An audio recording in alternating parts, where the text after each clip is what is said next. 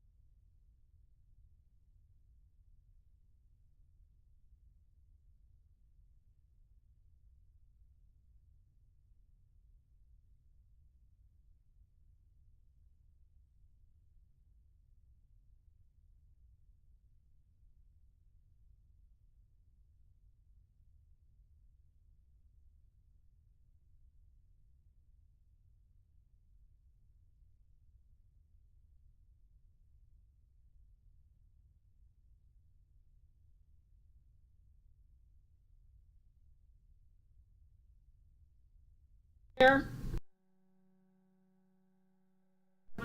Here. Here? All right. So our next item is public comment on the agenda items. And so if you have filled out, if you want to speak, you're in the chamber and you want to speak, please fill out speaker cards, which you can just pass directly to me. And City Clerk, I am not on the meeting, so I can't see how many potential speakers we might have online. We have no hands raised at this. No We have hands. one hand raised, two One. hands raised. Now they're coming up. Okay. The first speaker. Here, John, and I'll pass it over. So I'll start with the chamber here. Okay. But I'm just trying to get a feel for, so far I've got 2 speaker cards. I gave the clerk. Oh, okay. For the topic, this is for the topic of tonight, correct? Yeah. The topic. Madam Mayor? Yeah. Can I just comment, so the Yes. equipment has been fixed, so all the microphones are working, so staff and the council can use the microphones. Oh. Let me find the. How do you do it? Yeah, where is that It's again? The button with the Oh, mouse. it's the voice looking button. Okay. Thank you. So Fabian, is that better? Yes. Okay. Good. Thank you. I didn't realize that we didn't have that heads up. So So, yours is on. so I've got 3 speaker cards for Yeah, here in the radio talk. chamber. How many do you have online? I have 2 online. All right. So Do we know where Eric is? I'm not even on Zoom, so I can't see. Is he on Zoom? Yeah, he said. Okay. So I will give 3 minutes, but you do not have to take the entire 3 minutes. Do you want to do staff presentation? Yeah. Yeah. Well, okay, I'm looking at the agenda, which says public comment on agenda items. I think it's good to get the presentation because that way they can, some of their questions might be answered through the presentation. Well, that's true too. I'm just following what's written in front of me, but I'm happy to. Yeah, let's take the staff report, so it's in the public. Okay. The staff report, and some Okay. of their questions could be answered by the staff. That makes sense to me, so Ms. Fairman's going to do the report, right? All right. So thanks for your flexibility, everybody.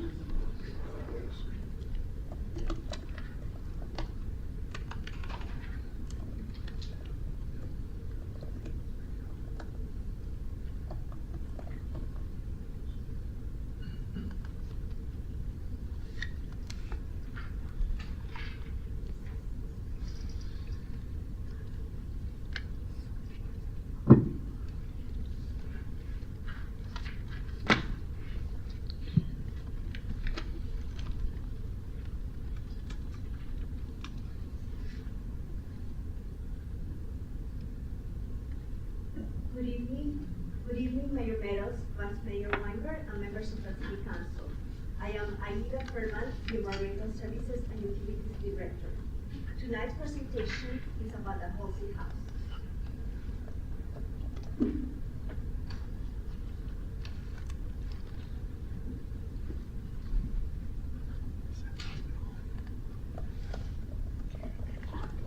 The table on this slide shows the options which I'm going to be presenting information on.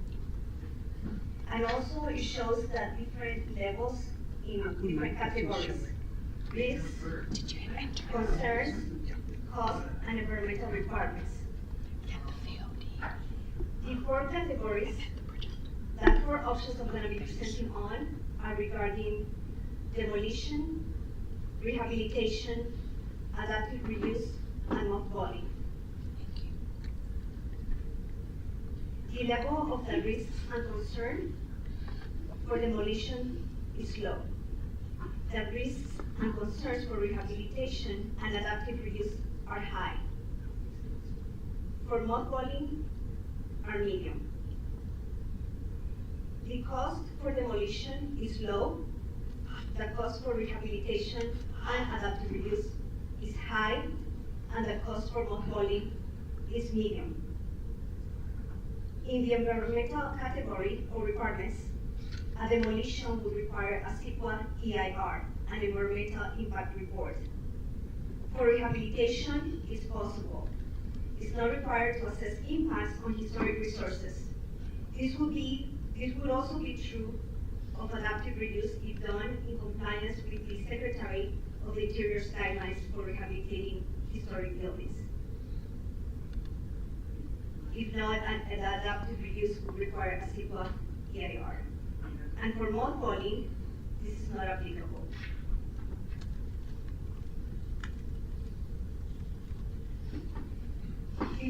The purpose of today's study session is to provide City Council with information regarding the potential options for the Halsey House located in Redwood Road. The City Council cannot commit itself to a final action without environmental review, which must inform the City Council regarding its decision. Tonight's meeting is intended to receive this direction, not make a final decision or commitment tonight.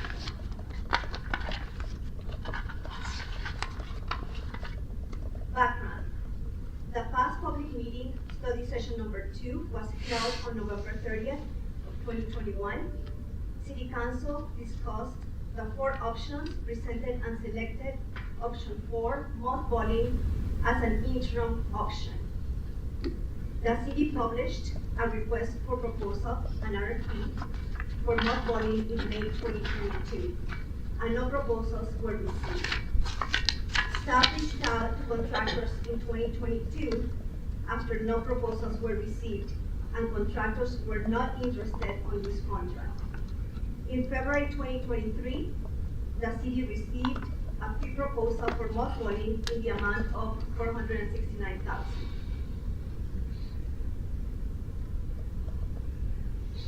Additional information. Unknown during study and planning sessions. Liquefaction. There's a high probability of liquefaction at the site. What is liquefaction? Liquefaction occurs when saturated, cohesionless soil below the groundwater table experiences a temporary loss of shear strength due to a strong ground motion, like an earthquake. Ground failure due to liquefaction may cause foundation failure, differential settlement, and substantial structural damage. Known information during the study and planning sessions, however, unaccounted for previously. Floodplain improvements necessary to protect the structure post any improvements. The four options are option A, total demolition, option B, total rehabilitation, option C, adaptive reuse, and option D, mothballing. Option A, total demolition. We'll go into details about the different categories here. The risks and concerns will be determined as part of the environmental impact report, an EIR.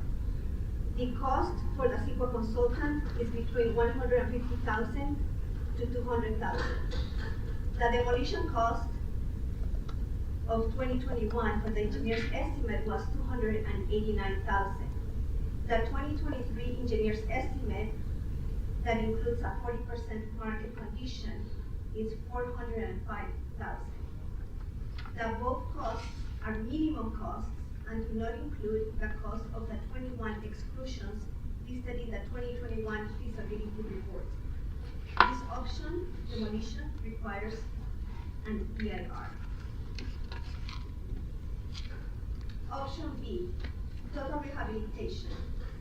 That risks and concerns include floodplain non-conformance, liquefaction, comprehensive ADA requirements, fire emergency vehicle accessibility requirements. The cost, calculated based on the engineer's estimate in 2021, was $4.67 million. The 2023 engineer's estimate is $6.54 million.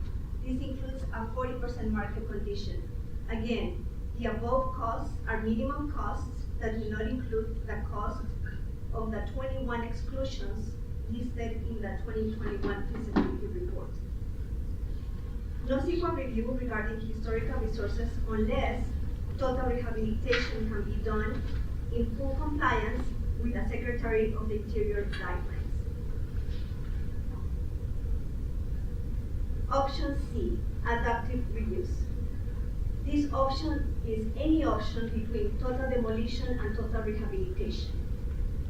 The risks and concerns for this option include floodplain non-conformance, liquefaction, comprehensive ADA requirements, fire and emergency vehicle accessibility requirements.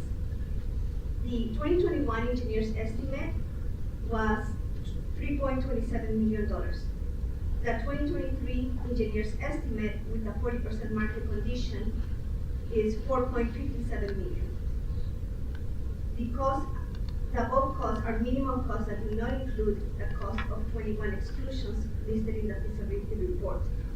Also, for this specific adaptive reuse, the cost in the 2021 engineer's estimate included the rehabilitation of the main area of the building and the demolition of the two wings.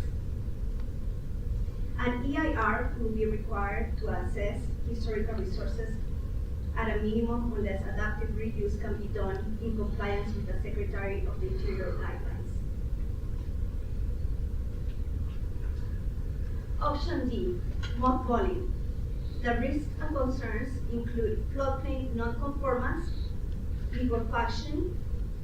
The cost of this option based on the 2021 engineer's estimate was $247,000. The 2023 actual construction bid received earlier this year was $469,000, which represents 90% above the 2021 engineer's estimate. The above costs are minimum costs that do not include the costs of the 21 exclusions listed in the 2021 feasibility report. No CEQA review regarding historical resources is required for this option and likely exempt from CEQA review on other bases. In the fall of 2022, the Development Services Department attempted to obtain a historical grant opportunity with the County of Santa Clara and was denied based on the not meeting the preservation requirements of the grant. The maximum award approximately $500,000 across all jurisdictions. This is the same table that you saw at the beginning of the presentation, listing the 4 options and the levels of the risks, costs, and environmental requirements. Direction sought. The City Council cannot commit itself to a final action without environmental review, which must inform the City Council regarding its decision. Tonight's meeting is intended to receive this direction, not make a final decision or commitment to an outcome. To conduct environmental review, the city's consultants will need a project to analyze. Analysis of alternatives will also be required. If the City Council would like to consider any option other than full rehabilitation or adaptive reuse in compliance with the Secretary of the Interior's guidelines, then environmental review will be required. Even if full rehabilitation or adaptive reuse is in compliance with the Secretary's guidelines is pursued, an initial study is recommended. Staff recommendations. Number 1, the City Council must identify which option of the 4 listed in this report should move forward for CEQA analysis.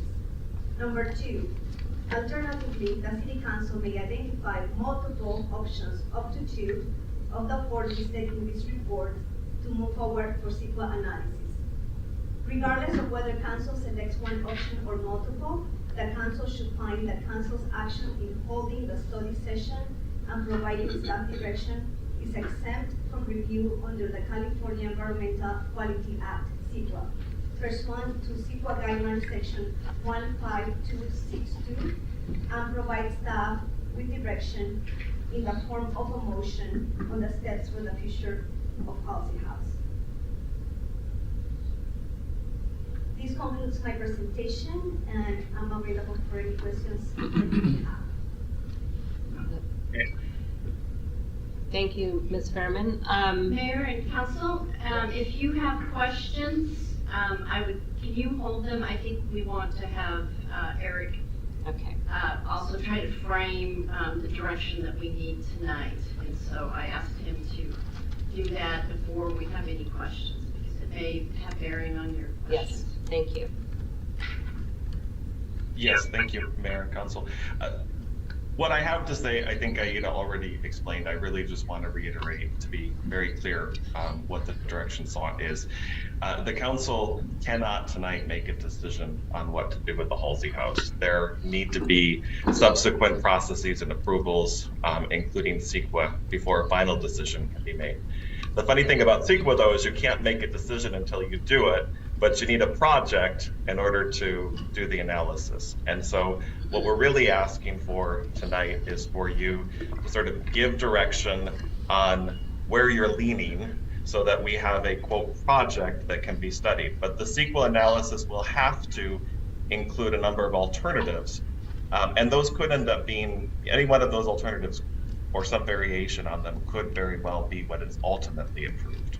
We're just trying to frame the CEQA tonight, and that's the only purpose here, not come to a final decision on anything.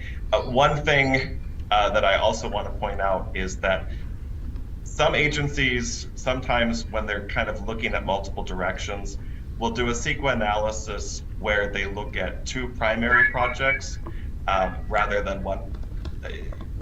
You still need to look at multiple alternatives, but you could take 2 of those that you analyze as your primary projects, and that might yield useful information to you. So if council members are leaning in a couple of directions, we could accommodate that by identifying 2 primary projects for the CEQA analysis. More than 2, the CEQA analysis gets messy. You don't get a good quality environmental review. So I would limit yourselves to 2 knowing that we will have to analyze multiple alternatives though as part of the analysis.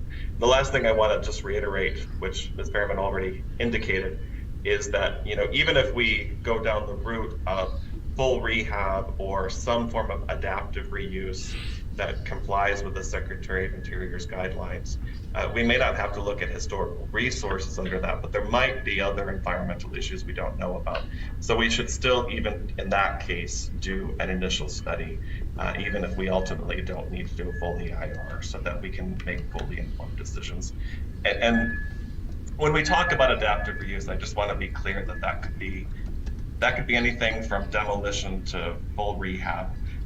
So anything in between there could be some form of adaptive reuse, and that may or may not be done in compliance with the Secretary of Interior's guidelines. So I just want to be clear that that option includes more than one possibility. To add that to your discussion. Whatever you do tonight, it would be really helpful if you would do it in the form of a motion, so that as staff, we're all clear what council's direction is as opposed to individual council members. And we ask that motion include a CEQA finding that tonight's study session is exempt from CEQA under guidelines 152. And with that, I'll hand it back to council. Thank you. Thank you, Mr. Ramakrishnan. So I'm going to turn to my colleagues to see if we have any questions before we move on to public comment. I have questions. Okay. Councilmember Liang. Thank you so much for the report. Did she turn on, do you know how to turn on it's your? blue. Okay. Can you not hear me? So you had it on previously. Oh, so red is on. Red is on. Oh, sorry, strangely. I read you wrong. It's okay. So, looking at past reports, we had some studies provided by ARG, which is the Architecture Resource Group. Did they provide a list of consultants that would be able to do the mothballing? No, they did not, and that didn't include their scope of work. Did we go back and ask them? Because obviously if they were to provide the report, they would work with various vendors who would be familiar with this area and would be able to do the work. They were consulted, yes. Okay, so how many consultants was provided, or did we reach out to? The RFP was posted to the city's website for our standard procedures, and there were several consulting, vendors that downloaded the RFP. There was a whole list of vendors. So when you followed up with ARG, they were not able to provide some vendors? You just did our normal posting? We also talked with them. And did they provided none, you're saying? I don't recall what companies they provided, but they, gosh, I can't remember exactly what they provided, but they provided advice. They say, just advertise on your website, do that normal advertisement. They could have named one or two, but I don't recall the names. Okay, but I just want to make sure that one or two that they provided were contacted. Did we contact them? Well, we go out with an RFP, and and then the whole list of companies that download the RFP, the RFP don't necessarily have to submit one if they're not interested. City Attorney. Yes, City Attorney.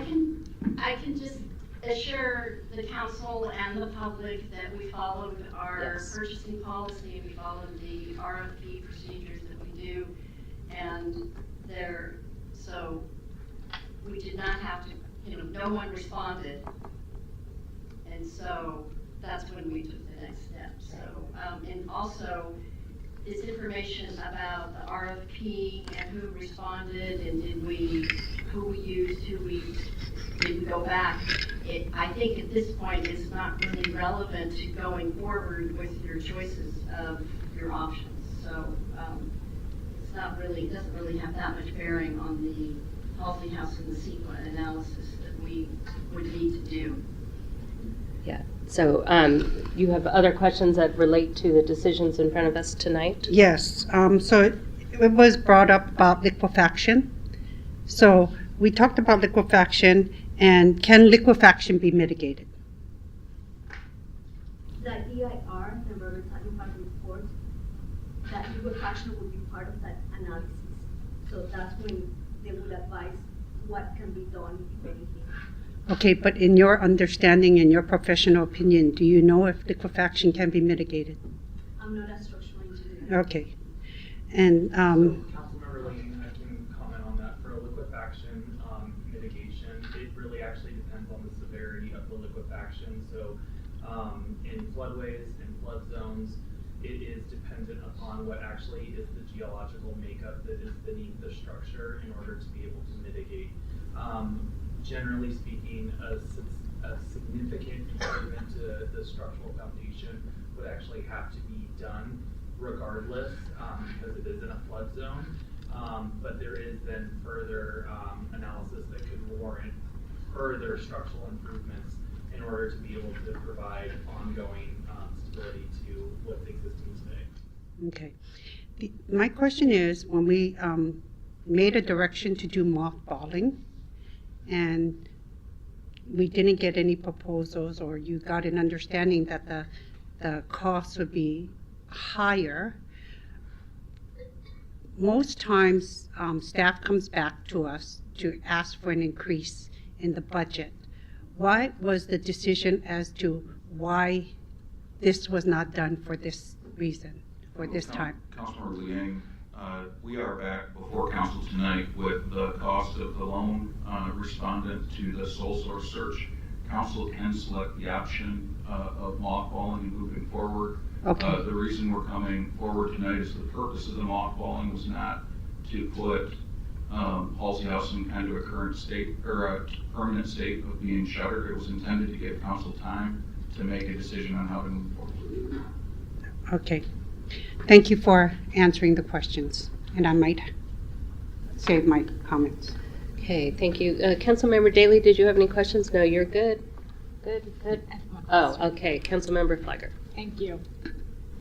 And thank you, Ms. Fairman, for the presentation. I just want to make sure I understand, and going back to what our Assistant City Attorney said about the initial study. So if we, as a council, were to give direction tonight to move forward with, and one of the two options is the adaptive reuse, is one of our options also to say only conduct an initial study as opposed to a full-blown AIR? If you're looking at adaptive reuse, what kind of sequence needs to be done depends upon what you have in mind. If your direction is find an adaptive reuse that can be done in full compliance with the Secretary of Interior's guidelines, then I think what ought to be done in that case is an initial study. Because when you have liquefaction issues, when you're in a flood zone, when you're in a sort of semi-forested environment, I think we need to look at if there are more issues here than just historic issues. And so even if that's what you want to move forward with, I still think we need to do an initial study. And based on that, we may have to do a full EIR, but we don't know that. For demolition or some sort of adaptive reuse that isn't done in full compliance with the Secretary's guidelines, we definitely need to do an EIR on historic resources at least. That's the distinction. Mayor? Yes. I can comment, or I can have Eric comment. I'm not sure how many people understand what an initial study is, but it is what we call the environmental checklist. It's Appendix G, I believe, in the CEQA guidelines, and it is broken down in land use, aesthetics, water impacts, air impacts, and that's what you do when you do an initial study. So it has categories that then you need to go, and if it's significant, not significant, or significant but mitigatable, and you check those boxes, and then that helps guide to what kind of environmental review you'll need. And so if there's boxes checked significant, then that will start going towards the NAGDAC, mitigated NAGDAC. Significant and unavoidable, if that's checked, then that will definitely go into the EIR. So it's sort of a triage, but the initial study is what you normally do to figure out, are you going to exempt this, or you're going into a NAGDAC, mitigated NAGDAC, or you're going over here to the EIR. So an initial study will give us and the environmental consultant some idea of the scope of the environmental review.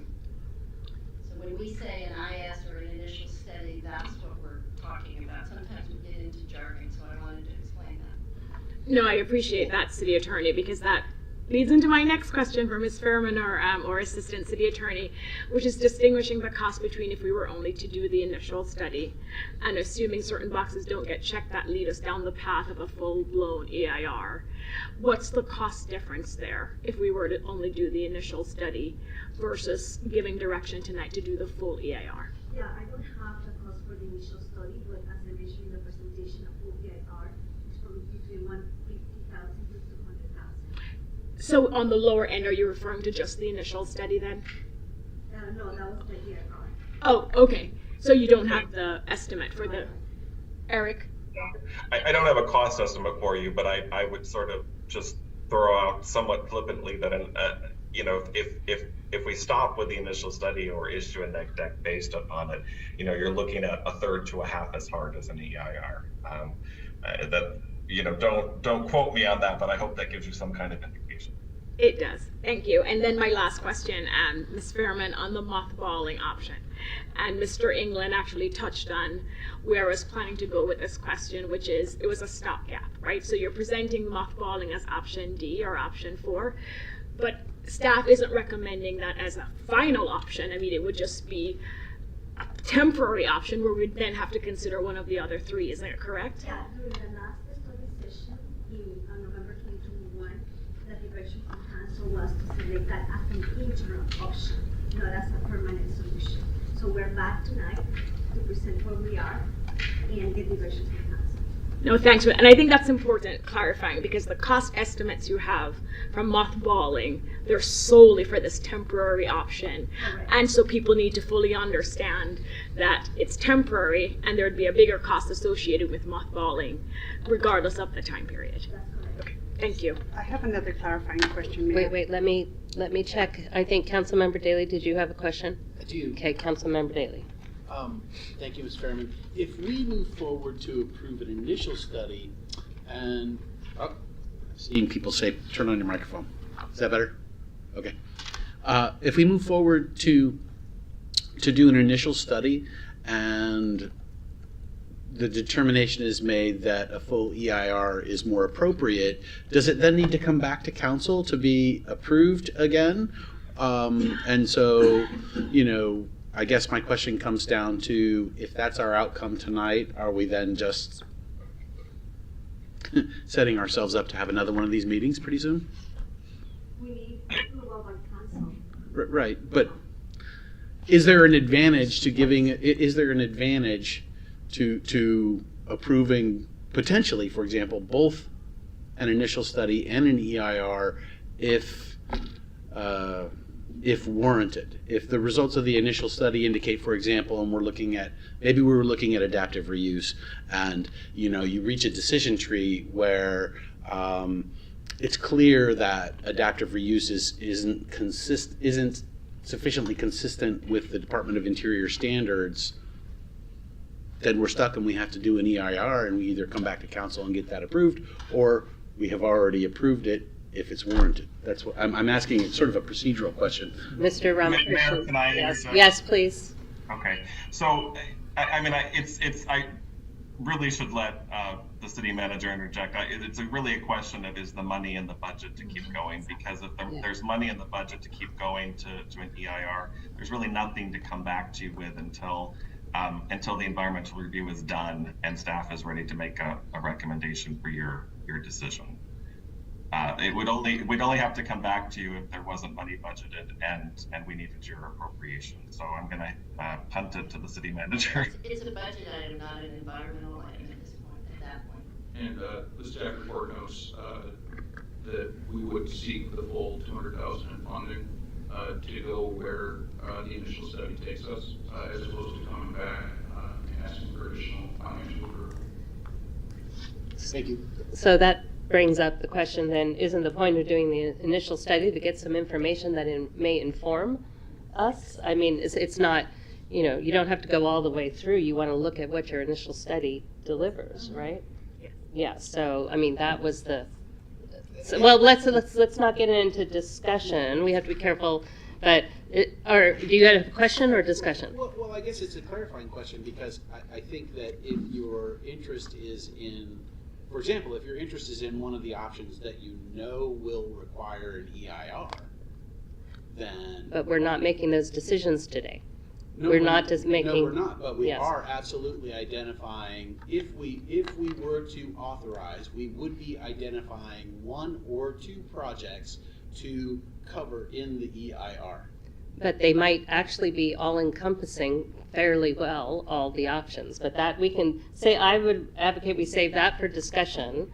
And Councilmember Vice Mayor, your turn. Okay, and then we'll come to you.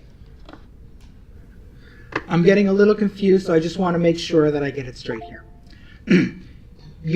Staff is not asking the council to say, this is the direction we want to go. Staff is asking the council to identify up to 2 of the 4 options, and if 1 or 2 of those options are selected by council, then to authorize staff to comply with CEQA, correct? Okay. And That's exactly right. And if the city staff and the city attorneys determine that an initial study is the correct way to proceed, the council will have given that authority, correct? And if the results of that initial study indicate that a complete EIR would be necessary for the council to choose one of those 2 options, then staff would continue with the process beyond the initial study and go forward with the EIR without the need to come back to the council. Is that correct? Thank you very much.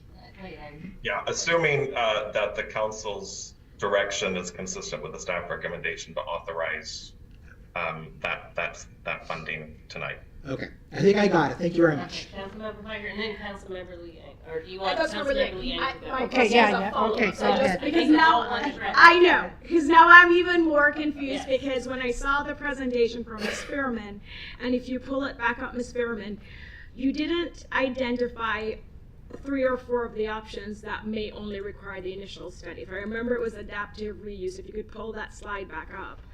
And that's what triggered my question, because what I'm hearing now is, regardless of which options we give direction on exploring tonight, and Mr. Maginot, let me know if I've lost my audio, that we would basically be authorizing that a CEQA analysis be done.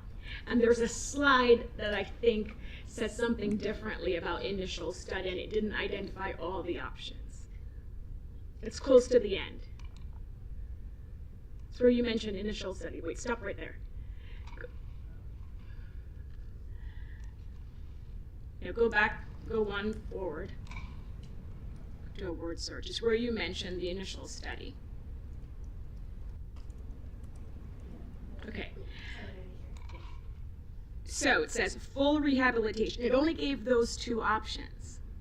Then it says an initial study is recommended. And this, I misunderstood this bullet point, because this gives me the impression that if we were to pick one of these 2 options, not including demolition, that with these 2 options, we could direct staff to do it with the initial study, and depending on where the initial study leads, then we do the full on EIR. But what I'm hearing, based on the response to the Vice Mayor, is if we give direction tonight to pursue any of the 4, up to 2 of the 4 options, and part of that direction would be to do the full CEQA process, all starting with the initial study and then figuring out where to go next. No, for the table that I was showing previously, like mothballing, the CEQA is not applicable.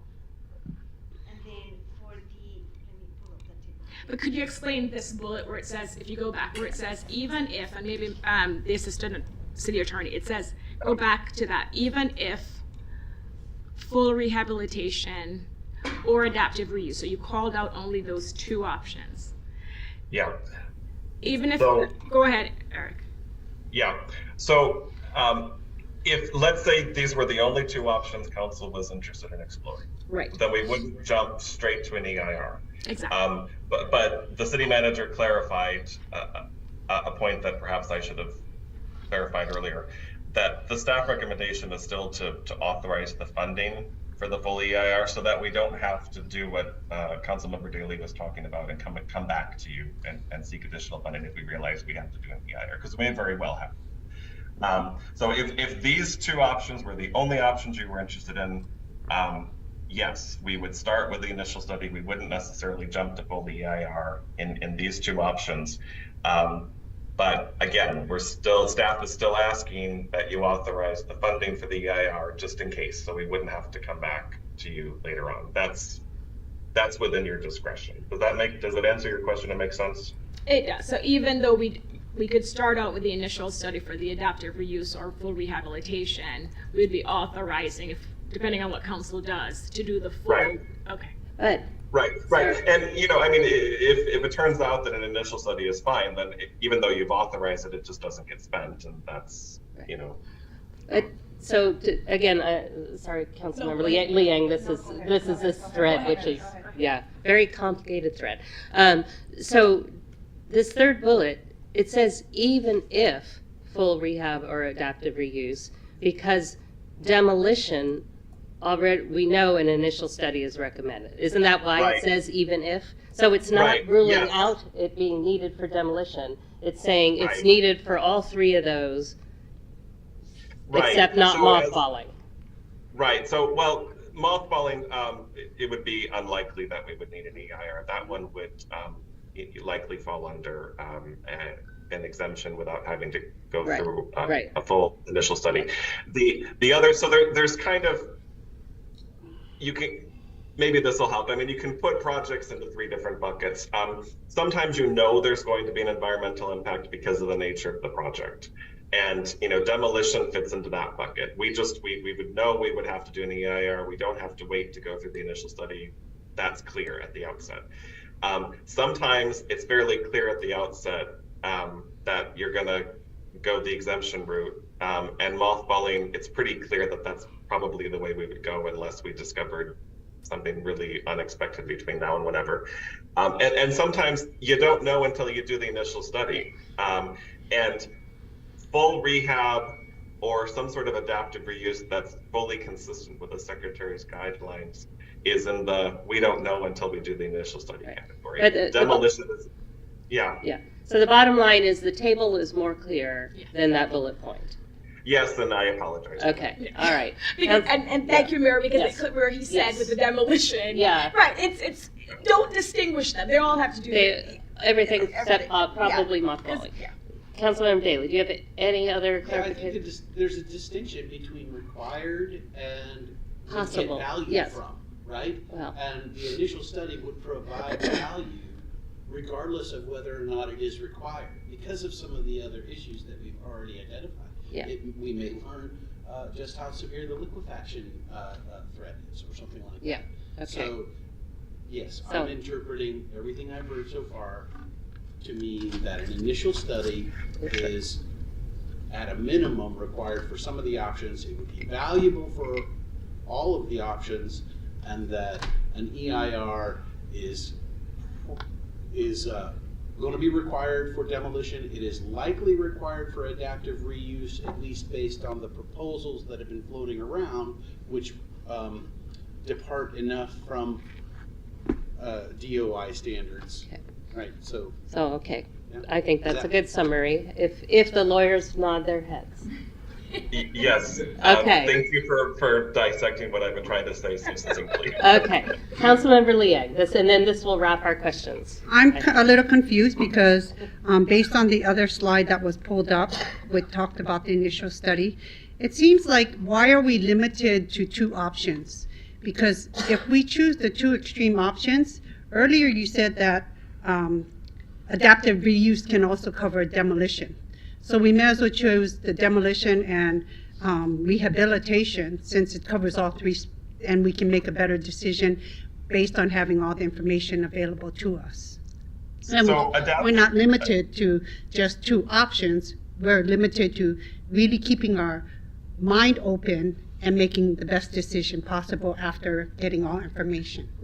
The whole point of this is to keep our minds open and to gather information. And part of that gathering information process requires us to identify what we're studying as our base project, which can actually be 2 alternatives if you want. And I want to be clear, and I apologize, I wasn't clear enough when I said this earlier. Adaptive reuse is really not an option, and it's not really a legal term. It's meant to describe everything in between the first 2 options on that chart. So between demolition and full rehab is adaptive reuse. And we got our choice already. Yeah, okay, all right, so I think that's it for council questions. Yeah. We can go, so I'm going to start with cards here. I want all the hands up. If anyone, I heard something about people wanting to cede time. If anyone's ceding time, they need to have their hand up because I'm basing my time on how many hands I see.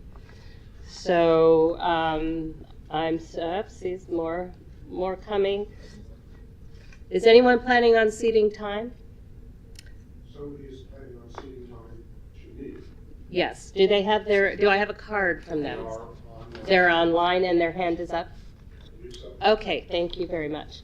Then we have 4, 5, 6, 7. Okay, I will still give 3 minutes to each speaker. Rory Van Tool is first, followed by John Bear, and we'll ask the person to cede their time when we get to you. And Yeah. council, the seating time rule, even if it's 3 minutes, is up to 10 minutes? Up to 10 minutes. And they can't speak twice? Yeah, no one. Seating time can't speak. Correct. That is their time slot, yes. Mr. Yes, Mr. Van Tool, go right ahead. Rory Van Tile, Tile. University, and I lived next to Redwood Grove for 27 years. Half as long as my friend Jim Wayne has lived and loved Redwood Grove. And I hope you have all read his very well-reasoned and informative letter to me, because it contains all the information you need to make the right decision, which is to put Halsey House out of its misery. It's been 15 years since the city red tagged that house. It was like a bullet in the brain, and the thing has been invaded time and again, just most recently, a couple of weeks ago, by vandals, some of whom have actually lit fires in there, endangering not only the entire park, but all the houses, including mine, around it. And the city has done nothing. I wrote a letter to the city manager, the police chief, and the municipal services director on 3/17/2021, recommending an intrusion alarm for Halsey House. Really not a controversial issue. Nothing was done. I didn't even get a reply. It's time for you all to get off the dime and do something about this. There's no environmentally responsible thing you can do that's better than tear it down, return it to nature. Let's plant some native plants in there. I will personally donate a big oak tree for that purpose, because the environment deserves it, the people deserve it, and the use, according to Jim Wayne, is up by a factor of 10. A factor of 10, and I can attest, going by my house, a huge uptick in the use of Redwood Grove over the last 2 years. Good. Let's treat it right. Let's get rid of the eyesore, the poor, decrepit Halsey House. Let's return it to nature and do what the people want, and not what all of the procedures seem to. Thank you. Thank you, Mr. Van Tile. All right, John Bear and Gary Hedden, you'll be next. Let's identify who, Mr. Bear, would it be? Berta Phillips has agreed to cede her time to me. All right, Ms. Phillips, we need to unmute her to allow her to state as such. Yeah, Hi, this is Roberta Phillips, and I'm ceding my time to John Baer. Okay, thank you, Ms. Phillips. All right, Thank that's 6 minutes to Mr. Baer. Anybody else? Good evening. Like many members of the council and public, I've had several reactions to the events and reports as regard Halsey House. First, however, I need to be clear that I do want Halsey House, a city landmark, preserved as a landmark structure. But within that broad framework, I am open to adaptive use alternatives that once again make it a valuable and well-used part of the Los Altos experience, and I am not alone. There are many residents in this town who feel likewise. Secondly, there's been numerous talks by some in the community, including Councilmember Pete Daly and now city staff, that somehow the land is unsuitable for the continued existence of Halsey House. It is likely that liquefaction is a red herring. Los Gatos has been built on a dry creek, on a dry lake, and guess what? There's still houses there, and when houses got rebuilt because they were not built to earthquake standards, they simply put in better earthquake-proofing, better foundations. We've had massive rain and flooding over the past 4 months without any impact to Halsey House. And yes, I stuck down there when I wasn't supposed to see what happened. Halsey House was entirely dry. We've had earthquakes as well since the house was constructed. Any extant conditions can be addressed when the house is repaired. Garden House, frankly, is at far greater risk of flooding and damage than is Halsey House, and yet we are ignoring it. There have been efforts by Pete Daly and others to defend tearing down Halsey House because of the business practices of Theodore Halsey. Using that same logic, we would eliminate Shout Park and the entire city of Los Altos. The building is the reason Redwood Grove exists, and by itself has historic and architectural merit. No one is advocating putting up a statue to honor Halsey, but the demolition of a historic building is not an acceptable remedy.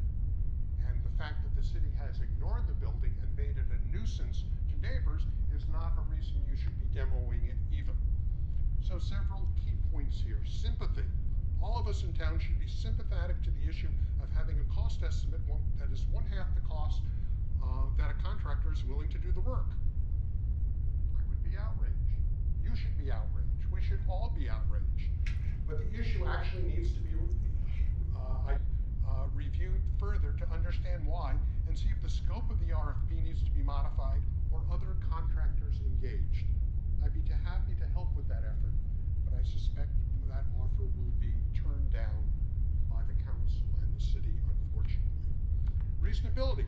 How can the city require homeowners and businesses which own landmark buildings to maintain them under penalty when the city has over the past 20 years not met its legal obligation? As an owner of a city landmark building, I am appalled and offended by the city trying to weasel out of its responsibility when others are held accountable. Number 3, shame. How does a city spend and continue to spend tens of thousands of dollars on discretionary projects ahead of an expenditure that is required by law? The community center, a feasibility study of downtown theater, the dog park, all have money allocated. And I'm not saying that Halsey House is more or less important, but it is a legal requirement, not a discretionary expense. The reality is park and lieu money is real, it's available, and the city council has taken actions which are not consistent with their obligation and the funds that are available for projects such as Halsey House. The city council made a decision and commitment nearly 2 years ago to mothball the structure. The funds required have increased by approximately $200,000. And yes, I understand that's real money. But for God's sake, the community center ran $12 million over the initial budget. Number 4, legality. Council members Meadows, Weinberg, and Daly ran on a platform that they wanted to keep the city from lawsuits. The law is very clear in their requirements to maintain a landmark structure. All of you defend the housing element effort, and in part because you claim the city must follow the law. Whereas only the selective laws the city council decides it must follow. Evaluations of Halsey House by professionals have confirmed the integrity of the building as well as the urgent need to stabilize the structure. Nothing has changed since then other than the city slow walking the work that needs to be done. If it were your home, it wouldn't take a year and a half to hire a contractor for urgent repairs. Demolition by neglect is illegal. You have an obligation to maintain a landmark structure, not try to use pretenses and CEQA to justify its demolition. Thank you very much. Thank you, Mr. Baer. Gary Hedden will be our last speaker in the chambers unless I get any more speaker cards. Good evening, honored council. I'm Gary Hedden, Los Altos resident, on the board of the History Museum, on the board of Greentown Los Altos, but speaking for myself. We have very few historic properties in town, and I think we should fight fiercely to protect the ones we have. We have dozens of homeowners who have spent time, effort, and quite a bit of money, probably millions of dollars, collectively, on protecting and preserving their own homes. So I know you're just looking for direction tonight, but my direction, my vision would be that we do some form of adaptive reuse, and I understand now that that's a broad term. It would be along the lines of keeping enough of it, the story, the Halsey story, the story of Redwood Grove, but also maybe becoming an education center, one that's focused on conservation, given the fact that it's in a nature reserve. I think that would be a very useful thing to do. And that's a form of adaptive reuse. So I hope you go in that direction tonight. Thank you very much. Thank you, Mr. Hedden. So now we'll move to online speakers. First speaker is Tim Twirtle. Hi, can you hear me? Yes. Great. I will say, just as an aside, you do have audio issues. The staff report was largely inaudible. Her first slide or two, you could hear it, but then it went quiet again. I have lived adjacent and abutting the Redwood Grove for 22 years. And so every day I get to enjoy the city's rundown, vermin-infested, vandal magnet building. It's an eyesore and an embarrassment to the city to have a condemned building in the middle of a nature preserve. Given the potential seismic and flood issues, the restricted access for emergency vehicles, the fact that the park is meant to be a nature preserve and not a programming space, I implore the council to delist and demolish the Halsey House. Waiting is only going to make things more expensive. The city has already wasted 15 years with inaction and largely backed yourselves into a corner on this one. It is now too expensive to do anything but tear down this building. Mothballing just continues to kick the can and wastes our tax dollars to delay your responsibility to act. We need you to take action. Please finally demolish the Halsey House. And as I've learned today, maybe there's an extra step, which is to undertake a CEQA analysis first. So please make sure that is the primary option you are investigating with this analysis. Thank you. Thank you, Mr. Turtle. Next is Teresa Morris. Hello, good evening. I hope you can hear me. Yes. I'm in a slightly odd place doing this call. At any rate, I would like to add a few points to the discussion. It seems to me that options are directions. Directions need information, and we're missing information in this discussion this evening, or at least the public is not seeing all the information. What happens to a community asset, especially one as much with as much division as Halsey House, I think needs to have a lot more information brought forward, and the public needs to be notified when they've attended multiple meetings in the past. So we have the Historic Commission, Park and Rec Commission, which I'm a member of, but not speaking on behalf of this evening. It seems to make a decision, any and all conversation needs to include the costs, all of them. For removing Halsey House, we need to understand the cost. What will it take to delist it financially, legal, also penalties? What is the staff time involved with that? So I think to have the discussion and make the decisions that you're looking at making tonight, you need more of that information. I would hope that there would be a complete review of all public comment that has been made to not only the city council, but also all commissions in town, in our city, and that we would look at and weigh out public comments as far as whether they've been pro or con, and look at the direction that our residents want us to be looking at, not just the few that have shown up at tonight's meeting or that have provided letters for tonight's meeting. We need to look at how in the world is council supposed to be choosing an informed decision without all of this information? So those are my main comments, and I will second the fact that there is a terrible audio issue. We can't hear some of the staff members when they speak. We can't hear very well a council member daily. So we're missing, as people listening in, part of what's being discussed at the meeting.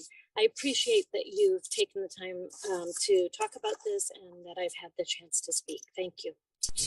Thank you, Ms. Morris. The next speaker is Los Altos Community Coalition. Hi, everybody. It's Joe Beninato. Zoom error, left my other login on. Sorry about that. Speaking as a resident, not as a commissioner. My letter for the day is D for demolition. I'm sure that's shocking for those of you who have heard me speak on this issue before. I find myself largely in agreement with a number of the prior speakers and people who have written in, Mr. Wing, Mr. Twerdahl, even Pat Marriott, which there's a first for everything, I guess, first time. As others have said, this issue has gone on for 15 years. It's unfortunate that we are in the situation that we're in, but it's time to make a decision and move forward. And I believe the right answer is demolition. I don't think the majority of residents are interested in spending what is $6 million today, and tomorrow might be $7 or $8 million or 10, or who knows what the prices are. And maybe as a concession, I mean, my kids attended camp there at Redwood Grove, and as I've mentioned to you in the past, they referred to Halsey House as the bathrooms, and I know others have had that same experience. What they loved about it was the Redwood Grove and the trees and being in nature and going down to the creek, not going into the dilapidated bathrooms, which was the only time they ever went into the building. So maybe what we can do is come up with some representation of the past. Like, I don't know if it's a monument or something that doesn't cost $6 or $8 or $10 million that can talk about the history of Mr. Halsey, of the people who actually planted the trees. I believe it was the Japanese gardener who did that, and talks about the history, the good, the bad, otherwise, and can be used as a learning area or gathering place around a fire, or whatever it might be, that is well short of the millions of dollars required for complete rehabilitation. So I'll end there. Thank you very much. Thank you, Mr. Beninato. So with that, I'm going to close public comment, and we're going to bring it back to council. I want to be sure that it's clear. We're not deciding between any of the options in front of us tonight. We're deciding on the direction that we're going to give regarding an initial study. So none of options A, B, C, or D are what we're discussing. So would any council member like to discuss or propose something? I mean, I think we actually are. Go ahead, Councilmember Flagger. Thank you, Mayor, and I'm happy to propose something, but I do have a clarifying question for staff, and I hope the members of the public can hear me. So we've been talking about adaptive reuse, and we've said it's anything between demolition and full rehabilitation, and we've heard two members of the public now give examples of things that they would like to see done at Redwood Grove, the monument, the educational area. would that constitute adaptive reuse? And does adaptive reuse require, this is what's key because I don't know, does adaptive reuse require that you're using part of the existing building? Or does it, or could we demolish the existing building and erect some kind of monument? And is that adaptive reuse? Mayor, if you don't mind, I can Please, answer. go ahead, Yeah. Mr. Ramakrishnan. So, I mean, adaptive reuse is a term of art. It's not a legal term. It doesn't have some official textbook meaning. It basically means that somewhere between demolition and full rehab, you have options. And so I would say that both of the examples we heard tonight could be examples of adaptive reuse. And if you wanted to, give us direction to frame any of those as the option to study in CEQA, we could. So the CEQA issue, the legal issue comes in, are we doing a type of adaptive reuse that can be done in full compliance with the Secretary's guidelines or not? The Secretary of the Interior, I haven't really defined that term, has issued a large pamphlet based on some regulations that the Secretary of the Interior has issued. Describing what it means to either rehabilitate or adapt a historic building in a way that preserves its historicity. And it doesn't always have to be full rehabilitation. You can preserve the defining features of the structure without full rehab sometimes. And so you could come up, we could look at adaptive reuses that would comply with those guidelines, and that wouldn't have an impact on historic resources. Or we could look at options that maybe aren't in full compliance, but still preserve something or memorialize the house somehow. Does that answer your question, Councilman Legore?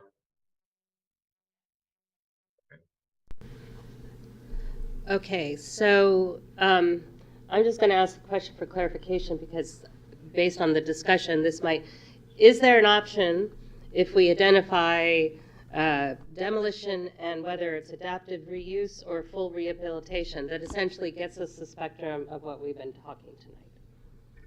Yes, because if one of those options is going to be demolition, we're clearly going to have to do an EIR on that. And just to be clear, I kind of want to speak to one of the comments I heard too. One of the comments was asking for more information and an opportunity for community input, and that's what CEQA is. That's what it's about. And CEQA requires us to look at one or two primary options and really explore the environmental consequences of those in depth. But then we also have to come up with a reasonable range of alternative projects that the environmental consultants would help us develop and analyze how the impacts of those alternatives would differ from the primary project or projects. And through that process, we're basically going to have to evaluate all of these options and including a few different flavors of adaptive reuse. So, if you said, well, we want the primary project to be either demolition or full rehab, then those alternatives are going to explore a range of options in between those, and you're going to get information on what the environmental impacts of those would be. Does that answer your question, Mayor? I think that answers my question. All right, so council, would any council members like to discuss, or would anyone have a proposal? Councilmember Daley. If we turn on your microphone, please. If we're entertaining proposals, I would certainly be ready to propose that we authorize an initial study and a full EIR as appropriate for two primary options, including demolition and some form of adaptive reuse. But if we want to discuss it, I can talk about my point of view on what we should be studying. Right, and I was looking for staff guidance and Mr. Ramakrishnan and City Attorney as to whether the most encompassing option is partial, is adaptive reuse, or is full rehabilitation? The most encompassing option would be what you indicated earlier, Mayor, of demolition and full rehab as primary, and then we look at different forms of adaptive reuse and the alternatives analysis. But there's no legal requirement that be how we frame the project for analysis, so long as through the alternatives analysis we look at Okay. all the options. So, Vice Mayor. Thank you, Mayor. I think that the right thing to do is to authorize staff to comply with CEQA. I want to have all the information that's available to make an informed decision. Is it enough to simply authorize staff to move forward with CEQA, or do you need the City Council to identify up to 2 of the options? Eric, we need some.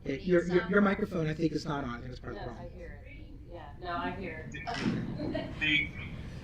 I mean, you can't do an EIR without having a project, and the courts have said, well, if you look at 2, that's okay too.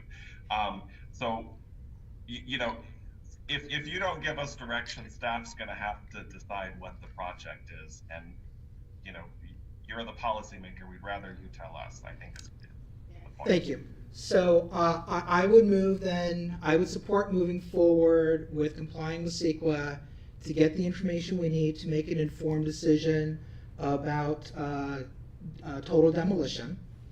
I would prefer that we look at mothballing rather than options B or C. Adaptive reuse is extraordinarily expensive.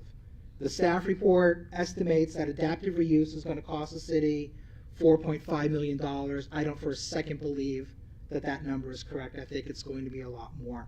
And in the fiscal conditions that we find ourselves right now, I think it would be irresponsible for us to commit to spending $4.5 million on adaptive reuse or $4.6 million on total rehabilitation. If we want to keep those options on the table, then I think the fiscally prudent thing to do would be to mothball it.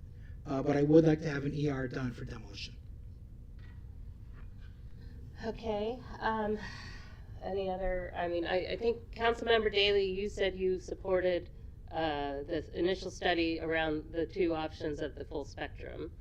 I did not, Mayor. You did not? Okay. But I could get there. You could get there. Okay. Let me check with some of our other council members.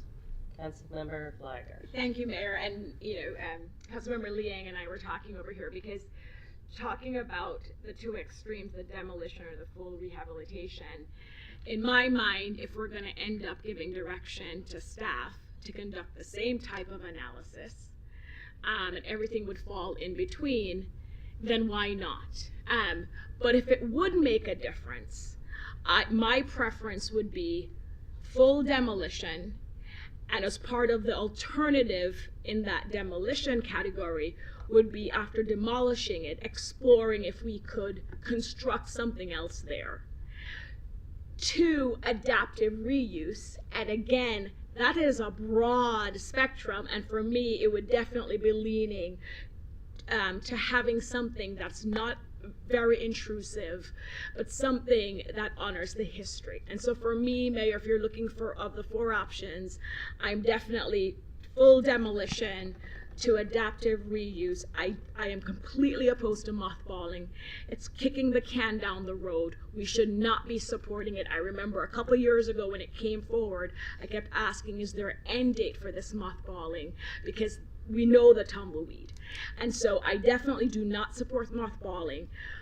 But if it doesn't matter, if we say staff is going to conduct a CEQA analysis and it will cover full rehabilitation all the way to demolition, then I can support that anyway. Because if staff told us, Mayor, that if we did a CEQA analysis and we would save money, or it would be a different type of analysis if we took rehabilitation out of the equation, then I would say I don't want rehabilitation be part of the process.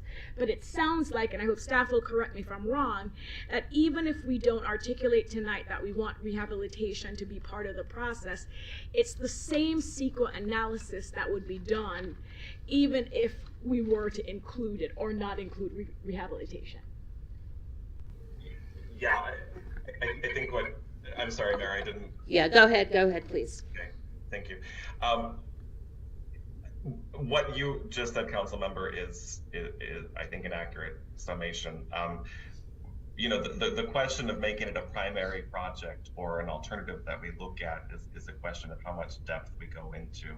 But I don't think adding rehabilitation as a primary project is going to exacerbate the CEQA analysis that much, because at least when it comes to historical resources, it's going to be, a quote, more environmentally friendly option to look at. So that's my long-winded way of saying I agree with the analysis I think that you were making. All right, so you're saying you agree with the demolition and adaptive reuse. Okay, and that's actually where Councilmember Daley you were. Councilmember Liang. I would go the full spectrum of the full rehabilitation as well as demolition, because when I looked at what they were identifying as adaptive reuse through historical buildings, adaptive reuse architecture is the practice of repurposing an existing structure. So adaptive reuse is truly the alternative. So that's why full rehabilitation is the way to go, as well as the two full spectrum, and you cover everything in between. The practice is best known as a way to reinvent historical buildings and to preserve some sort of original architecture. And that is the true definition of adaptive reuse. And I think if the goal was to as well prevent any risk of litigation, I think we should cover our bases, and if we wanted to make informed decision, we should get the full spectrum. Okay, thank you, Councilmember. So I'm hearing two separate opinions, and then I'm hearing two aligned opinions. One more question for Mr. Ramakrishnan. So if we go with the demolition and adaptive reuse, is one of the alternatives looked under adaptive reuse full rehabilitation as sort of a a platform at which to evaluate adaptive reuse, or is it just not in the equation? So if you said some form of adaptive reuse, and if you're looking at adaptive reuse, you don't have to define the project with particularity, but some direction on what you mean by that would be helpful. But let's say you want to look at two primary projects, some form of adaptive reuse and demolition. We're still going to have to look at full rehab in the alternatives analysis. It's a question of... Okay, that's all I need. That's all I need. Okay. I'm going to stop. All right, so I'm going to put a third between full demolition and adaptive reuse that we'll also examine. So I think we have three. So does anyone want to make a motion? Because staff needs.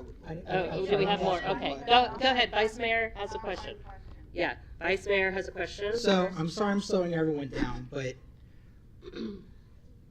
staff, when you perform an EIR for adaptive rehabilitation, you've told us that it's a huge range of things. The reason that I didn't support adaptive rehabilitation tonight is I think all we're doing is buying ourselves 3 to 5 more years of fighting amongst the community and the community leaders over what that adaptive rehabilitation will look like. I think that when one commentator talks about adaptive rehabilitation, they're envisioning substantially rehabilitating the entire structure. I think other people think of adaptive rehabilitation as being a monument. That is a wide range of things. And I think that it would be prudent to look at adaptive rehabilitation if we're looking at the smaller scale.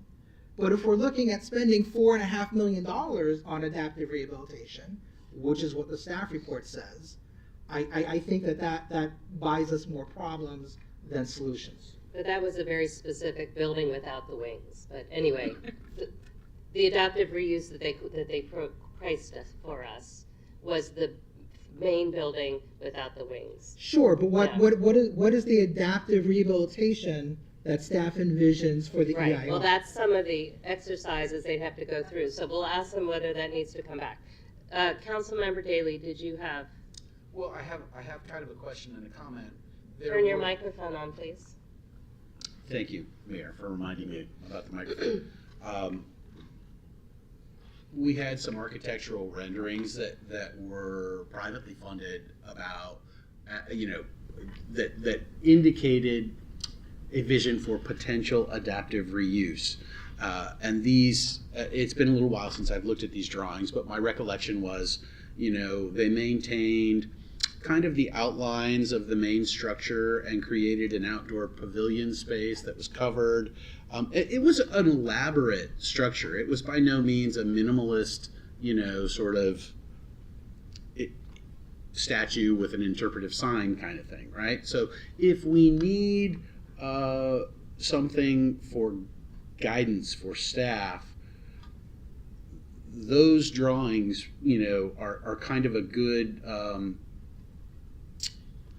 example of adaptive reuse to utilize for the research process for the EIR, because presumably if we end up landing on adaptive reuse that is less comprehensive and less sophisticated than those particular drawings, we will have carried the EIR far enough to sort of, retrench and do less. So I was going to sort of tee that up as a guidance suggestion, saying, hey, there's an example of an adaptive reuse drawing that could serve the purpose. Got it. Thank you. Councilmember Pike. Sorry, Mayor, I know we're close to time. I just wanted to follow up on Councilmember Daly's comment, Assistant City Attorney, because is there a cost difference or is the analysis different if the adaptive reuse is on a smaller scale versus a larger scale?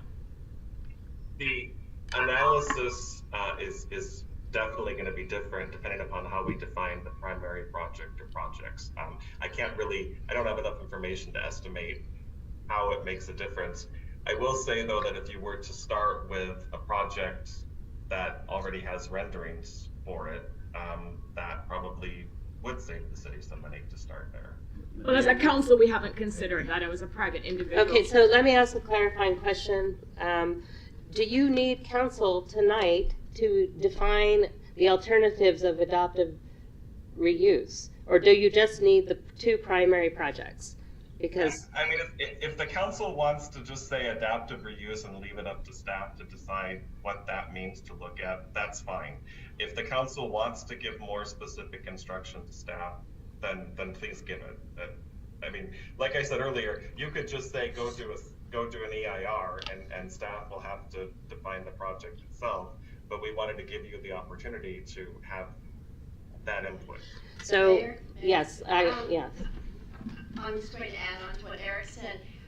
When we consult with the environmental consultants, with their project team, they will have an environmental consultant for CEQA that understands historic resources and what can be done and what they've seen and what is feasible and not feasible as project alternatives. And I believe we're using Powers, and they have historic environmental consultants they know what they're looking at. And so they would be able to say, these would be the range of options that they have seen and what works and what doesn't work. Right. So the question I'm trying to get at is, can we give you the broad direction tonight of the full demolition to adaptive reuse? Will you come back to us with the recommendations for what those adaptive reuse alternatives might look like? Or, because I'm sensing, I mean, does council want to see that? I'll come to you in just a second. Because I'm sensing this discussion is not done, but we are not going to carry it on tonight. So, Mayor, Council could give more definition. I do not think more definition is required by Council for adaptive reuse for us to move forward. Yeah, okay. Councilmember Liang. Well, two now. One is, earlier he said that if we chose adaptive reuse, it would also cover rehabilitation, full rehabilitation. I needed to get a better understanding of that, and how does that cover the full rehabilitation? It's the alternatives analysis. If you're doing an EIR, you have to have a project, and again, the courts have said it's okay to have two primary projects. Those are what you analyze the environmental consequences of in depth. But then you get to the alternatives analysis, and you need to describe what alternatives you looked at and you're not necessarily looking at them in the same depth as the primary project, but you do have to compare impacts. You have to go into enough depth to be able to compare and articulate differences in impacts. And in that alternatives analysis, we're still going to have to look at full rehab as one of our options, no matter what we do. So we got to be sure that full rehabilitation is the alternative identified and put in the motion. The second, I apologize for interrupting, but full rehab, as one of your attorneys here, I'm going to say is going to have to be an alternative regardless. Okay, thank you. Then the other thing is, earlier you said that it'll be less costly for us if we made sure we use the model that we had for the adaptive reuse, because it would make it easier for staff. So it would make it I easier thought he for the said that. consultants. Did anyone hear that?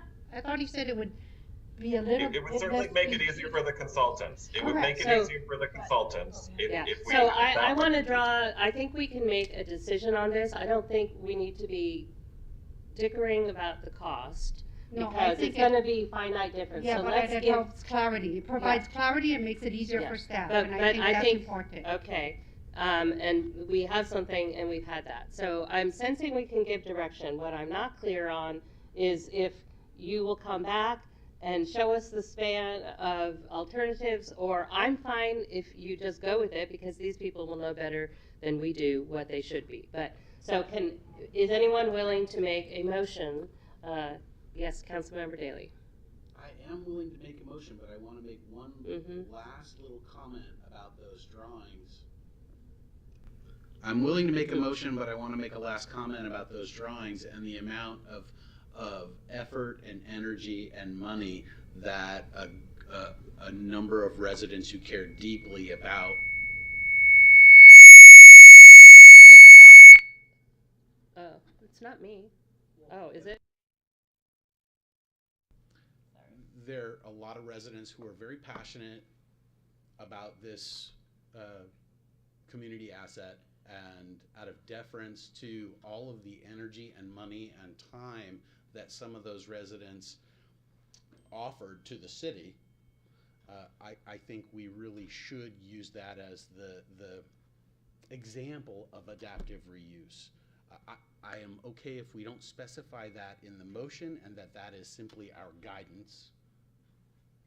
And I will follow your lead on that, Mayor, how you want to. Well, we can do this. provide it. We can provide it and they can take it and say, here it is. So I know this doesn't feel finished, but we're either going to make a motion or we're going to have to continue it. Yes, you may make a motion. Thank you. I move that the City Council of the City of Los Altos approve an initial study and a full environmental impact review, if appropriate, pertaining to two primary options: demolition and adaptive reuse of Halsey House.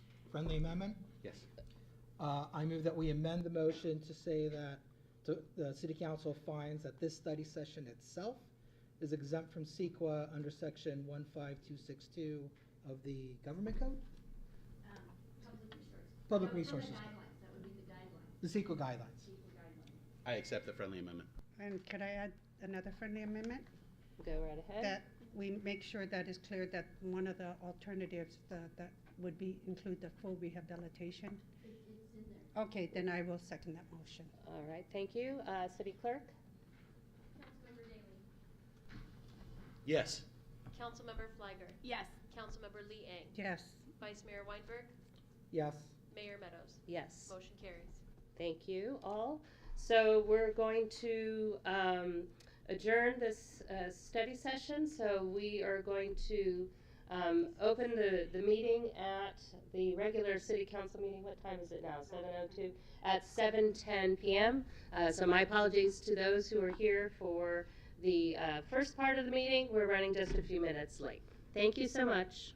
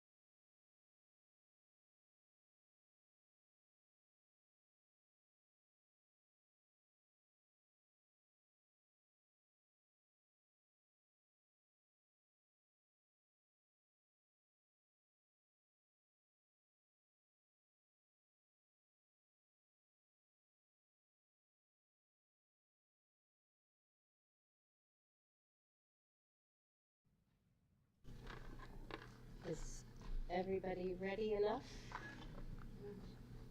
All right. So good evening and welcome to the City Council meeting of Tuesday, April 25th. Thank you all for joining us tonight. City Clerk, would you please establish quorum? Councilmember Daley? Here. Councilmember Fleiger? Here. Councilmember Lee Eng? Here. Vice Mayor Weinberg? Here. Mayor Meadows? Here. We have four.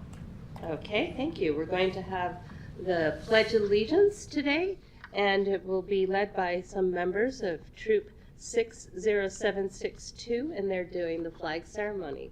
Girls, it's all yours.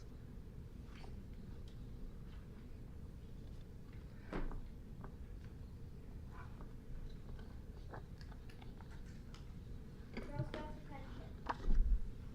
Please stand for the presentation of the colors. Color guard advance.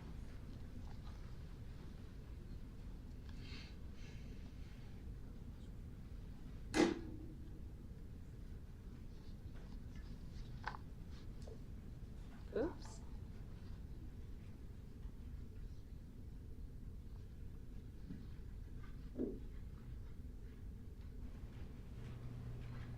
Color guard post the colors.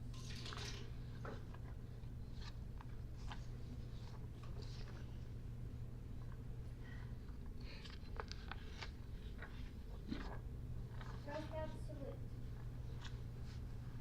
Join me in the Pledge of Allegiance.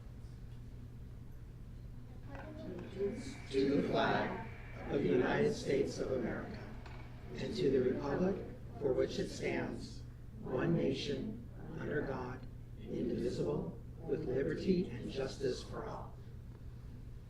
color guard retreat.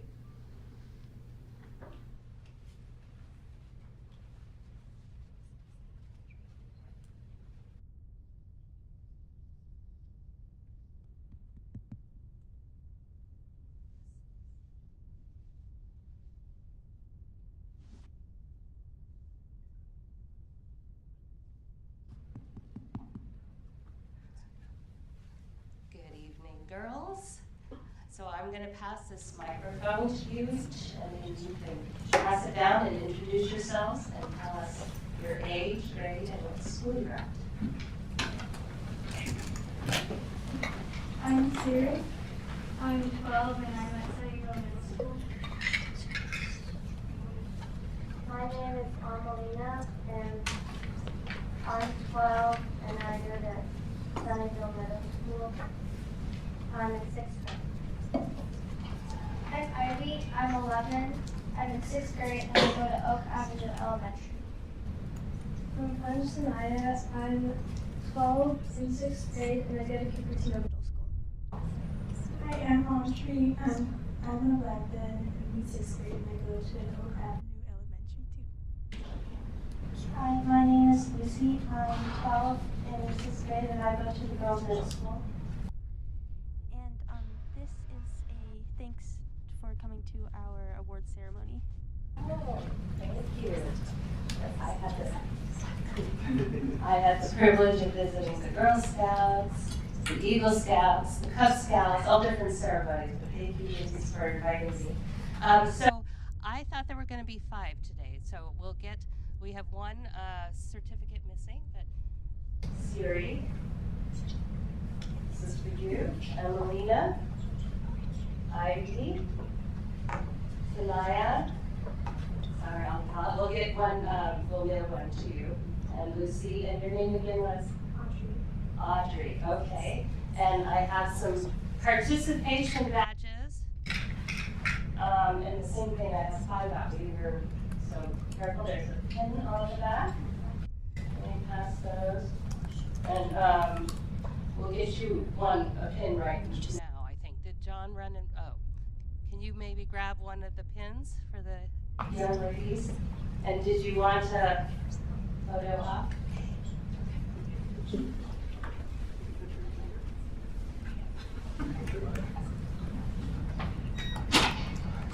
All right, great. And I apologize that we had a communication just, I think, yesterday that we were having 5 today, so I apologize for that. And your button will be right out, and then we'll get the the certificate mailed to you. So thank you, young ladies, for coming and doing the flag ceremony today. All right, great. And don't,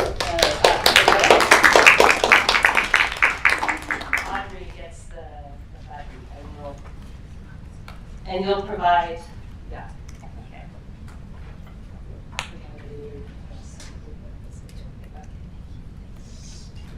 All right.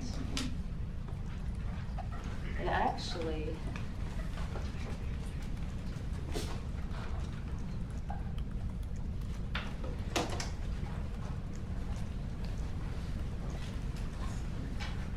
so now we have a proclamation for May is Bike Month. And Are you jumping to special item? oh, is it, do I have, is my office here? Expression. Since I'm up, let me Yes. just see. I think it would make sense to me jump to special items, and then we'll do public comments not on the agenda. Otherwise, I'm hopping up and down. So thank you for your flexibility. Is somebody talking to me? Are you talking? I don't know. So we have Zara and Iris is supposed to be here too. Is Iris here? Ah, okay, perfect. Great. So young ladies, you have your part and you've organized. So we're going to talk about May is Bike Month, and you two have arranged between you the order that you're going to do, so I'm going to let you go for it. Whereas National Bike Month was established in May 1956 and is sponsored by the League of American Bicyclists. Today, millions of Americans engage in bicycling as an affordable, environmentally sound transportation and an excellent form of exercise and wholesome family recreation. And whereas the bicycle is an economical and healthy convenient form of transportation and an excellent tool for recreation and enjoyment for Los Altos' scenic beauty. And whereas throughout the month of May, the residents of Los Altos and its visitors will experience the joys of bicycling through educational programs, bike rodeos, commuting events, recycling events, or by simply getting out and going for a ride. Whereas creating a bicycling-friendly community has been shown to improve citizens' health, well-being, and quality of life, growing the city's economy, improving traffic safety, supporting student learning outcomes, and reducing pollution, congestion, and wear and tear on our streets and roads. And whereas our goal in Los Altos for May's Bike Month is to encourage our residents of all ages and abilities to become lifelong cyclists. Thank you. Now, therefore, the City of Los Altos hereby proclaims May 2023 as Bike Month, asking our residents to join in to support bicycling, to participate in the events planned, and urging all road users to share the road safely with bicyclists. May is Bike Month, and please do be safe out there. Yes. So, young ladies, I have a copy of the proclamation for each of you. And thank you so much for participating this evening. And do you want a photo op, or have you had enough? Sufficient, I should say. Have you had sufficient? I'll put the mic down.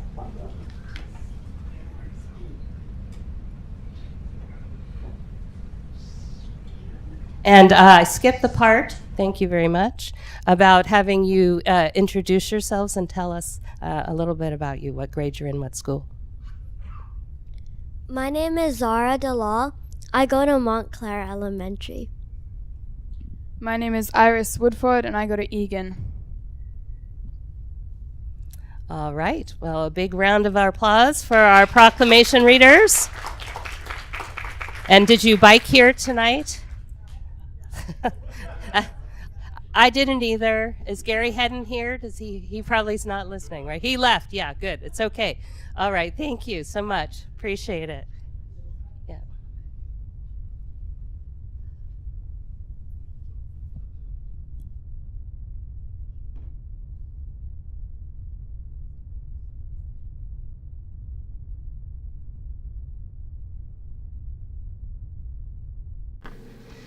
Okay, so with that, we're going to go to the item that I skipped over, and we're going to have public comments on items not on the agenda.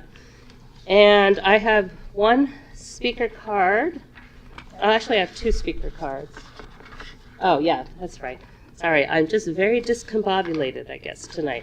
All right, so report on closed session. We had a closed session tonight, but we had no reportable actions. And do my colleagues want to suggest any changes to the order of the agenda? Okay, seeing none, we will leave the agenda as is. And now, third try is the charm. Thank you very much. We're going to go to public comments on items not on the agenda. I have two speaker cards in the chamber. If you're going to speak on something that we're not otherwise covering tonight, I need to get a speaker card. And for those participating online, please raise your hands so I get an idea of how many, if any, want to speak. Okay, I'm just seeing 3 or so, so I will give each speaker 3 minutes, City Clerk, and we'll start Alice Mansell, and then Alice will be followed by Bruno Delagno. So Alice.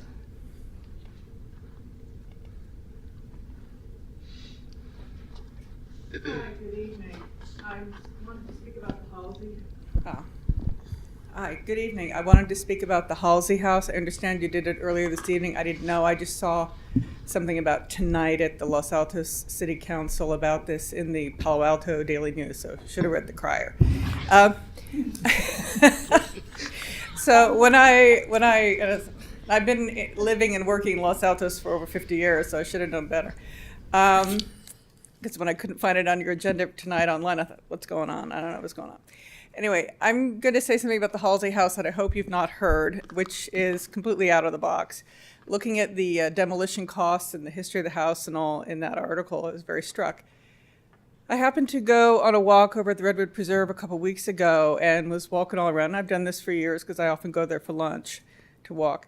Has anybody ever considered in your plans doing some restoration for an animal that's probably responsible for that big open flat space, which is, I know you're all going to think this is weird, beavers.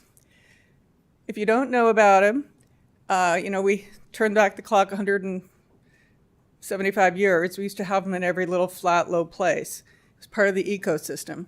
As you also know, when the Halseys built the house, they and others planted redwood trees, which seemed like a good idea, fast growth, cool, people from San Francisco wanting a summer place. But those big flat meadows is where the Adobe Creek used to meander.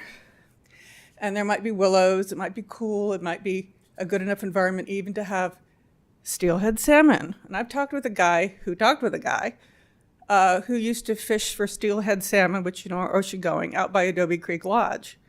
So I know this is out of the box, but please consider it. And those worried about beavers saying, oh, well, they'll flood houses. Well, there's a group in Martinez in the East Bay, also up in the Sierra, another group, that deal with this with beavers by putting in a pipe through any dam they build to make sure that a level stays the same. There's also up at Donner's Summit, a big project that took out Lake Van Dorden, and they're turning it back into essentially a wildflower beaver meadow. And it might be something that could be cost effective, certainly be good for the environment. Kind of in the line of a bigger project than what you all have been doing down at Hale Creek between Maryland and is it Sunshine? Anyway, north of the church, where this $6-7 million project, most money from the federal government, was trying to rewild the bottom of Hale Creek. If you haven't seen it, I hope you have seen it. We've got a 600-foot stretch of Hale Creek between Maryland and Mountain View, and then in Los Altos and the church, and then that street that loops around, I think it's Sunshine, where they've taken out the concrete bottom of the creek of Hale, put straight walls up, put rocks in, and they've let it try to meander and put some wild plants for good for habitat. The point is, I hope you might ask your people, what about beavers? What about letting the creek meander, and face the fact that none of those redwoods there they're lovely, but they're not native in that location. Thank you. Thank you. Ms. Menzel, you're right. I don't think we'd heard about beavers. Thank you very much. Okay, Bruno Delagno.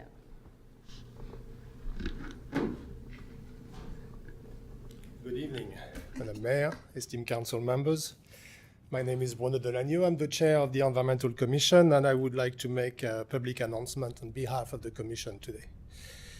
Building electrification is critical to help us achieve the carbon neutrality goal set in the CAP passed in March 2022 by this council. As such, we want to encourage residents to consider building electrification, a shift away from using methane, unfortunately called natural gas, for home appliances, including space heating, cooling, water heating, clothes drying, and cooking. The Environmental Commission, in collaboration with staff, has created a new resource page designed to help residents replace old gas appliances with new, more efficient electric ones. It describes the type of gas appliances that can be replaced, the various advantages and potential disadvantages of electric alternatives, currently available discounts, rebates, tax credits for each type of appliance, as well as tips on choosing a qualified contractor. This resource page also provides information on installing solar panel and battery storage. To access this information, visit the Environmental Commission page, homepage, listed under Government on the City of Los Altos website, and once you're on the page, on the Environmental Commission page, select the Energy tab on the left of the page. As usual, we welcome residents' feedback and we'll continue to update and improve this page. Thank you. Thank you, Mr. Delagno. Okay, that's all the speaker cards I have for in chamber. So, City Clerk, you want to see what we've got online? Joe Beninato? Yes, good evening. Joe Beninato speaking as a resident, not as a commissioner. I had one idea after the study session on Halsey House. Maybe if we were to do some sort of monument or a structure after demolishing the existing building, maybe we can turn this into some sort of community event, sort of a Habitat for Humanity-like project where the community comes together and works to, put something there as a memorial. It's just an extension of what I mentioned earlier, but it just occurred to me afterwards that could be a really galvanizing event for our community. And, while we may not be able to do the demolition ourselves, as fun as that might be, just knocking down some walls and using sledgehammers, it could be fun to actually build something. And I nominate our Los Alton of the Year, Gary Hedden, to lead this project and plant some trees as well while we're at it. But just a random idea. Maybe we can consider that moving forward. Thank you. Thank you, Mr. Beninato. That looks like all the public comment, Speaker. All right. So with that, we'll close public comments not on the agenda. So next we have the consent calendar. I'm first going to see if any members of the public want to speak to any of the consent items. I'm seeing some motion, but I don't think that's to do with the consent calendar. That might be to do with the dinner. Okay, so, there does seem to be one hand online. Roberta Phillips? Ms. Phillips. Yes, hi. I would like to discuss or have the council discuss the sewer rate topic. So can that be pulled from the consent calendar, please? All right, thank you, Ms. Phillips. I will check with my council members. So I don't hear any other public members wanting to speak. So council, we have consent items 1 through 6. Does anyone want to pull any of the items? All right, Councilmember Fliger. Thank you, Mayor. I do not want to pull item 6, but I do have a clarifying question on item 6 when we get an opportunity. All right, and I think the city manager actually has a clarification on item 6 Perfect. Also. That might tie in with your question. And Councilmember Liang? I would like to pull agenda item 4. All right. So we do have a council member who wants to pull item 4, so we're going to put that at the end of our agenda. So it'll be after the last discussion item. All right, so City Manager, did you want to make a comment about consent item number 6? Yes, Mayor, thank you.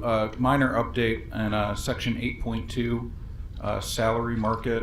We had the incorrect fiscal year. We've updated that to reflect 24-25. It's not a substantive change, but we wanted to bring it to council's attention.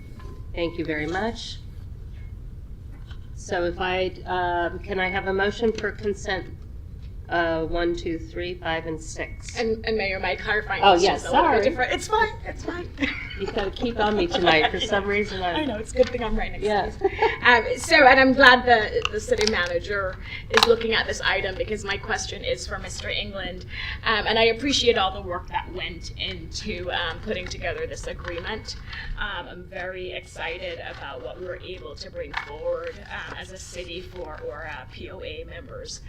My question has to do with training, Mr. England. So in the actual agreement, we have terms that provide an incentive and reward or officers and POA members for taking different training sessions.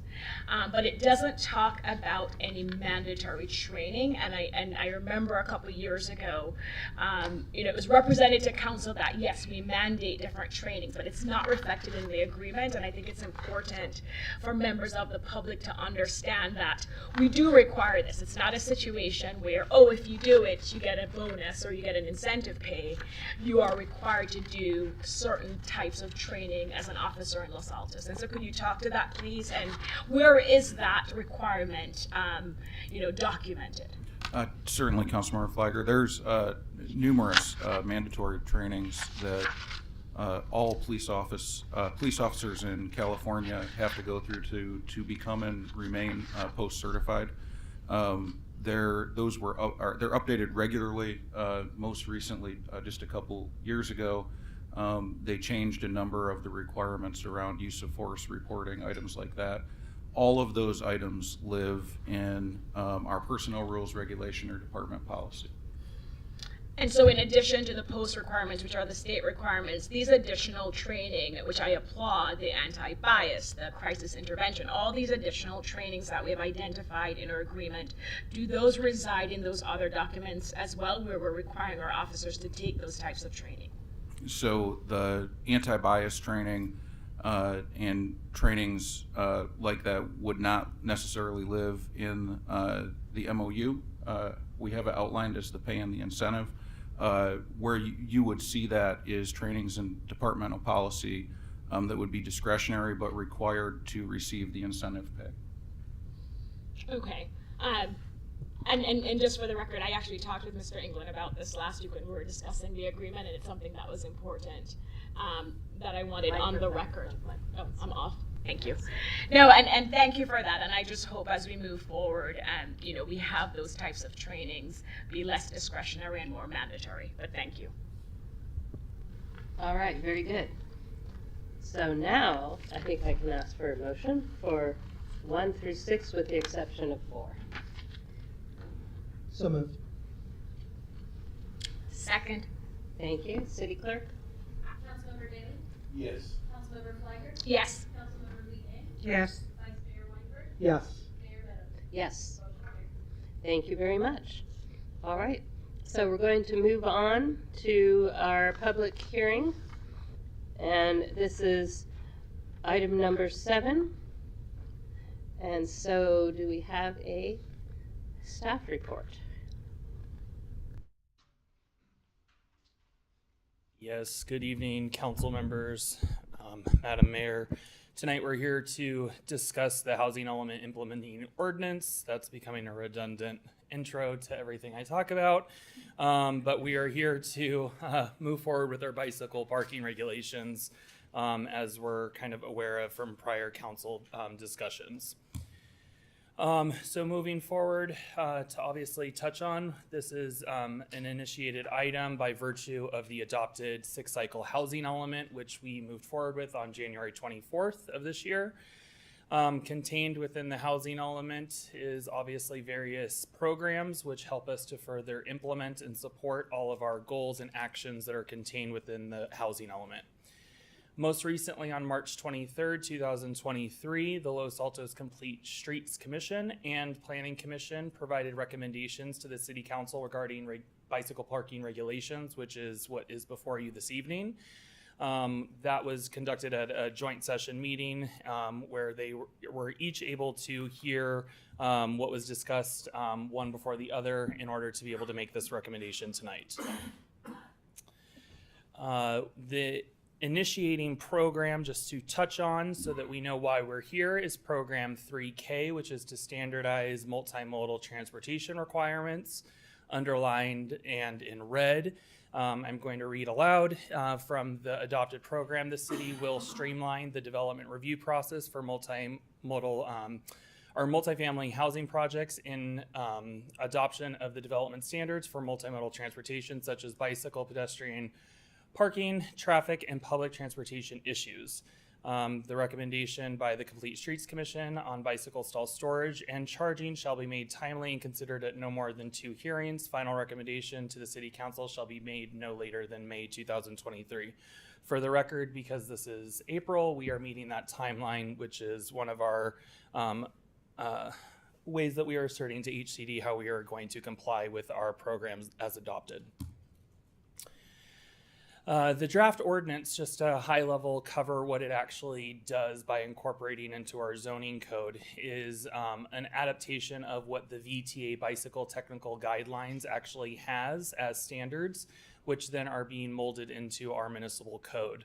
The draft ordinance does incorporate 3 main aspects, which is short-term bicycle parking, long-term, as well as then the bicycle stall and storage space counts. Interchangeably, you'll hear sometimes people from our CSC, people in the community, and also VTA is class 2, class 1. It's the same thing as saying short-term or long-term bicycle parking. To go over some of the recommendations that was a deviation essentially from what was exactly presented to the CSC and PC last month. Are 6 main components. Number 1, which all have been molded into what the draft ordinance is before the council this evening. Number 1 is to provide a specific voltage for charging for electric bikes in the storage areas. Number 2 is actually just a typo, correcting it from what was proposed as a 72-inch bicycle storage depth to the recommended VTA of 75. Number 3, to specify the bicycle storage areas shall be quote unquote well lit. Number 4, specify that any required lighting of bicycle storage shall be shielded from adjacent properties. That's to be able to provide that the foot candle for lights does not bleed over to adjacent properties and somewhat impact the adjacent neighbors. Number 5, provide parking ratios specific to private schools versus what was provided for public schools in the VTA guidelines. And then number 6, which is where there's a little bit of a rub, and so I'll just at least acknowledge that up front, is was the actual bicycle space ratio, which the CSC recommended 1.5 per unit, and the Planning Commission recommended 1 per unit, which is consistent with the minimum requirement in the VTA guidelines. Staff has proposed 1.5 in order to be able to just do that, so it's something that we can talk about a little bit further. 1.25, sorry. And that's what has been incorporated into the draft before you this evening. So to summarize is that the next steps would be obviously the introduction of tonight's ordinance at tonight's meeting. And if so introduced, we would then move this to a second reading and adoption hearing on May 9th. So with that, obviously the staff recommendation is going to be consistent with what was included in tonight's packet, which is to introduce and waive further reading of tonight's draft ordinance before the council. With that, I'm here for questions, comments, hopefully no concerns. All right, Vice Mayor. Thank you, Mayor. Mr. Zoinks, thank you very much for the presentation. 2 questions for you. The term well lit, while it's something that I agree, and I trust my colleagues agree, is a goal for bicycle parking, is a subjective term. So is there any concern by staff or the city attorney that we are introducing a statute which has clearly a subjective term as part of our requirements for developers? So the initial recommendation did not actually include the term well lit. Obviously, that was the requested recommendation by the commission. Staff is comfortable with it just being quote unquote well lit because the effectiveness of an objective term really is to actually go to a development standard for design objectives versus something like this, which is a criteria for storage areas. I mean, we could strengthen it and kind of, I guess, really lengthen the terminology that we use, but I mean, other than just saying the area will be fully lit, I don't really see another way to objectively define that term. It's one of the reasons why we wanted to leave it open-ended, as bicycle storage is going to look different in every type of development based on, you know, the actual parking facilities that are provided on site. So leaving it a little bit open-ended, I think, is comfortable for staff, as it's not really one of the objective or subjective terms that we would really run into a disagreement with the state on. It would just be open to the interpretation of what's being provided. Okay, so I think what I'm hearing from you is that staff really doesn't have a concern that HCD would have a problem with this. Not for this particular development standard, no. Okay, thank you. And then I'd like to ask you about section 14.75.040B2A. This is the part of the proposed ordinance which would allow a developer to go to the CSC to ask for modification or exemption of some sort. I don't have a problem with it substantively. I think it makes perfect sense. But I know that in the past, staff has expressed concern that powers have been vested with the CSC contrary to what their authority is under the code. So I have no inclination to change it, but I just want to make sure that staff and the city attorney are comfortable with that proposed language, because in the past it seemed that they weren't. So I think we drafted this with keeping in mind is that they were going to be the recommending authority that would then be able to provide a recommendation on a modification. So also this, the city will be cleaning up what our powers and duties are by incorporating that into the municipal code for what the complete streets would have. This is specific to one of those standards for design that we would have the control mechanism go for review to the CSC. However, we are fully, able to actually have it be designated to the Planning Commission. So that really just depends on how are we going to memorialize it and clean up the code to actually explicitly designate who is the review authority. No, I like staff's recommendation of keeping with the CSC, so I appreciate the answer. Madam City Attorney, do you have a different view? No, because they're only going to be reviewing what can go to them for review. So when we look back at, and when we amend or modify their powers and duties, it would be only one of those things that they could go for the exemption. So it wouldn't be that they can just, a developer couldn't go to Complete Streets to get some sort of architectural design element exempted or something. It would only be what is within their powers as amended. Thank you very much, and thank you to staff and the city attorney for putting this draft ordinance together. It was a lot of work. I appreciate it. So I'm going to go next because I want to segue on to what the vice mayor just said. So I think it makes sense for me to go now. I think that was actually 14.75.030. He said 4. He said 4, yeah, so okay. Just wanted to make sure we're reading from the same place. So I flagged that as well. I actually feel it should go to the Planning Commission. If you look at E under .030, it says a request for modification to standards shall be granted if the approval authority finds one of two things. The first thing is that the applicant's proposal is superior to the standards set forth in this chapter. Well, I mean, staff could really determine that. I don't know, it has to, but anyone can determine that. I don't have a problem with that. It's number 2 that is why I think it should go to Planning Commission. It is physically impractical or financially infeasible to comply with one or more requirements of this chapter, and the applicant has proposed an alternative to compliance that meets the general intent of the standards from which a modification is requested. That sounds to me like it gets into the physical properties of the development, which is a planning commission. You know, they look at the design review, they look at the plans. Complete Street doesn't do that. So I actually had called that out, and I think actually it should go to planning commission, because I was concerned about number 2 not really being in Complete Street Commission's bailiwick. And I'll just continue with my, I thank the Vice Mayor for talking about well-lit. Mayor, Oh. Mayor, can he answer yeah, that? Can you answer? Because Yes. I'm curious Yes. about that as Yes. well. Okay. Yes. Are why we don't really you? talking? Because if that's the case, then I agree with you. Mhm. So what standards are they really looking at? And when they talk about the physical, is it the structure of the building or just the bike mechanism? And So it would be the actual impractical or the financially infeasible component of the actual bicycle storage area. Okay. So you would still say, like you said to the Vice Mayor, that you're comfortable that they would. Yeah, and the reason review that. why, just to further explain, is because it doesn't quite read this way unless you read just the very specific words in the actual draft ordinance.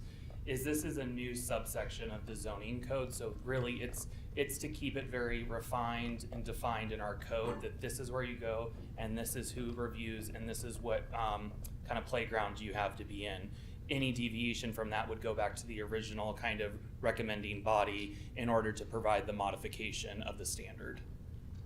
Okay. Does that answer your question too? Yeah. Okay. All right. So then I'll just do mine. So I was interested in the VTA requirement of one bicycle. I don't know, one bicycle per unit. Complete Streets wanted 1.5, and you threaded the needle and went 1.25. The Complete Streets often quotes VTA, and of course we prefer as much bicycle parking as we can get. But if the VTA recommends 1, on what basis did Complete Streets recommend 1.5?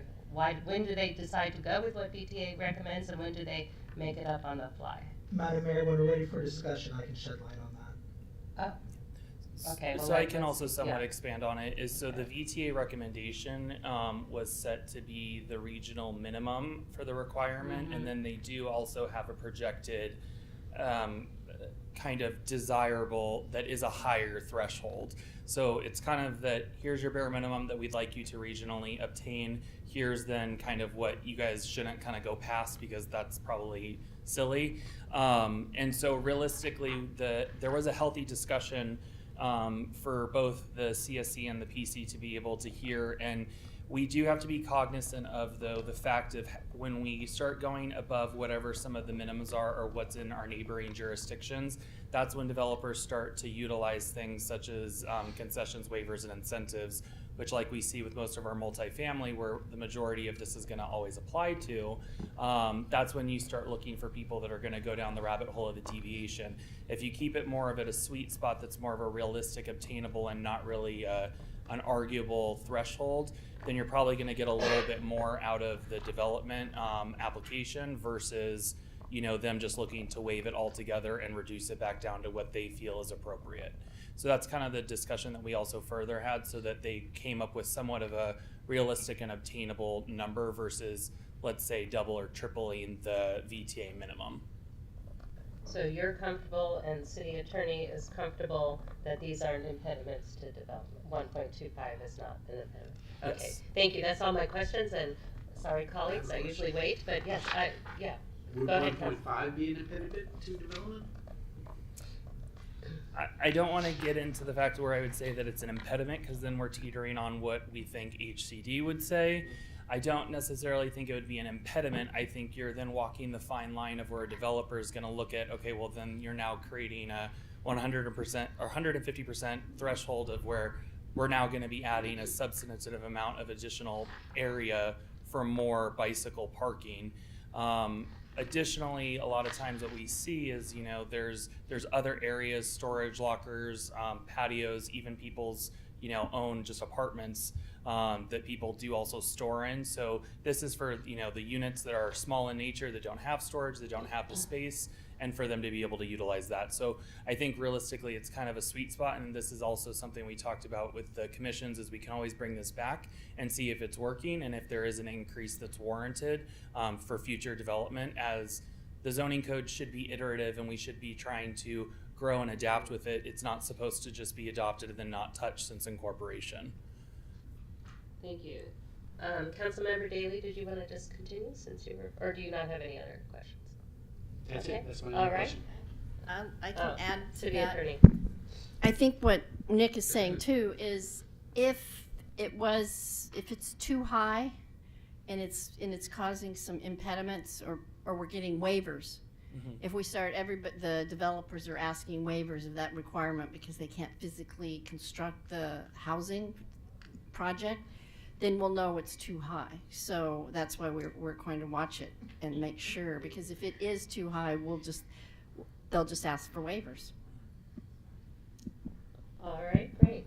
Councilmember Flagger. Thank you, Mayor, and you asked two of my questions already, which was great. It's good to have you go before I do. So it's picking up on what the city attorney just addressed, where I'm looking at 0.10E, the intent, where if there's ambiguity, we're leaving it up to the Development Services Director and the city attorney to clarify and explain the meaning. And I'm trying to understand the line where it would actually come back to us, where it's not just ambiguous. We need to change the standard because it's not working. And so for me, subsection E is very vague as to what falls within the authority of the Development Services Director and the City Attorney, because we can define anything as ambiguous versus what comes back to us where it's actually council that needs to look at these standards and make a change.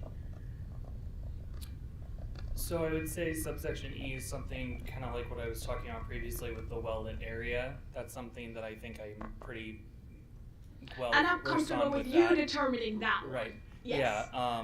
Something I guess further that you could also say is a non-prescribed use. This is also very indicative of language that's in most zoning codes that the Development Services Director or zoning administrator, city planner, those three different terms used interchangeably, has the authority to make the determination when there's essentially the gray in the code in order to ensure that we're getting the ultimate objective of what we want, which then goes and ties into the rest of subsection 010, which is the intent. So what's our intent, which is to obviously get the provided on-site bicycle storage. So that's really what that would do. But if it gets to the point, going back to the city attorney's example, where we're constantly getting requests for waivers, it's being appealed to the CSC and it's coming to council. We saw a lot of this with the story polls. And it took a few years and the housing element update for us to finally say bring it back to council. As a matter of fact, it came back to council a couple times before we completely got rid of the story poll policy because of similar ambiguous provisions or standards that the developers couldn't meet. And so they were constantly coming to us asking for a waiver.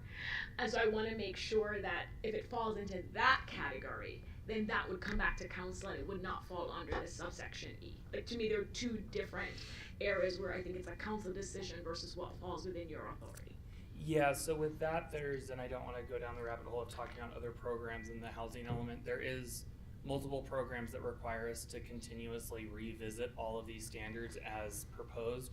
So the housing element no longer requires us to do a mid-cycle adjustment because they want it to be iterative. They want it to be almost annually, that if there's a problem that we see is occurring, and I want to say HCD is in favor of if it happens more than twice, it's a problem. Okay. So realistically, that's when we need to then revisit and start talking about what the appropriate ratios are in order to be able to modify and move forward. Great, thank you. And then under bicycle parking requirements, section B, subsection 1B, where it says long-term bicycle parking space design standards, and 1B says the bike lockers shall meet the following requirements, shall not be stacked on top of each other. I'm surprised I'm the only one who, I thought that wasn't clear, because I've seen where they do have them stacked in some housing developments in the garage. Oh, you asked too? Oh, I didn't know. So you stack bikes. Just, Yeah, this is something that's been integrated in from VT's guidelines, so it could have just been something that honestly they'll probably clean up in their forthcoming years. I would be fine with the striking out all of the subsection B1B, just because it does seem a little funny, and we should allow that to be more of a design to see what they can obtain. I will say is that this probably is more of just them literally saying not to actually physically stack them on top of each other, rather than have a tiered system, which is like what we're all thinking. I mean, yes. That's what I have seen at every college I've ever visited and so on, is that to be able to maximize the vertical space. So we could just eliminate that and leave that to the developer to be able to provide that as a part of their design. Obviously, that would be a more expensive rack mechanism, because they're gonna have to fabricate it as such versus just the U-locks that are built into the ground. So we'll, we can move forward with that, and there's no drastic or substantive change to the ordinance. Okay, and that's something we can discuss in the discussion portion. And then my last question, and this is almost poking at staff, but where it talks about use and it has government and institutional use, I just want confirmation, and I know this is a going forward standard, and we're not building any government buildings right now, but your existing buildings meet these requirements?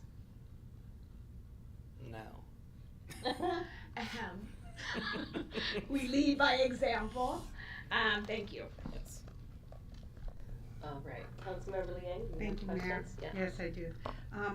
So I just wanted to be clear, or if you can help me understand things better. This is just for new buildings, correct? Yes. So what happens if a building undergoes a remodel? Will it trigger this?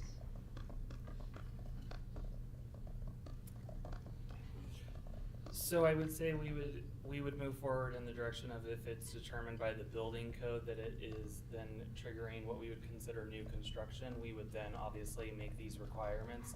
If it falls under the provisions of alteration and remodel, we would then just leave it as is. Obviously, that's something that we can work on moving forward in the future on adding additional language. But no, as drafted, it doesn't have a hard and fast provision to be able to require that against remodels and alteration projects. Okay. Yeah, this is in zoning, it's not in the building code, and usually the requirements in the building code and plumbing and electric code, those get triggered on substantial remodels, but zoning, you end up being existing non-conforming unless you do some serious alterations, so. Thank you. I just needed to ask. And then my other question is, why do we treat public schools differently than the private schools? So that was a little bit of an interesting discussion that we were not expecting to come up at the CSE and Planning Commission joint session. So public schools is immune from our review. We don't have jurisdiction on public school facilities. We do, however, on private school facilities. Obviously, we do have a very active ridership of individuals that are riding their bikes here in town. And we actually do have quite a bit of private schools throughout our jurisdiction, and obviously in our immediate neighboring jurisdictions where some folks cross jurisdiction boundaries. So I believe it was the commission's desire, and I think maybe can be discussed during the council discussion, since the council liaison was present for that, if there's any additional to add to it, was because there is obviously the jurisdiction that we are allowed to regulate on private schools, that it would be beneficial for them to be able to provide as much adequate bicycle storage and locker facilities as possible so that they have that ability. So if we don't provide jurisdiction over the public schools, why do we have it on our chart? That was just something that was included with the VTA. I'm actually fine with removing it because, again, they're immune from our review. Yeah. But it's something that I think VTA would want to have published, for that if a school is to go and do a remodel in an addition, that they would at least have this as their bare minimum in order to be able to somewhat guide their decision-making process for bicycle storage. Okay, and would charter schools fall under public schools or does it fall under private schools? Usually they fall under private, but again, without knowing exactly how they're incorporated and facilitated in their charter, I wouldn't be able to fully answer that. Okay, because we have a charter school in our city. Yeah. So I just needed to understand things better. Thank you. And then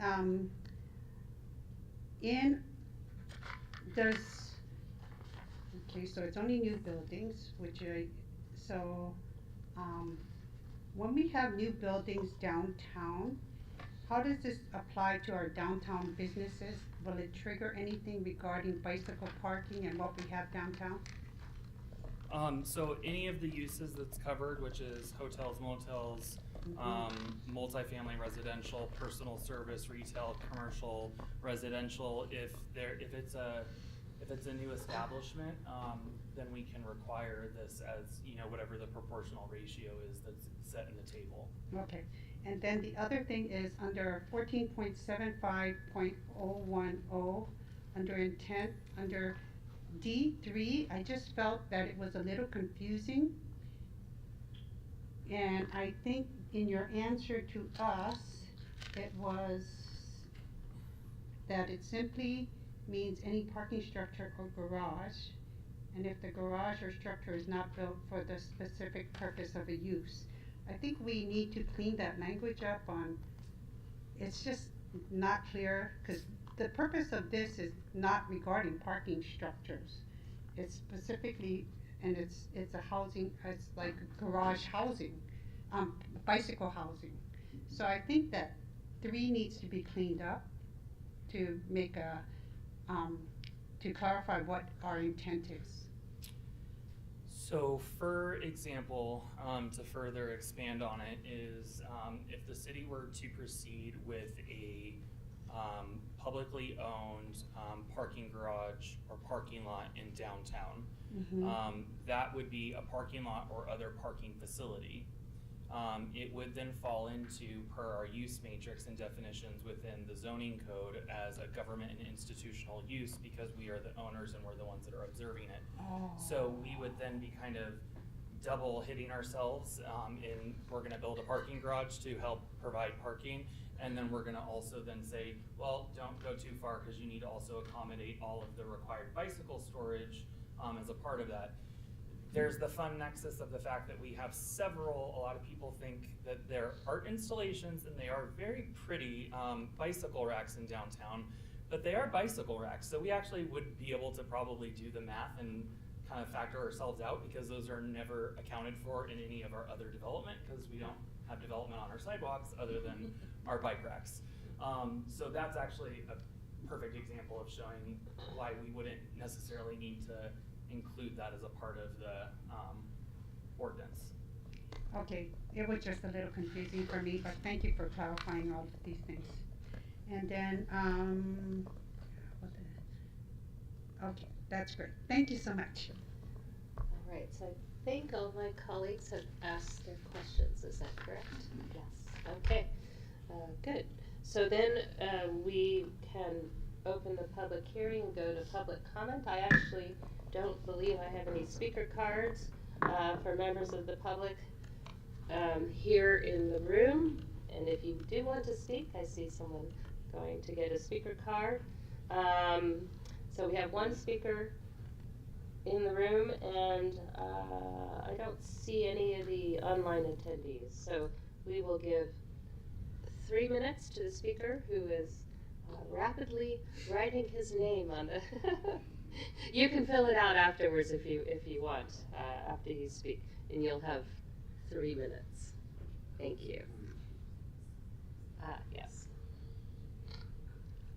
Hi, good evening. Can you hear me? Okay. It should be on, yes. Quick question. With bicycle parking, it used to be very simple. Now with e-bikes, they introduce a potential for fire hazard. My question is, in the bicycle parking areas in these projects, are they fully sprinklered? And what is being done to protect from these lithium-ion batteries catching on fire and causing damage to the building? Thank you for your comment. We don't usually directly answer, but Let me just check and see if there's any comments online. I'm still not seeing any hands raised. So I'm going to go ahead and close the public hearing. But staff, I do think yes, probably all of us are interested in the answer to that question. So to give real world applications, so for example, the project that we most recently did last year, our 100% affordable 330 Distal, the interior lobby area has bicycle storage in kind of the vestibule immediately adjacent to the front entrance. The entire building is fully sprinklered. If a bicycle storage area happened to be located, let's say in the garage, sometimes there's certain leftover areas that doesn't make sense for actual automobile storage and parking. The garages themselves are generally constructed out of concrete, which then makes it immune from that, but then most of the time still does require some type of fire sprinkling system as well. So there is multiple different provisions that are protected for those types of potential occurrences, and would obviously have to meet the fire code. I will say that the Santa Clara County Fire Department does actually look at things like that in order to be able to account for it. So if there was e-bike charging in the storage area, it would actually then require some type of fire suppression system to be included immediately in that area. All right, thank you very much. So with that, I will bring it back to council discussion or a motion. Which of my colleagues would like to go first? Go ahead, Councilmember Daley. I have one simple comment, and that is that I would prefer one simple comment, I would prefer the Complete Streets Commission's recommendation for bike storage at 1.5 units. And other than that, you're in agreement with what you see here? Okay. Vice Mayor, oh, and you had some clarifications Yes, you're going to offer. Thank you. So with respect to the VTA guidelines, I'm looking at, no one else is going to bother to look at it. I'm looking at Chapter 9 of the VTA's bike technical guidelines. And if you go all the way down to one of the tables at the end, I think it's table 10-3, it expressly says that the one space per unit is the minimum, the very, very minimum that the VTA requests. The goal is much higher than that. So the goal is actually to have one space per bedroom, which I think intuitively makes a lot of sense, but we have to balance that with what Director Zorn's warned, which is that if you have a number that is developers believe is too high, they can ask for concessions and waivers. But I think it is important just to clarify for the record that the VTA's goal is much higher than 1.0. The 1.0 is the absolute bare minimum. I had the opportunity to sit in on the joint commission meeting between the Planning Commission and the CSC. As is normally the case, the CSC deliberates first, and I think that their comments help to inform the Planning Commission. And I think the Planning Commissioners generally found the CSC's comments very useful. Clearly they did have a disagreement as to whether it should be 1 or 1.5. I walked out of there thinking 1.3 might be a good number. 1.25 is okay, but in listening to the answers, the questions and answers that we had before public comment, I find myself more in agreement with Councilmember Daley. And the reason is, if we're going to have structures in place where we're essentially going back and looking at these statutes again and again, I would rather have it a little bit too high and then determine that maybe we should step down, as opposed to having it too low and finding out this isn't a problem for developers, maybe we should go high. I think we'd just be losing a little bit of the opportunity that we have to have as much bike parking available to our community, which in itself will encourage more people to use bicycles. The last comment that I want to make, though, is in response to one of my colleagues' questions about why is there a different number recommended for public schools versus private schools. And the answer to that, as I recall from that joint meeting, is that Private schools tend to draw students from a much broader area, so there's more opportunity, and really there's more incentive that the community has to encourage students to ride their bicycles. It keeps cars off the road for longer distances, and it just is generally better for the community as a whole. As opposed to public schools where you have a lot of students who are more in walking distance, and simply the demand for bike parking may not be as high as it would be at a public school, or excuse me, as a private school. I'm fine getting rid of the distinction, but that's the logic behind the two different numbers.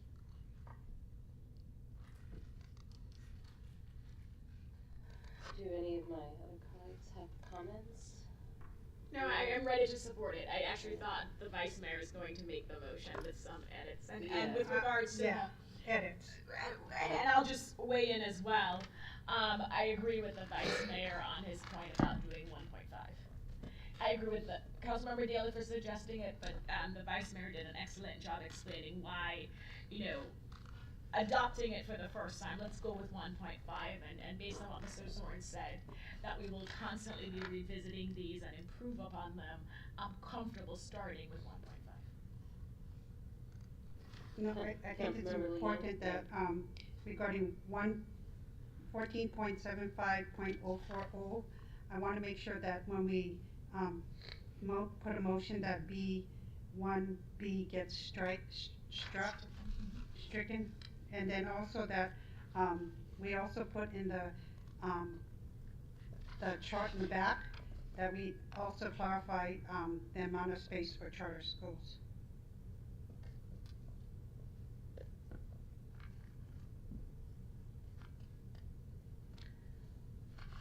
So let me just check with staff. So it was, your first one was B1B, correct, on page 2, which was shall not be stacked on top of each other. But we had an explanation. Are you okay striking that? I mean, we had an explanation to your, okay. So stricken, I guess, as long as that's all right. And then I mean, a charter school is either a public or a private. It doesn't need its own, okay. I wouldn't think. Though I do think it's worth, if public schools is in there, because this table came from BTA and we don't have jurisdiction, it does make sense to italicize, put an asterisk, something with a footnote, just clarifying that it's in there as informational and, that it's not our jurisdiction, but whatever you recommend. Can we get clarification on whether or not a charter school is a public school? It's not irrelevant. It's not, yeah. Yeah.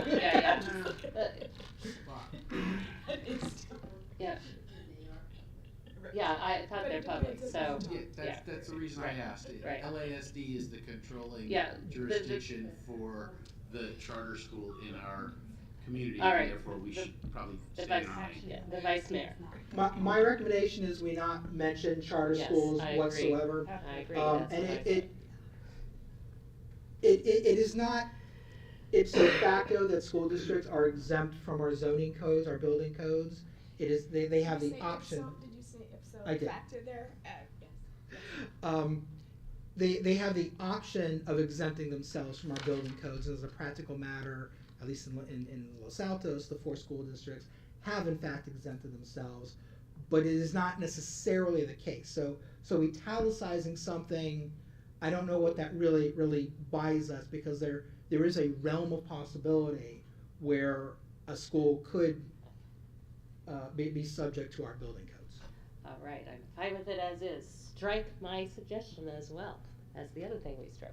Okay, so do we know where we stand, and are we ready to have a motion? Yes. Yes, Councilmember Flagger, I think you're. No, I was going to say I support Councilmember Liang's suggestion to strike. If you were looking to see how many people support that, oh, okay, the that's, B1B. Yes.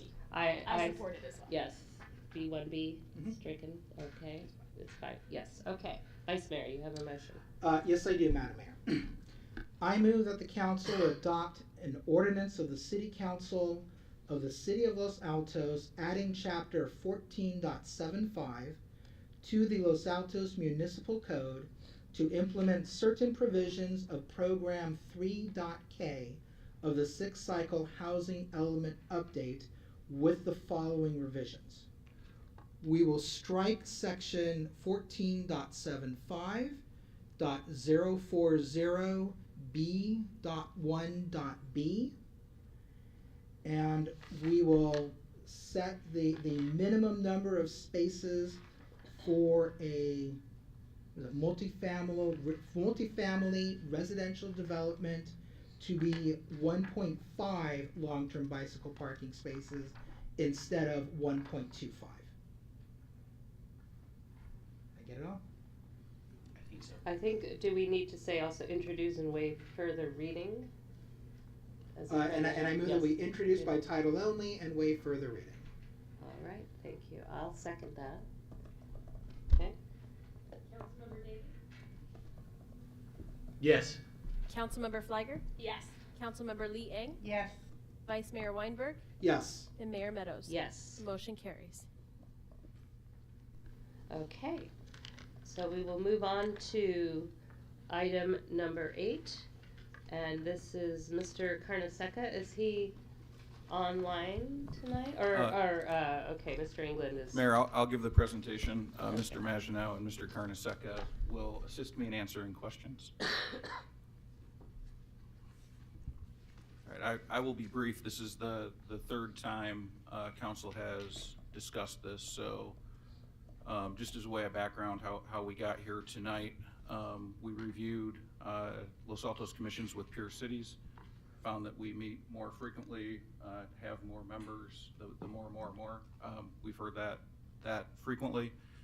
We had city council provide feedback at the council retreat. We met with the staff liaisons and the commission chairs based on council direction. Council provided additional direction and feedback on March 28th, and now we are to tonight. Recommendations are before the council this evening. So direction has been received on 4 of the commissions. That's reflected with council tonight. You see the asterisk with historical, and that's for 2 reasons. First, there was an error in the packet. We are recommending 5, not 6 commission members. And second, council had asked us to review the powers and duties to determine what is appropriately the commission, what is appropriately staff. So you see the nice little peach color highlighting we've got direction on almost everything, but we had one change for council to consider tonight. That's included in the packet. Direction remains on, is needed on the 6 commissions here on the screen. This is my first time getting them all correct in alphabetical order, so I'm very proud of myself for that. I've not made it this far before. So the peach color expands. We need direction on everything with the exception, we think, of Financial Commission, where we're not recommending any changes to the powers and duties. We are recommending changes to membership and meeting frequency. So how we came up with this. Language is based in powers and duties based on council direction. So you'll see themes emerge when we have an example of the Environmental Commission later. And then from those powers and duties, we make recommendations. Membership has been 5 or 7, and meeting frequency is 6, 8, or 10. We're not recommending any commissions meet monthly, even though the code says that, and that's largely based on practice, where commissions frequently will take a summer break like the city council does, and often merge a November and December meeting into one business meeting. So I won't make you read all of this. This is the Environmental Commission example that is, it's a preamble to all of the commissions. Again, it's based on these 5 bullet points that you see here, but I will make you read this when I slightly change the color of it. And that's to highlight just those 4 bullet points, and then the 5th one, you see that every commission has a public forum as a power or duty as necessary. The commissions do an excellent job of creating that public forum and providing feedback based off of that, so we've added that to every one of the commissions in the recommendation. So We've had this out, so I'm going to go through each of the commissions. We've had this out for at least a week, and we've talked about it, so there shouldn't be too many surprises in here tonight. One note that we should make is we are recommending this based on the powers and duties that the council has assigned. So if we look at Complete Streets Commission as an example, we had a lengthy discussion about no longer being able to review entitlements at the Complete Street Commission. If council would like to change the code or add that back in, then that would change probably the recommendation on the composition and meeting frequency. So we're trying to base it on what the powers and duties that have been assigned today, and we removed powers and duties that were not applicable based on council direction or misapplication.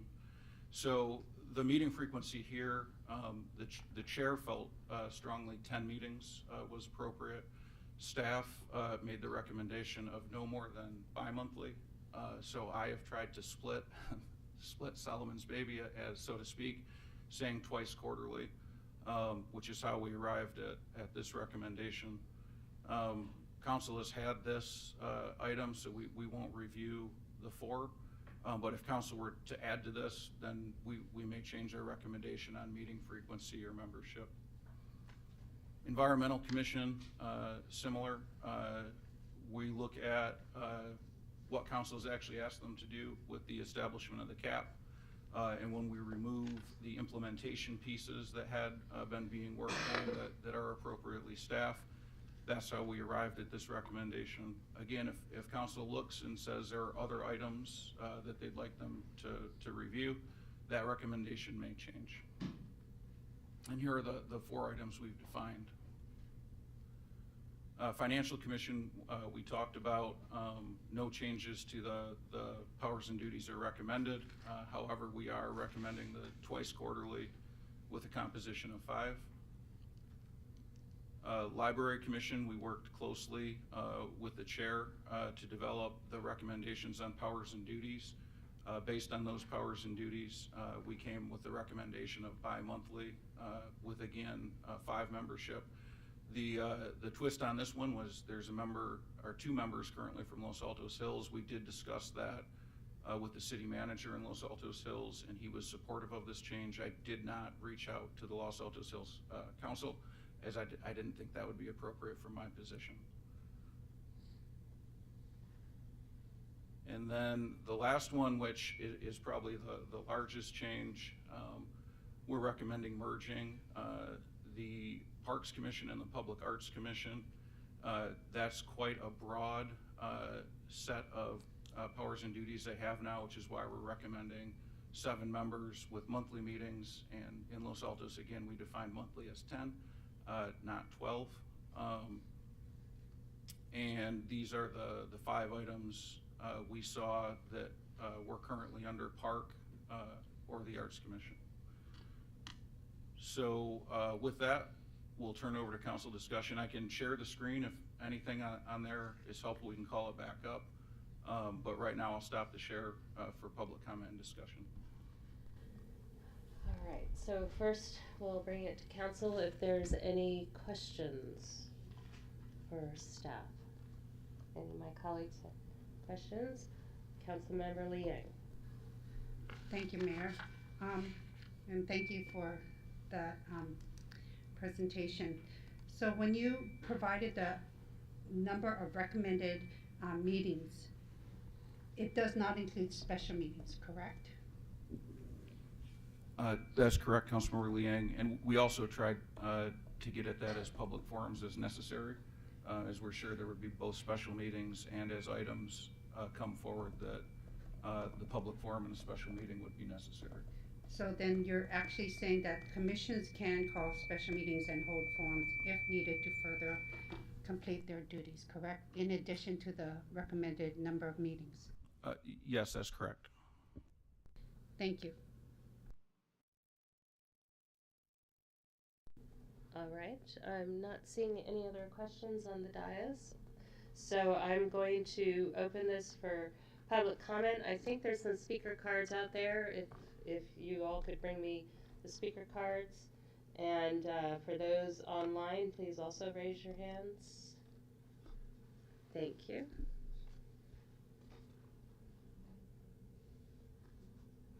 So I only have 2 speaker cards for in here. Okay. Wait, one more. Ah.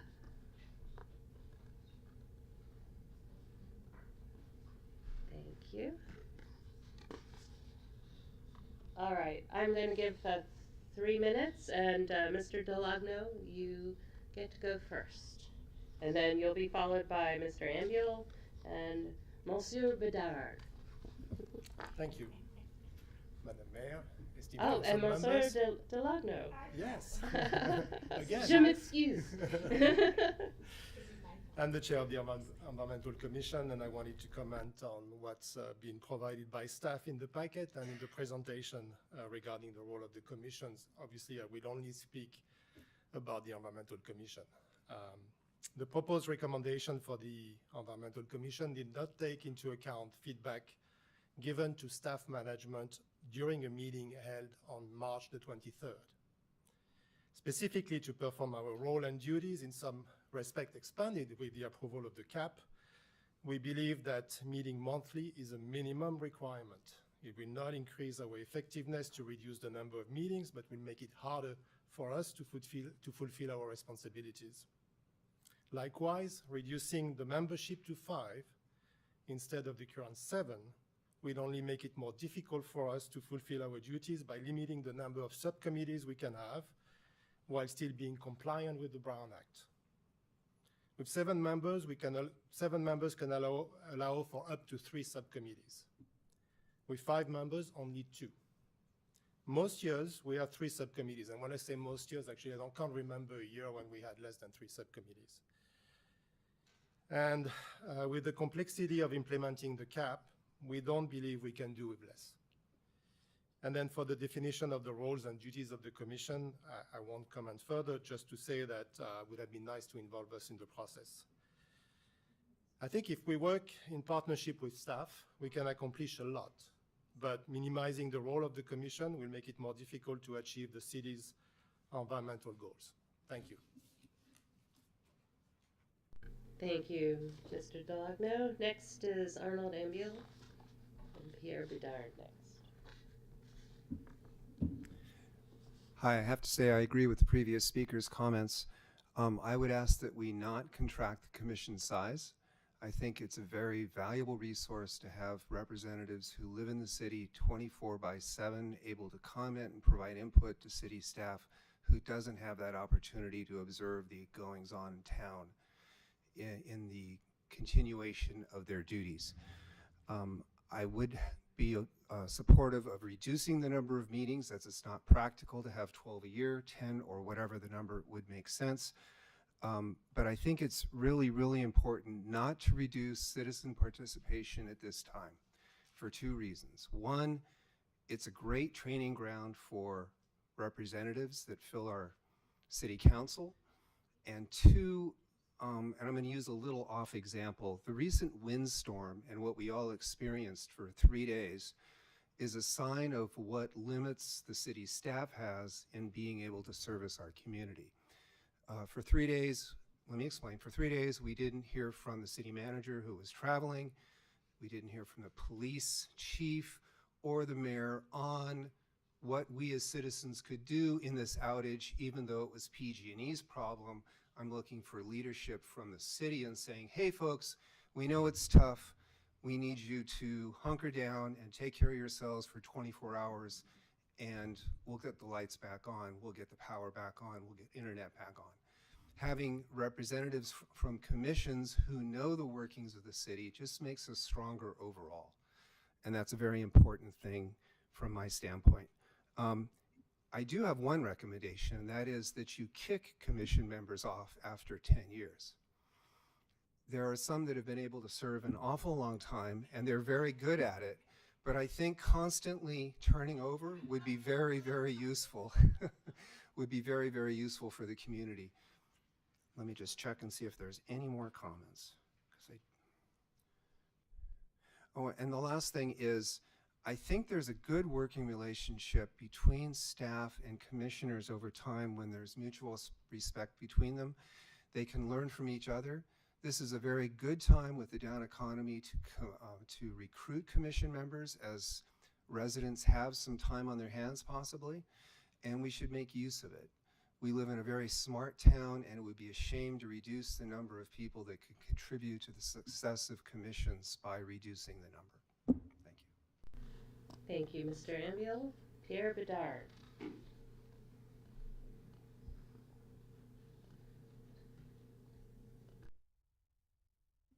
Thank you, council members. At first, it's great to be back here after so long. I know we've, after COVID and everything, just being in the same room. Second, I know that Commissioner Crane and Vice Commissioner Wheeler are extremely scared as to having me up here speaking on my own.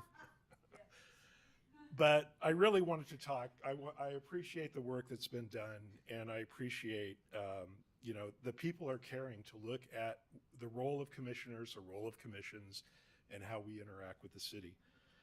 Myself, I'm in 1964, I came here as an immigrant, speaking only Quebecois. I learned how to speak English in my public library. You can see why I value my service as a commissioner and why I think the library is very important to the society as a whole and the city certainly. I became a resident in 1999, and in 2019 I joined the library commissioner, and I was honored to serve for 2 years as a chair. So the 2 points I want to make: we are advisory. Nobody voted for us. We were appointed. We are advisory. We are using the best of our knowledge, the best of our abilities to help this city. And it's important that the council realize this, that we took an oath and we work for you, and we serve at your behest. Be very careful. You know, commissioners are important. As I recall, there may be 5 people serving on the council who once were commissioners on certain commissions, albeit Park and Rec and Planning, which, you know, it's not the library. Maybe we can change that. But be careful. Don't weaken the commissions, because I think, as you said, it's where you're going to get your future leaders. It's where you're going to grow. It's where people are going to learn and learn the intricacies. Things like the Brown Act. People look at the Brown Act and see it as an annoyance sometimes. But you know what? That's how we run our system. And commissions are a great way to learn the system. So again, thank you, staff. Thank you, everyone, for paying attention to this. And I await your input. Thank you. Thank you, Mr. Bedard. Okay, that's all the speaker cards I have, so let's move to online comments. Monica Waldman. Can you hear me? Yes. Okay, let's hit the clock then. So my name is Monica Waldman. I am the chair of the Public Arts Commission, but today I speak as an individual. For those of you who are not familiar with me, I am a working artist who shows in galleries and works with students at the community college level and at the Palo Alto Art Center. I want to commend the City Council, who have in the past done a pretty good job of making sure that the Public Arts Commission has at least some artists and or people with a background in the arts. And with commissioners, knowledge is important when you join a commission. Art knowledge and a background in arts or for arts is just as important as understanding financials if you want to join the Financial Commission. I do have a concern about combining the public arts and Parks and Rec with our duties, which would include choosing artwork from our various calls for art and joining in artworks, that people with art backgrounds really should be doing that. And eventually we're going to have new housing, and we're going to want to put artwork or public art in those areas too. And you know, we have a lot of exciting things coming down the pipeline. And I do want to thank Nick for mentioning the bike racks that are downtown that were brought to you courtesy of your Public Arts Commission while I've been on the Public Arts Commission. And thank you. Was that the end, Ms. Waldman? Yes. All right, thank you. Thank you for your comment. All right, I think that's all the public comments we've got. So I'm going to bring it back to council. I do want to just start this off by, I realize that for some, the process hasn't seemed smooth, and I understand that some commissioners and maybe whole commissions haven't felt that council appreciated them. So that message has come through loud and clear. I will assure you, and I'll leave it to my colleagues to express their own assurances, but I suspect I'm speaking for all of us, that all commissions and all commissioners are valued. This is not about not valuing the work of the commissions. I mean, as has been pointed out, all of us came through the commissions. I don't know about everyone's tenure, but I actually spent 8 years on commissions, so that might be the longest former commissioner on council. I don't know. I value commissions. I understand as commissioners not having. Well, why are you guys laughing? Lynette served longer. You served more than 8 years on commissions? Yeah. 11. Oh, okay. Well, there we go. Okay, so so you win. All right. Anyway, we all know what it is to serve on commissions. We value commissions. We value commissioners. We're sitting here though, and we have a different perspective. The goal is not weakening the commissions, but strengthening them. The goal is strengthening our city and making our processes more efficient. And if commissions are more efficient, then their commissioners are stronger. So, and I know sometimes, commissioners don't feel they get trained, and they certainly don't feel, I mean, I didn't always feel appreciated as a commissioner, but I can tell you, we do appreciate commissioners, we do appreciate commissions, and this exercise is about aligning us behind council priorities and budget priorities. So that is the main goal. I just wanted to give that preamble, and then with that, I'm going to turn it, if any of my colleagues want to speak about some of the specifics as we go through the recommendations that have been made tonight. Who would like to start?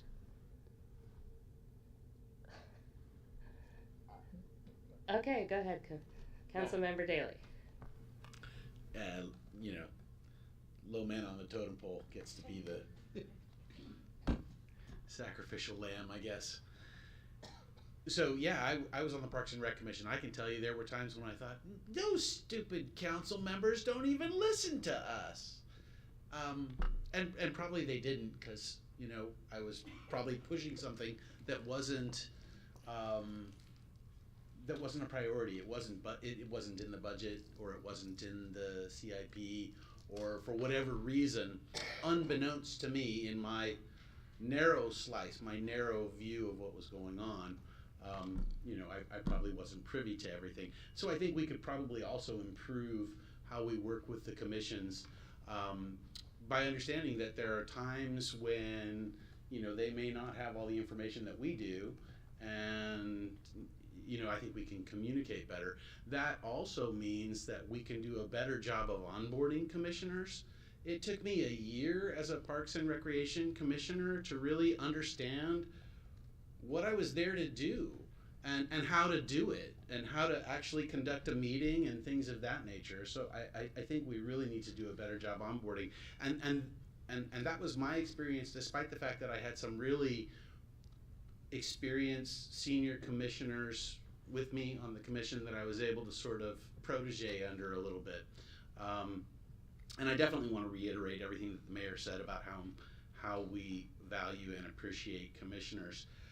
I think that some of the changes that staff has recommended, I support many of the changes staff has recommended, but I don't support reducing the size or frequency of meetings for two key commissions, the Environmental Commission and the Complete Streets Commission. And I do I understand that there are times when both of these commissions may have a tendency to want to go broader than the remit that they have, either statutorily or broader than the remit that they've been given by council. And I think it's incumbent upon us to communicate those expectations more effectively, rather than take more draconian measures. So I will just leave it at that and say that I would like to leave those two commissions alone, although we can continue to apply scrutiny to the work plans and communicate more effectively, do a better job of onboarding and training, and working in a collegial manner with these commissioners. And that's where I stand. Thank you, Mayor. Sorry. Councilmember Freiberg. Thank you. So I think I may take two bites at the apple, where I just want to give some immediate comments, and then depending on where we are as a council, I do have specific recommendations about some of the language being proposed. But I agree 100% with everything that Councilmember Daly just said. And when you go back to why we're doing this exercise, what's the purpose of this, what problem we're trying to solve, I think there are many ways that we as a council can ensure efficiency, ensure that our commissions work within council priorities and work within our limited budget without reducing the number of commissioners on, as Councilmember Daly said, on our Environmental Commission and our Complete Streets Commission, and also without reducing the number of meetings. And I just want to give a quick background. I know Councilmember Liang are now the longest serving council members, and we've both served on Parks and Rec. We talk about valuing our commissioners, and I agree. I agree with the mayor. I think every single one of us really appreciates and values our commissioners. But it's more than that, right? Because we can sit here and we can say we value you, we appreciate everything you do. But if we're not showing them that we actually appreciate and value them, we are going to lose these commissioners that we rave about every year when we interview them. We're impressed by their resumes.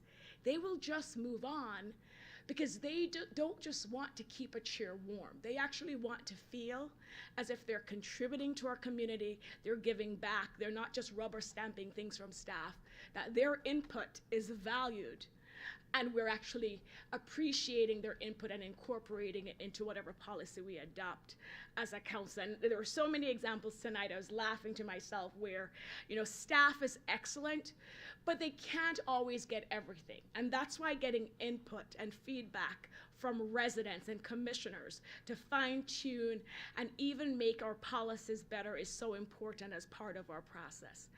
And I agree with what Councilmember Daly said. When you look at what of some of our commissions, and those on Zoom don't have the benefit of seeing who's in the room, but there are some people here who have been on our commissions, and I won't name them, but they know who they are. We have a relatively full house here tonight, and these are commissioners who have dedicated so much of their time, and I know they had to take time out of their busy schedules to be here tonight to show how important it is to ensure that we don't weaken or take away powers that are relevant to our jobs as commissioners. And so I really want to thank them for being here tonight. Really appreciate it.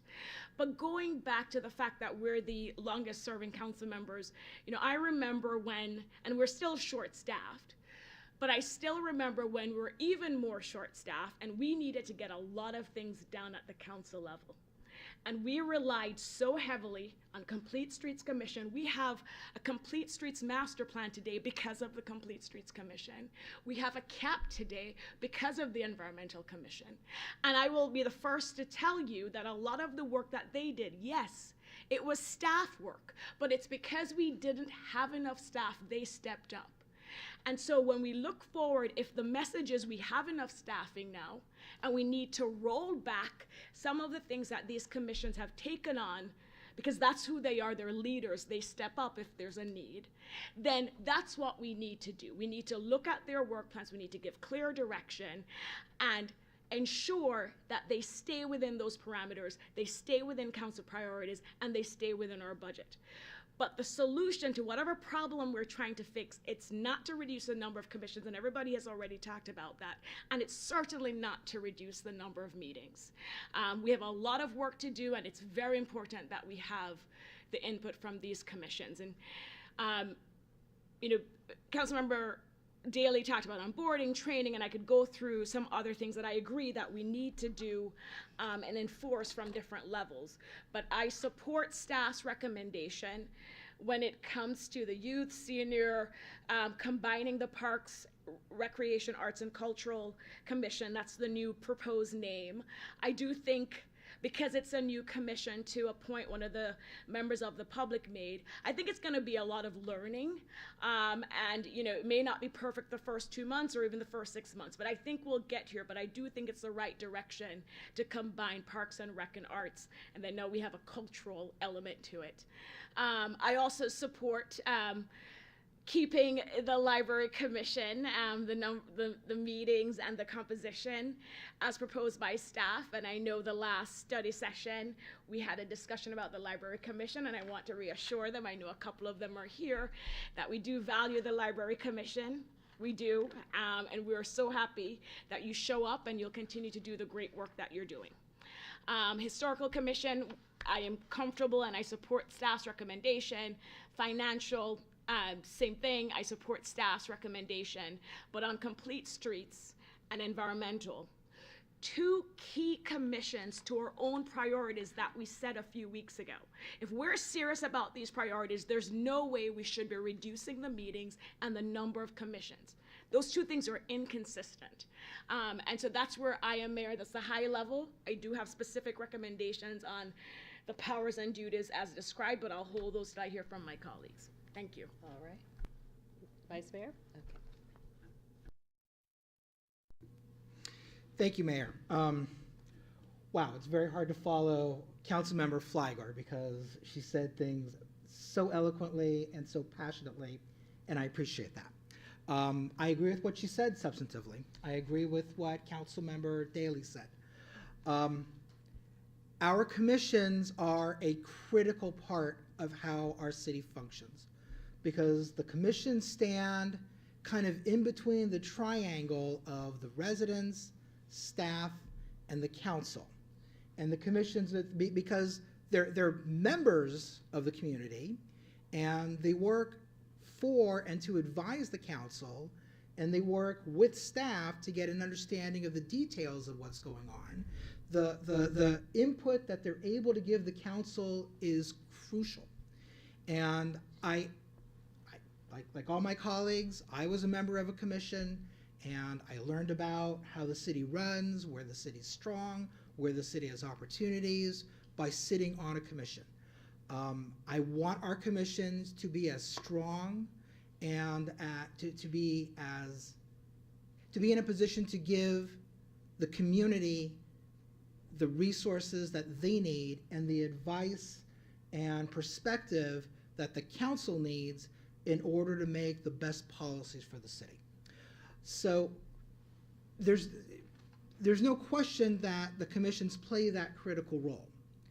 But what I have seen over the past 5-6 years since I was a commissioner and then now on council, 7 or 8 years, I guess, every commission wants to contribute to the city and they want to do good work and they want to be heard. And most commissions also believe they're not valued enough, they're not being listened to enough by the council. And I think that there's a lot of justification to that. That's why we're going through this process. I think that taking a high-level look at the commissions, identifying where the commissions are working well and where there's an opportunity to improve is a huge benefit to the city. And I think that having a top-down perspective, the way that staff recommended, where we're aligning the commissions with the goals and priorities and frankly the budget of the city is the right way to go. It sounds really good, and I think that it's going to have a positive effect. Something that Councilmember Daly touched on and Councilmember Flagler did as well, I think really deserves a lot more attention, and that is the onboarding and the ongoing training that we are giving to commissioners. we are not giving commissioners the training that they need when they get onto a commission. And I'm speaking from my own experience, and now I'm speaking as a council member who has been a liaison to commissions, that have had people come on board. I don't think that our community is served by simply giving a commissioner a link to a video where somebody lectures for an hour and a half and then another hour training on the Brown Act so they don't get themselves into trouble. I mean, that's important. I'm glad that we're doing that, but it's not enough. Most commissioners, and I include myself in that when I first became a commissioner, don't know really how commissions run, how meetings run effectively. I mean, we're blessed in a way that there are some commissions that have members and have had chairs who really have a lot of experience in running meetings, setting agendas, keeping things moving. I'm looking at Nadim Malouf, who is the former chair of the CSC. I learned so much watching you and looking at your agendas about how commissions really can run well. I think that it would behoove the city to put some dollars behind some kind of a training program and make it an ongoing training program, having consultants that are able to watch periodically and give constructive feedback. It's an area that I think Los Altos can be a leader in the state of California. I think that, like I said, it's going to benefit everyone. Frankly, I think it's going to benefit staff. I think staff and the liaisons, they want to do that. They want to be able to show commissions how to work well, how to give the feedback that the council and staff wants. But that's not what staff's expertise is. And frankly, it's not what the council's expertise is either. So we can have liaisons in all of the commissions from the council and from staff, but that doesn't give them the tools. And I would really get behind putting in some appropriate resources to finding those tools in order to make our commissions work better. I do want to address comments that I made the last time we talked about this topic. I asked the question, what does the Library Commission do? And I understand that that has been interpreted by some people in the community. Jonathan Weinberg doesn't value the Library Commission, how it's disrespectful to us. And I apologize for disrespecting the Library Commission and anyone else who took offense to that question. When I asked the question, what does the Library Commission do? I did not mean to convey, I don't think the Library Commission is valuable. I meant to ask, what does the Library Commission do? And I got answers from the community, from my colleagues, from staff, and now I'm able to make a more informed choice about what reforms the Library Commission should have, because I got the information that I needed. So to the extent that anyone took that question as my disrespecting their work or disrespecting the libraries, I apologize for that. It was not my intent. I think the Library Commission is an important part of our community. I think that there are ways in which the commission can be improved, the same way that I think all of our commissions can be improved. But I just wanted to put that clarification out there. Like Councilmember Flygore, I have some specifics that I'd like to address, but from a broad perspective, I think I'll end it there.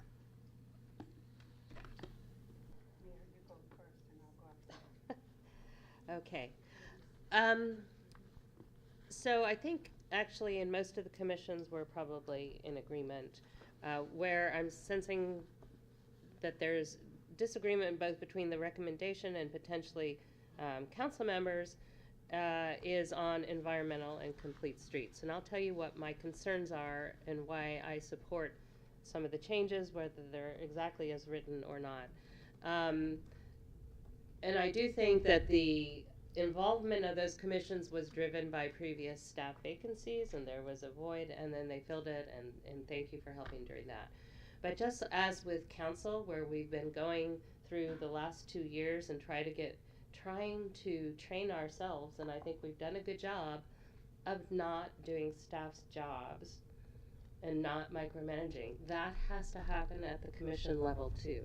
And so we all need to have a policy perspective. And by not making any changes in some of those respects, and it's not going to help us be more policy focused and the commissions be more policy focused. I will say there's one piece that's missing for the equation that maybe should have been addressed earlier. It's the question about the subcommittees. And I don't think subcommittees should be a justification for the number of commissioners, because we probably should have really clarified the concern with subcommittees and whether we're going to allow them or not at all, which I know is very different from some of the commissions that have worked, but we haven't addressed that, and it's not in tonight's recommendation. So I guess it was a little bit of chicken and egg, and so we don't have that in front of us. I don't believe that 7 commissioners are going to be stronger than 5 in some of these cases. I just don't believe it. And when we try to recruit, you are more easily able to recruit better commissioners when you have fewer spaces, assuming all else is equal and they apply. I'm willing to listen to specific recommendations, but my big concern is we have to be policy focused. Staff, has really trained us. And in fact, 4 of the 5 of us committed last year, to do this exercise that we're going through now. And I'm just very concerned. Every commission we need to look at them objectively and make the best, not just no changes. I mean, we have to be policy focused, and I haven't really necessarily heard that acknowledged. So that's just my concern with what I haven't heard. In general, I agree with a lot of the things, but I don't think no change is necessarily the answer, and whether there's some boundaries or guidelines that we do training around or something, but it has, we have to address it. So Councilmember Liang, your turn. Thank you for stating that. I agree with the point you raised. I agree that it's important for us to be focused on what we believe in, but I also believe that it's important for us and the commissions to support our priorities, and we ourselves have to be priority focused. And so I'm kind of torn, because like the 2 commissions that have done a lot of heavy lifting, when I was on Parks Commission, when we did the Parks Master Plan, the bulk of the work was done and you had a guiding tool. What happens is, after you have a guiding tool, we need to let our staff take the reins and do the work. And making sure that our staff has the time to focus on the priorities that we have established for them. So my concern is, how are we going to allow and support our staff to do the work that they need to do? But this does not take away from the respect and the appreciation of all our commissioners. And we do value all of you, and we do value all volunteers. What I want to make sure is, when we as well recruit volunteers, we have a diverse view of participants in our commissions, and making sure we hear from the broad spectrum of participants who are willing to serve, and not just have a target audience that we want to just focus on certain things. So as we discuss this going further, there's no doubt we appreciate all the work that has been done and the people that have been involved in giving of themselves. So I just want to thank you all for your years of service, and we would like you to continue to participate, and I think we're going to figure out how to make sure you continue to do that. So thank you, Mayor. Thank you, Councilmember. All right, so I heard 2 council members say they had some suggestions, and Vice Mayor, a finger was pointing at you. Would you care to go first? I'll follow your lead. Okay. Okay, so on the powers and duties, several of the commissions, and I'm looking now at the group of commissions that are, I guess it's group 3 of the commissions. This includes the complete streets, environmental, financial, historical, library, park. Yeah, park is the last one. So these are the commissions I think where staff really wanted additional input. A number of those commissions have as their fourth commission shall, it reads, serve as a forum for community input and engagement when appropriate. The phrase when appropriate seems vague to me, it's ambiguous.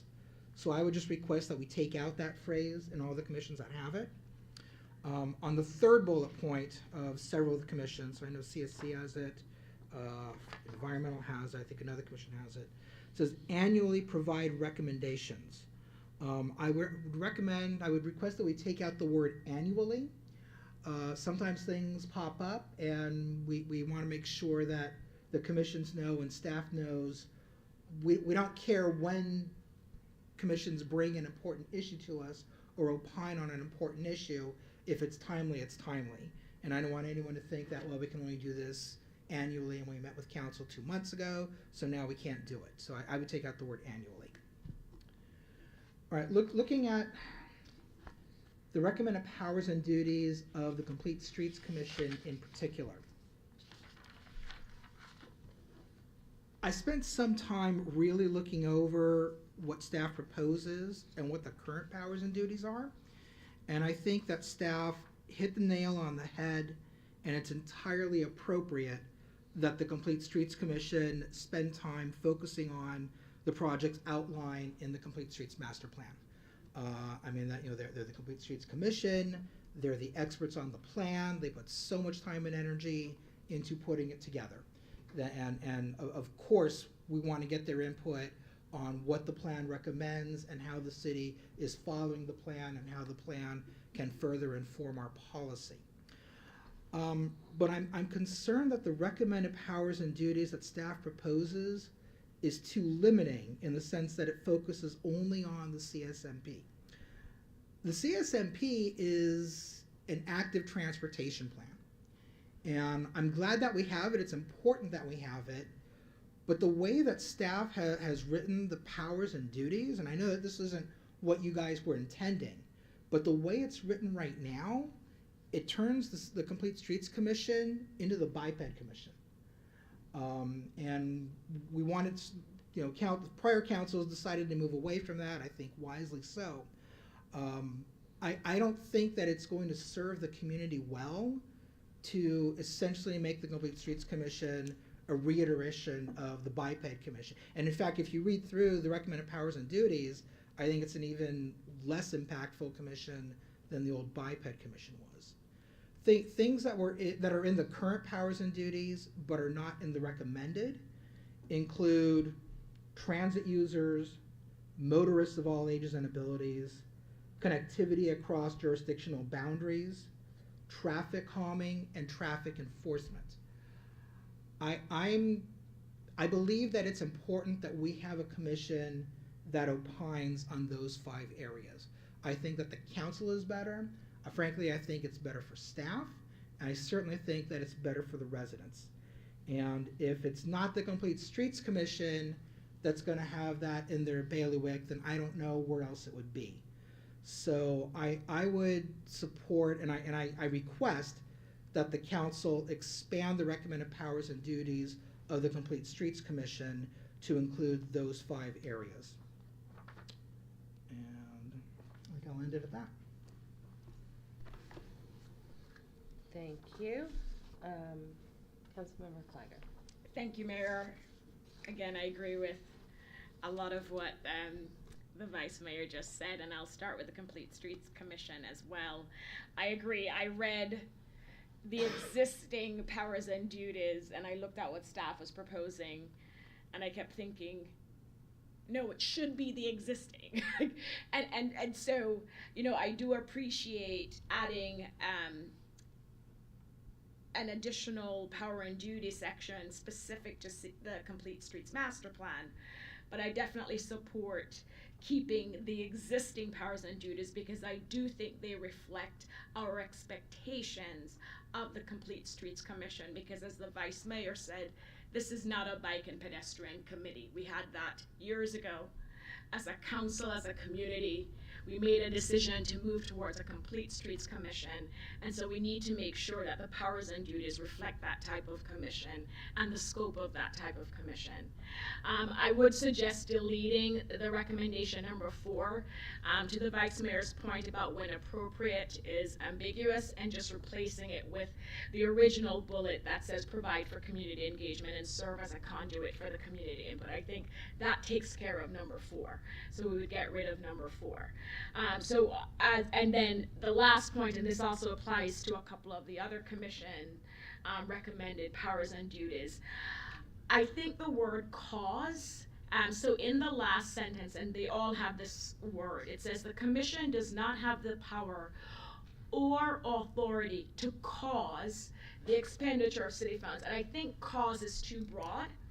I think what we really want to say here is the commission does not have the power to authorize the expenditure, because they can take action or make recommendations that result in council authorizing an expenditure. And I don't want the word cause here to be misinterpreted or used against the commission to say, wait a minute, you guys are causing an expenditure. And I really think the intent here is to say they don't have the authority, which they do not, to authorize the expenditure of city funds. So I am very troubled by the word cause, and I'd recommend that we take it out. On the Environmental Commission, I had the same thing with the Environmental Commission. I would take out the word cause, and then reword that to say authorize the expenditure. And I had a very similar reaction to the Environmental Commission proposed powers and duties 1, 2, 3, 4 compared to what the original language said. I think the original language better reflects the role of the commission. Again, I am comfortable adding CAP, since we know that CAP will be with us for several years. And so my recommendation would be to keep the current powers and duties of the Environmental Commission, and then add staff's great recommendation to specify CAP as one of their powers and duties. And again, for me, I think, yes, it's important for us to refine and clearly define the powers and duties of these commissions. But what's more important is to ensure that as they carry out these powers and duties, to the mayor's point, we're focused on policy, they're staying within the council's priorities, and they're doing work where we have support and resources, both from the budget and from human resources, to support what they do. I think if we're able to get those pieces right, that's where we all need to be. We're one team. We have the staff, council, and the commissioner. We're one team really trying to accomplish these priorities for our community every year, and we all play a very important role. And so stripping them of their original duties, for me, is not how you solve the problem we're trying to solve. These are the duties that they're intended to do. We need to focus more on ensuring that they have the training and the guidance, and I'll just say this, I will say this to our commissioners, and a lot of them are my dear friends, you also need to work with us, right? Like, if we're telling you you're stepping on the wrong side, you're now getting into policy, or you're now getting into work that's staff, or you're burdening staff where you have 6 subcommittees and they really can't support your 6 subcommittees, you also have to work with us.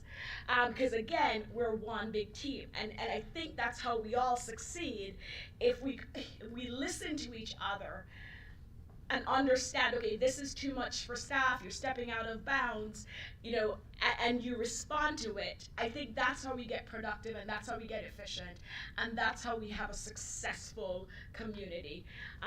And those are my word suggestions, Mayor. Thank you. Okay. I can go next unless one of the two of you want. Okay. So I can see the point in Complete Streets Commission on bringing up some of the other words around transit users, traffic calming, traffic enforcement, into the proposed current powers and duties. I have a concern on Environmental Commission that's saying the existing powers and duties is, the existing powers and duties really doesn't say much, and what it has said is carried up above with some further detail added. So I don't know, I don't support the current powers and duties of the Environmental Commission is really not much. This was one of the commissions that didn't really have definitions. So I support the definition as proposed. I mean, it pulls up the 4 items proposed, pull up the little bit that was said in powers and duties, and then adds additional information. So, you know, I think there's a number of commissions that there really isn't that much debate on, and I think it really just comes down to Complete Streets and Environmental Commission. If I'm sensing, okay, maybe Councilmember Liang, and so go ahead. What did you want to? Yeah. Thank you. My confusion here is, why do they work on CSMP more? We've already got a CSMP. Staff already knows how to implement it. Let's not do staff's work. What we do have is 2 other master plans that need to be worked on, and that's what needs to be worked on and updated. We have to update our traffic calming master plan as well as our congestion management plan. And that's what they should be working on. Also, with the Environmental Commission, we have a cap. Move on to the next thing, which is Moendo. I mean, that's what they're supposed to be doing, is working on these new plans, working to update these plans, and that is in their purview of what they should be steering them. We should be steering them to. Yep, I mean, I agree with that. So, Councilmember Daley, and then maybe we can see if we can craft a motion. I'm not sure where we are. I haven't heard anything yet that I disagree with. For starters, I definitely agree with Councilmember Lee Ng's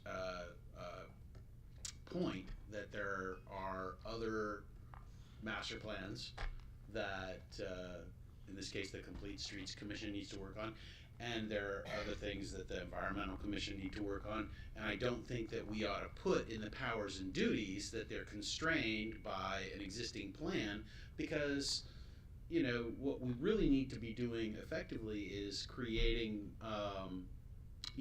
creating guidelines and policies that will still be effective when the facts on the ground change, right? So I don't see the point in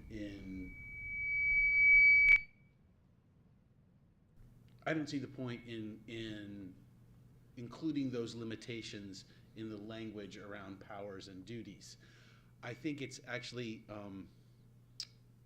sufficient to say that the commissions will work on things like planning documents, master plan, park plan, complete streets plan, safe routes to school, Moendo, as determined by council priorities, right? And then I think it was, Mayor, you said something important too that I can't seem to recall what it was. Yeah, so I don't think we need to specify in the powers and duties that it's constrained to the Complete Streets Plan or the Climate Action and Adaptation Plan. That's inconsistent with our practice. Thank you. And I agree, and I'm glad Councilmember Liang brought it up, and Councilmember Daley said it well, because I think if we do get prescriptive, we'll be revisiting these powers and duties every 5 to 7 years. And really what we want them to do, and this ties into another suggestion I have, which is a more general catch-all language that should be added to their powers and duties. Basically, it's additional duties as directed by council. And it would tie in with, if they're working on a plan or subsets of a plan, then that's part of their powers and responsibilities. I do want to address Councilmember Lee Yang's question or point about, okay, they have already done all the work on CSMP and CAP. Now move on to the next thing. As we know, the previous CAP, the CAP, single A, and other plans we have adopted over the years, each portion of the plan to lead to implementation. We have community engagement forums, we have additional subcommittee work that helps council make better decisions that staff takes to these commissions, and they're able to vet a lot of it and do some of the review of proposed ordinances, proposed policies before it gets to us. So I think in addition to helping us craft new policy, they are instrumental in helping us get to implementation of the policy. They don't just help us get a plan in place, and then their role is done. They have a continuing role to play, and we need to define what that role is, but they have a continuing role to play to ensure that we get these plans implemented. We've seen what happens in the past. We need the commissions. It cannot just be staff and council. The commissions are very critical. I mean, unless we're saying we don't want to implement portions of CAP and CSMP. I mean, if that's where people are really trying to get, then that's a different path. But if we really want to get CAP implemented and we want CSMP and the other policies that Councilmember Liang mentioned to be implemented, we do need these commissions continuing to play a role, and we need to define what that role is. It's not staff work, it's not council work, but they do have a role to play. Yes. Go ahead, Councilmember Liang, and then I'll come to you. There's Vice no Mayor. doubt about it. They will continue to serve in implementing much of the master plans that they have. But the point is, we don't need to dwell on that. They need to take guidance from staff. After staff does their work, then the staff will guide the commissions as to what needs to be discussed, what input we would need. But the problem is, it's been working the other way around, and we don't need that. So I think it's also part of our problem that we have caused, that we didn't provide proper guidance. So I think it's good that we can do that now. I think we have, like I said, we have other plans that are older.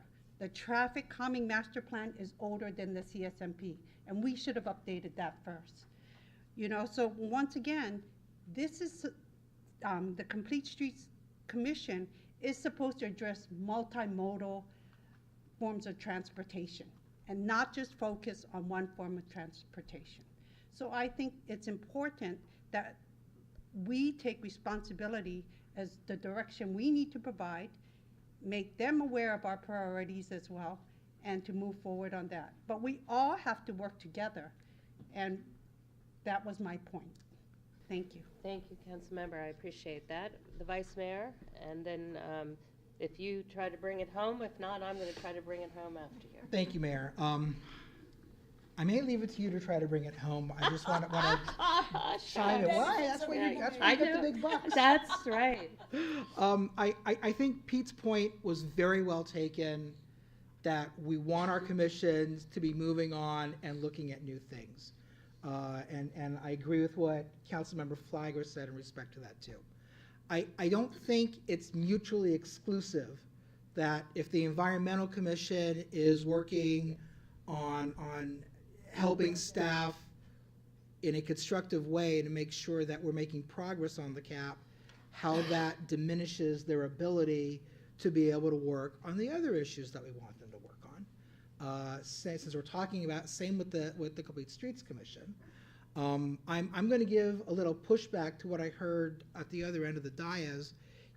Yes, the circulatory element and the traffic management plan and our stop sign policy and all these goofy things that we have when it comes to regulating or guiding the city on traffic, they're old, and with the Complete Streets master plan, it focused on something that was not as old, but I think we want the commissions and staff to prioritize, and I think that's what happened. I think that's what the council did. Our circuitry element is really, it's like 20 years old.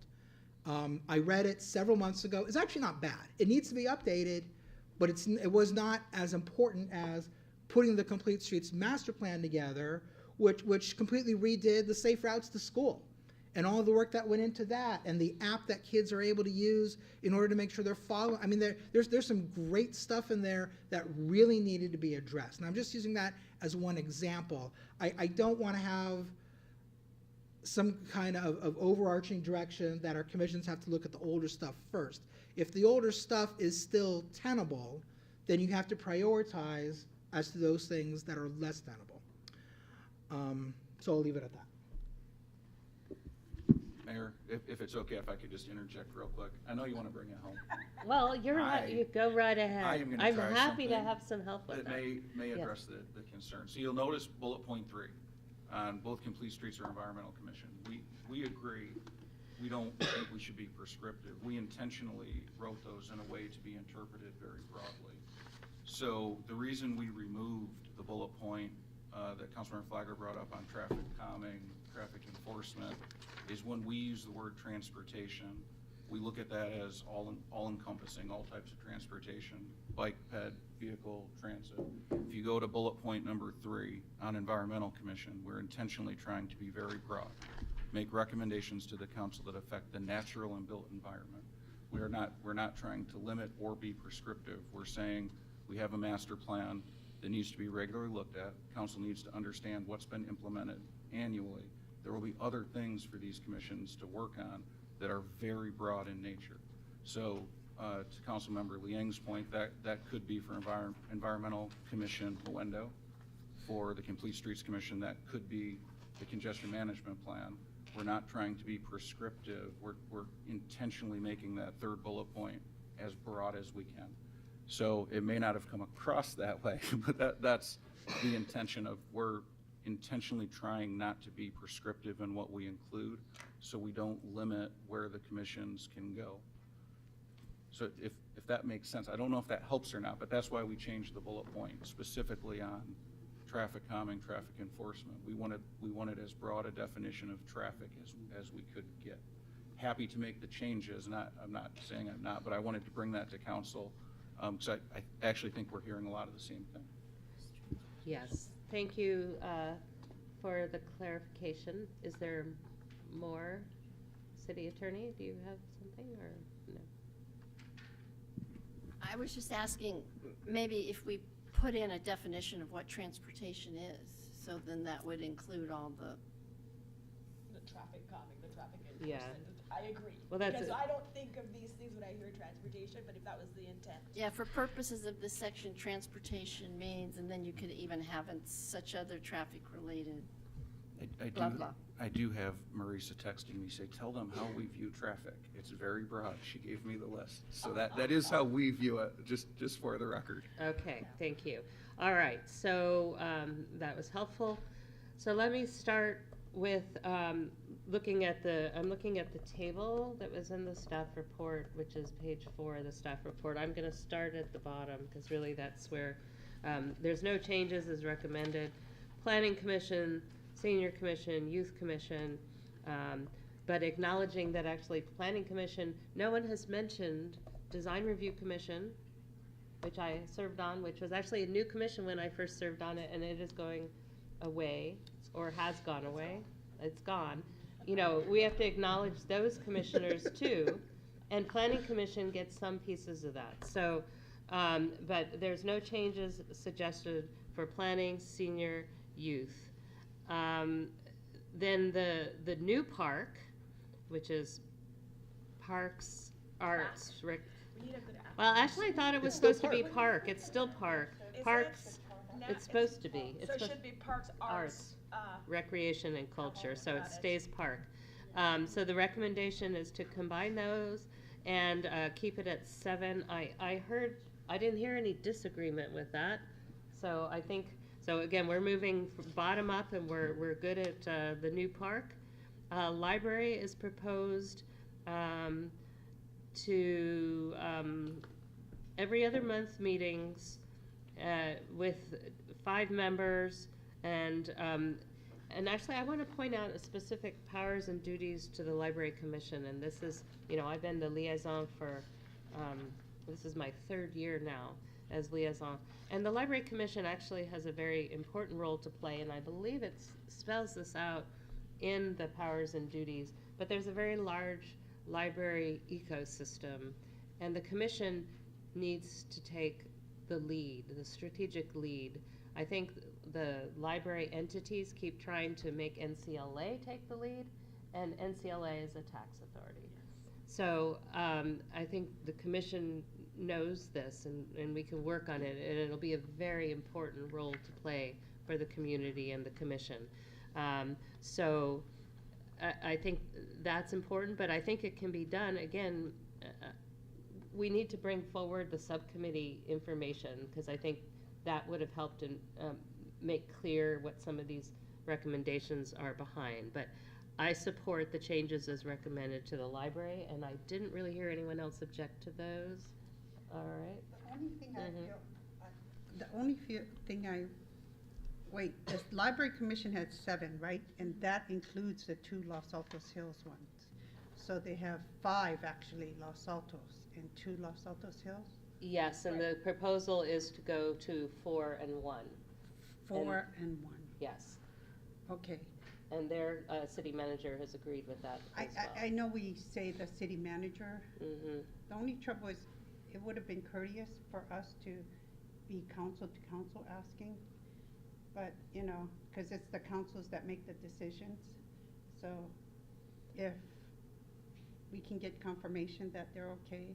I haven't noticed that their council actually makes those decisions. I could be wrong, but the council but I makes think the it's decisions yeah. that does. Yeah. That and I would does. assume the city Yeah. manager wouldn't talk out of turn. I would Yeah. assume if Peter said yes. Yes.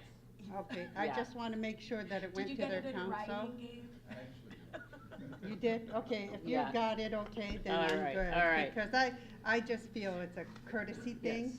And No, and I can mention it to, my counterpart on our counterpart on NCLA or something. But I think we're covered with that. Okay. Historical, I think that was agreed, even with the historical chair. Proposed membership 5 with quarterly meetings and special meetings, and with all these commissions, special meetings can happen. Historical Commission had 2 meetings in the span of 1 week. Yeah, rah. You go, Larry.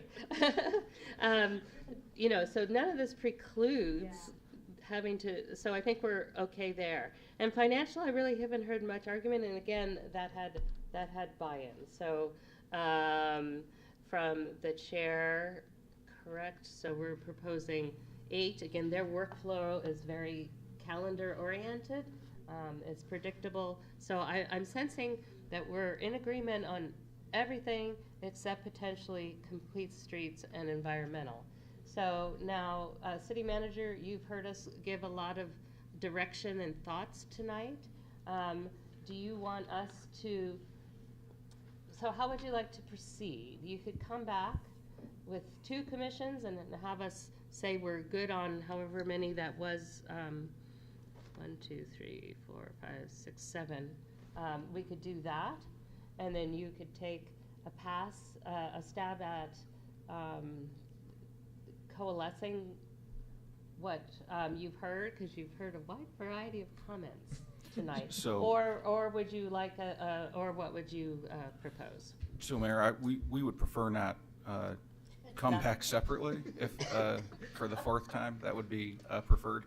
I do think we actually have direction with the exception of 1 point, and I'll ask that at the end. But we have to come back with the formal changes to the ordinance, so the things we mess up, council can let us know. Okay. The only thing I think we don't have direction on is when we talk about monthly meetings for Complete Streets and Environmental Commission, is monthly 12, is monthly 10. I support 10. Can I ask a meeting? And can I have a question too? How many meetings did they have this year? If it's 10, then maybe we do 10. I would have to go back and look. I think it's a common practice of commissions to not meet all 12 times, but I wouldn't know offhand about what other commission met this year. Councilmember Daley. Uh, Microphone.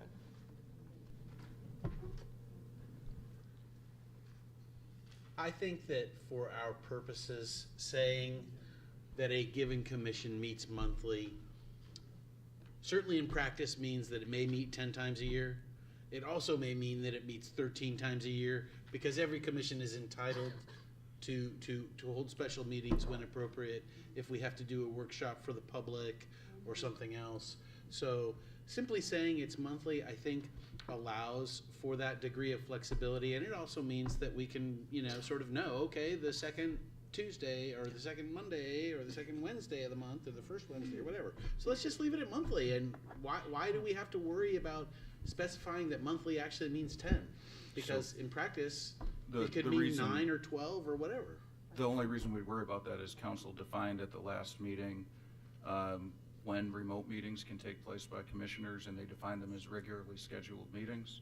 So we just need to have that defined not only here and in the handbook. So a regularly scheduled monthly meeting can still be canceled. Correct, but it would be 12, meaning that 20% would be different than 20%. I'll defer to whatever the group wants to do on this. To me, it sounds like we're kind of torturing it a little bit. That's what government is. Fair enough. Okay, so city manager, do you, Director Zorns? Just because I'm able to pull it up Yes, really okay. quickly.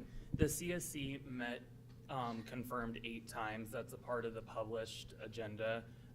2 of which, so they would have met 10, but 2 of them were canceled. That's on the city's website, a part of public agendas. And then the EC met 12 times, a part of the published agendas. So that is all available for public consumption. Yeah, and So- we should probably have language in there that they may meet, because if we say shall, then you get into forcing a meeting that you don't need. Okay. So do you have enough direction to bring us an ordinance based on what you've heard? Yes, Mayor. Excellent. Vice Mayor? So, I'm sorry, just one more question. I'm kicking myself for not having asked this earlier. What is staff's logic for recommending that Park has 7 members, but the Complete Streets Commission and the Environmental Commission go down to 5? I had that point too, Vice Mayor. Okay. We're getting what we want. All right. Because it's assuming additional duties that require different expertise, but maybe that's not what you feel, city manager, but. Okay. I think we have direction, Mayor. I can cover that. All Vice right. Mayor. Excellent. I'm glad to hear it. So, we are past 9 o'clock, so we're going to take a break now. I assume everybody is good with that. And I do think we will finish all items on our agenda. Essentially, we'll move to number 9 and then number 4 that was pulled from consent. So do my colleagues agree we can finish our entire agenda? Yes. Okay. So we will take a 10-minute break.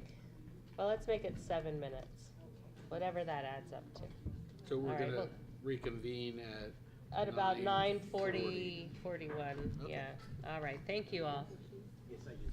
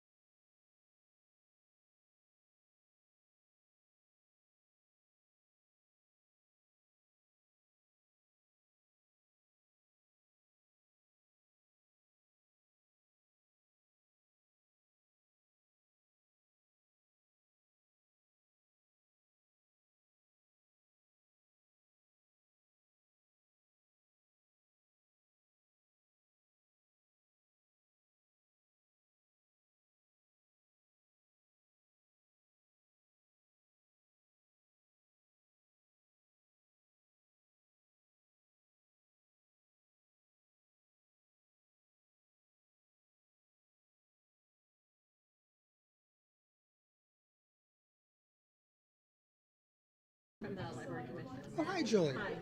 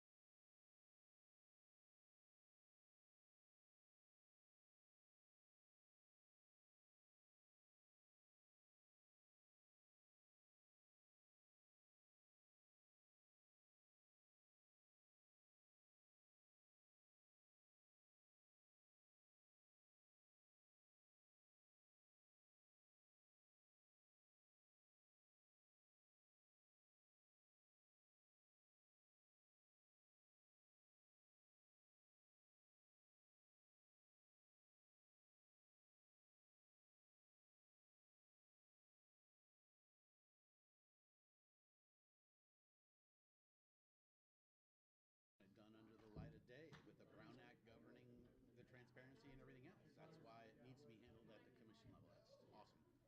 Mm-hmm. Oh, yeah.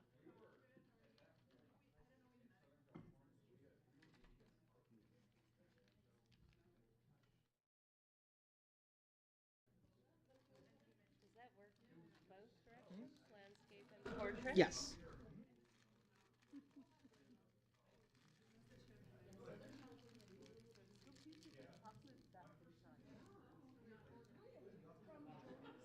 I didn't have one. Maybe I'll have one if there's still one left. When we get to discussion, I will be ready to make a motion very quickly on item 4.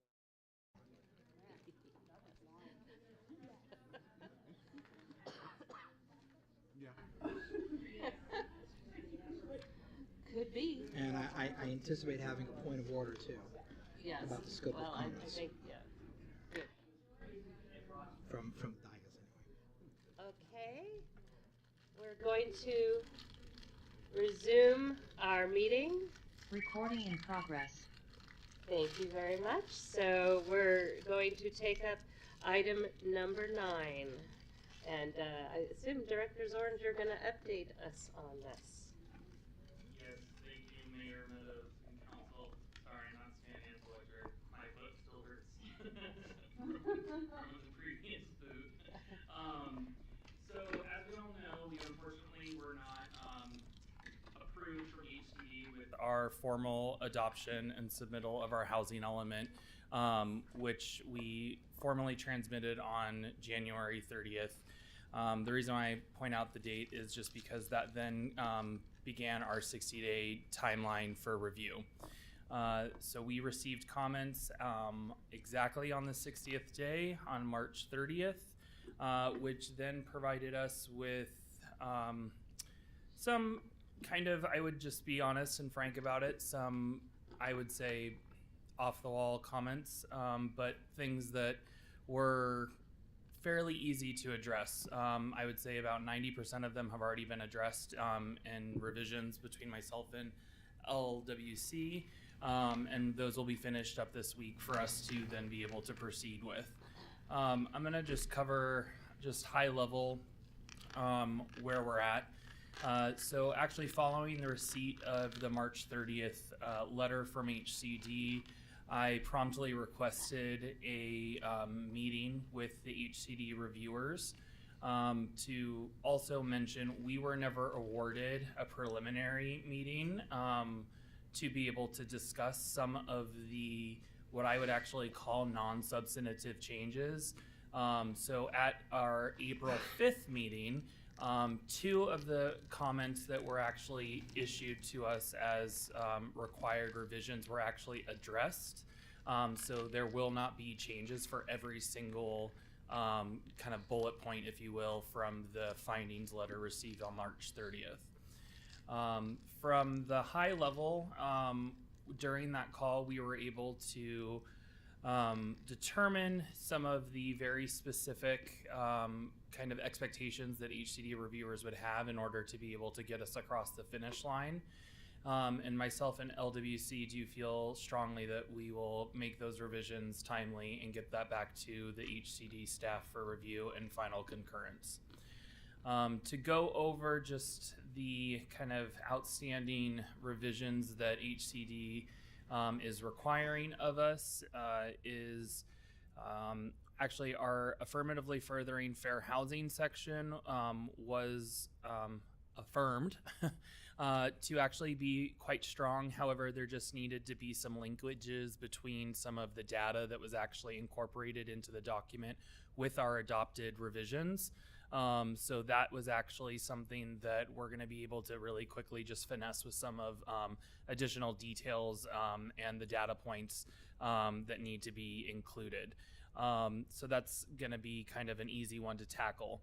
One of the things that HCD previously had asked of staff, or the city rather, was for us to analyze and prepare our data on a local level, which we had originally done it on a regional level. They now want both. They could have just told us that in the very beginning last year, but they did not. So that's going to be what we're going to incorporate, is just some of that original kind of regional to now the local, and have the nexus between the two. One of the questions, and this is oftentimes what happens with a city much like Los Altos, is we're obviously a jurisdiction that's very near 100% build out. We don't really have very much vacant land. What we do have isn't obviously very, quantifiable in regards to land mass. So it's, very broken up and segmented throughout our jurisdiction. So we rely heavily on what we call quote unquote pipeline projects. We actually have a very strong pipeline inventory, considering that the majority of it has either already been entitled or is actually in construction documents with the building division, or is actually under construction right now. So we really don't have that many. We needed to just provide a little bit more clarification on where those pipeline projects are in the process in order to be able to substantiate our reliance on those projects. So that was something that actually has already been easily accomplished and will be integrated into the revised draft. One of the things that was previously commented on by advocacy groups in the city was our reliance on specific sites such as Foothill Crossings. Foothill Crossings has, I've actually spoke to the property owner. They are interested in development. And previously, some of the advocacy groups had asserted that there were long-term leases that would prevent the redevelopment of that site. Those comments were inaccurate and based on no substantiated evidence. The property owner has spoke to me, and beyond, having a written letter of what their lease actual role and includes, they have reassured me that they will be moving forward with development applications within this planning cycle, which is what we need to count on. Again, the planning cycle is an 8-year period.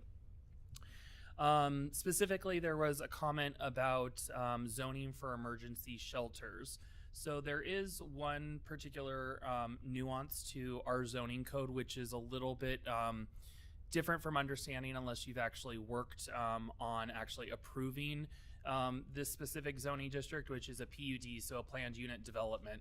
And it is a little bit complex for some that haven't used that in land use before. That was actually one of the comments that was already addressed with HCD because they just simply didn't understand what we were saying in our draft element. In regards to kind of analyzing the local land use controls, our adopted element did provide a certain amount of guarantees. However, there needs to be a little bit more of a specific assertion of what we're going to guarantee as the minimums for increases to things such as height. So, for example, in the comment letter, they were specific about wanting to increase something that was, in my mind, a little bit funny, just because it's a 1 foot height increase for Main Street and State Street based on what we had already included in our element. So that will be an easy solution for us to be able to accomplish. Minimum unit sizes, again, this is a complexity of some of our land use documents here in the city.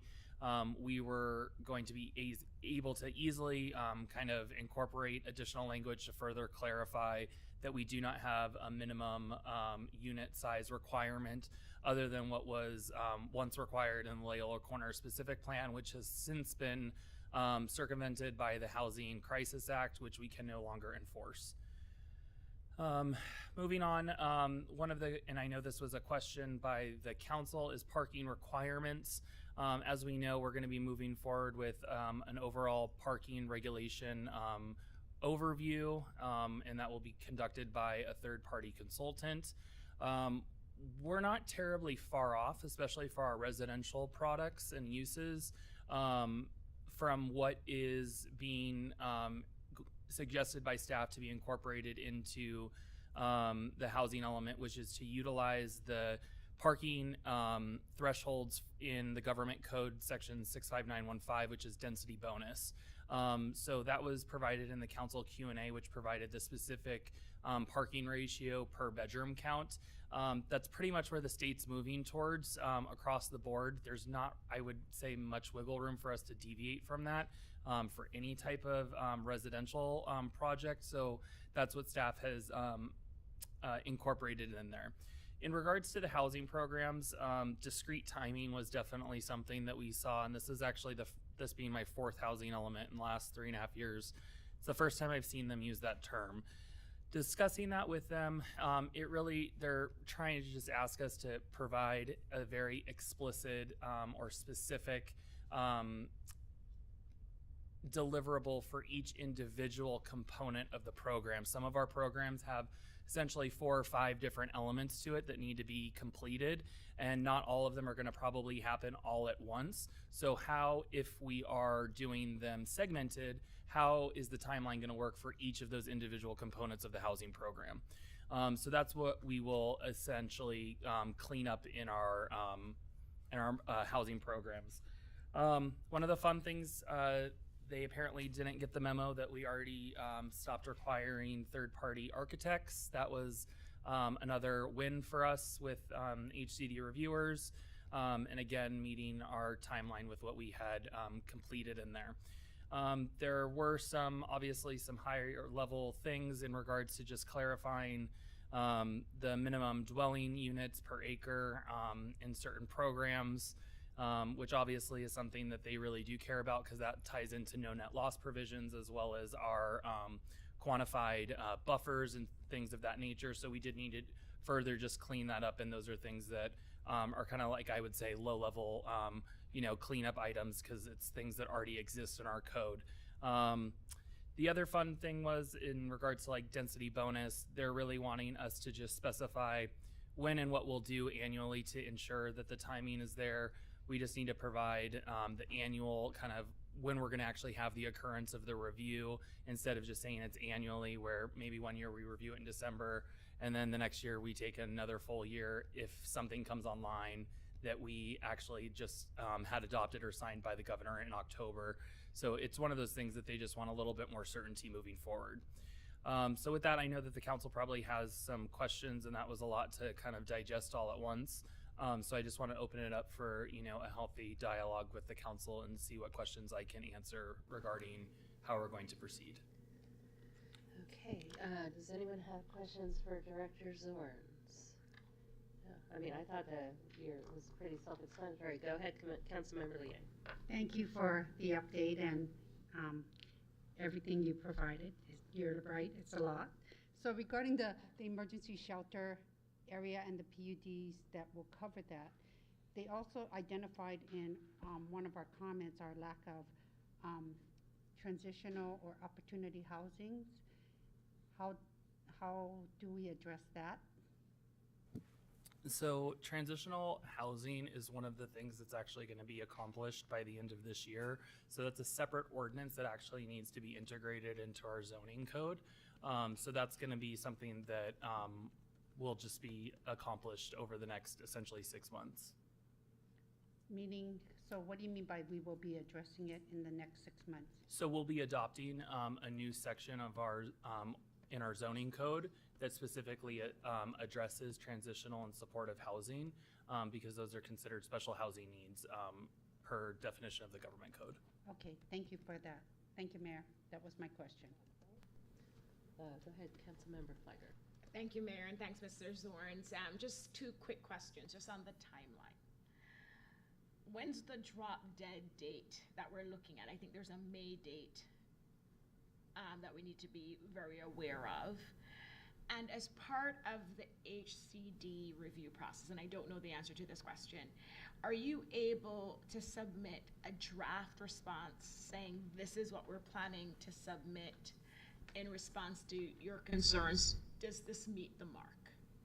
Before, because my concern is we submit our response or updated element, and they take, because they're looking at elements up and down the state, so they're not looking at it immediately, and we run up against this May date. So I don't want to just submit it and wait and pray.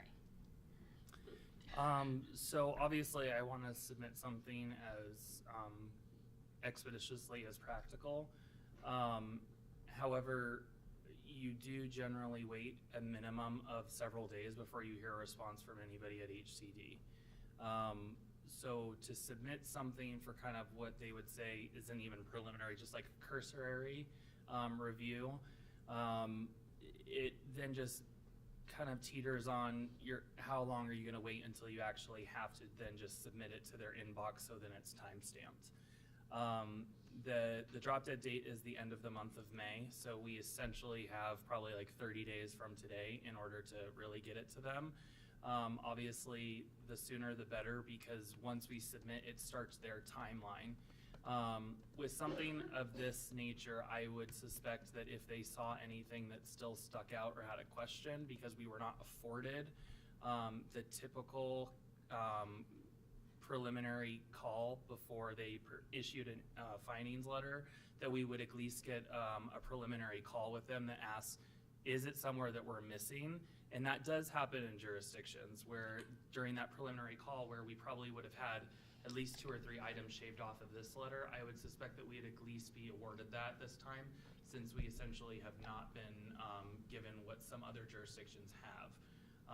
So it's kind of just one of those things we want to get it back to them as quickly as possible. So then you lead into my next question, because I wanted to understand the timeline and what that looks like.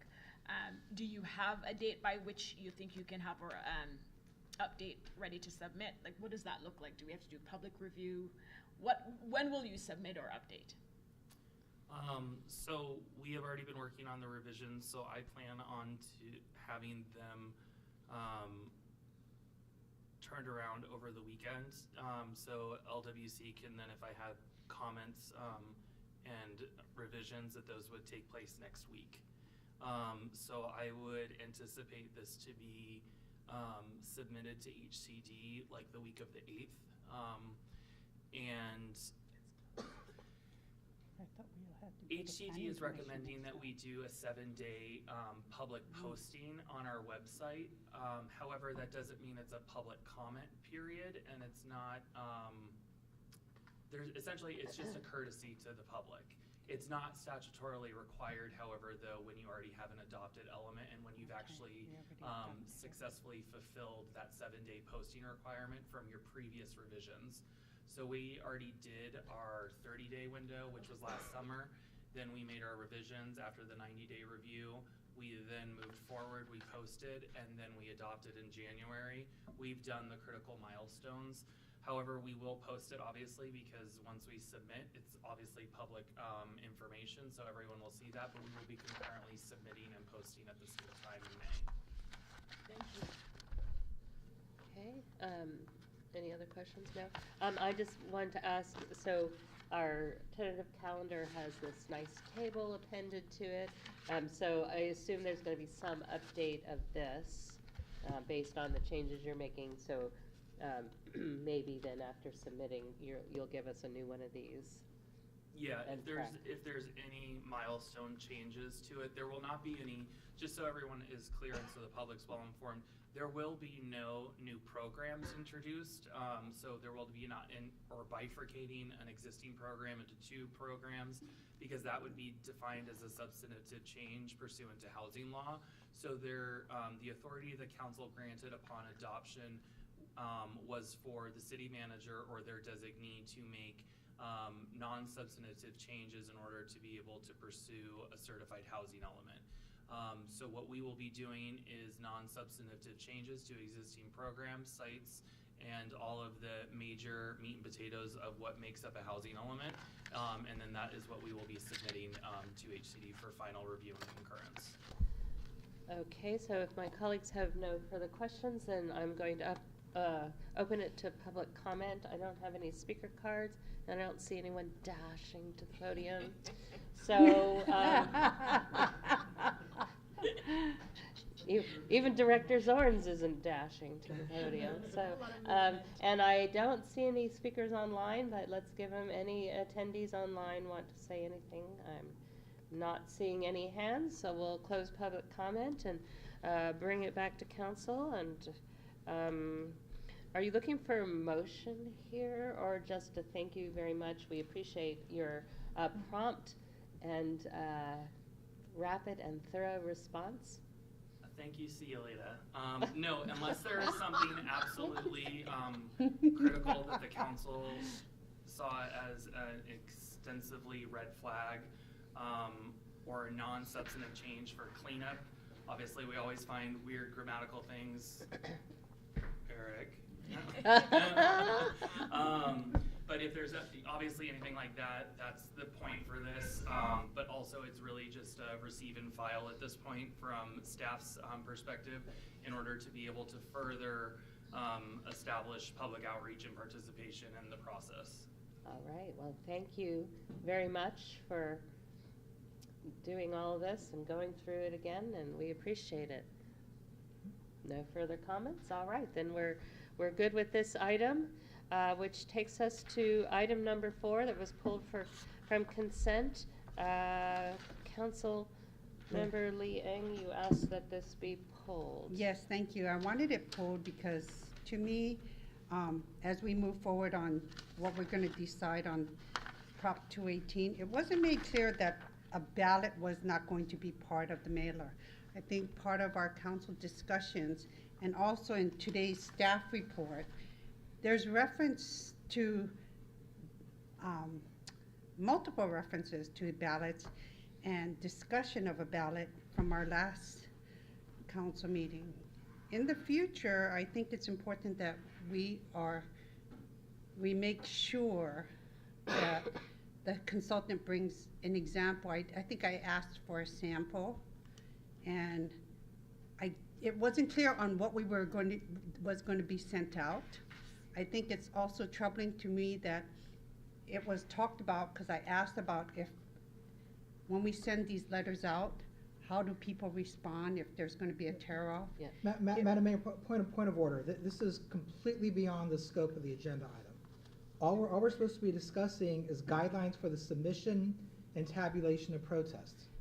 I know, but it's how we get people to provide the letters for tabulation and how we're going to get I'd these like to ask the responses city back. attorney, because she's been pretty clear on this. City attorney?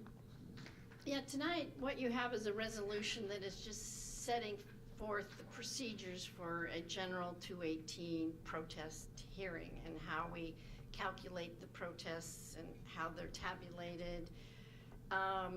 What is contained in the notice is pursuant to Prop 218, and that notice has already gone out, and it's providing the 45 days notice for our public hearing where people can submit their protest letters. They can come and submit their letters in person, and they can address the council on it. But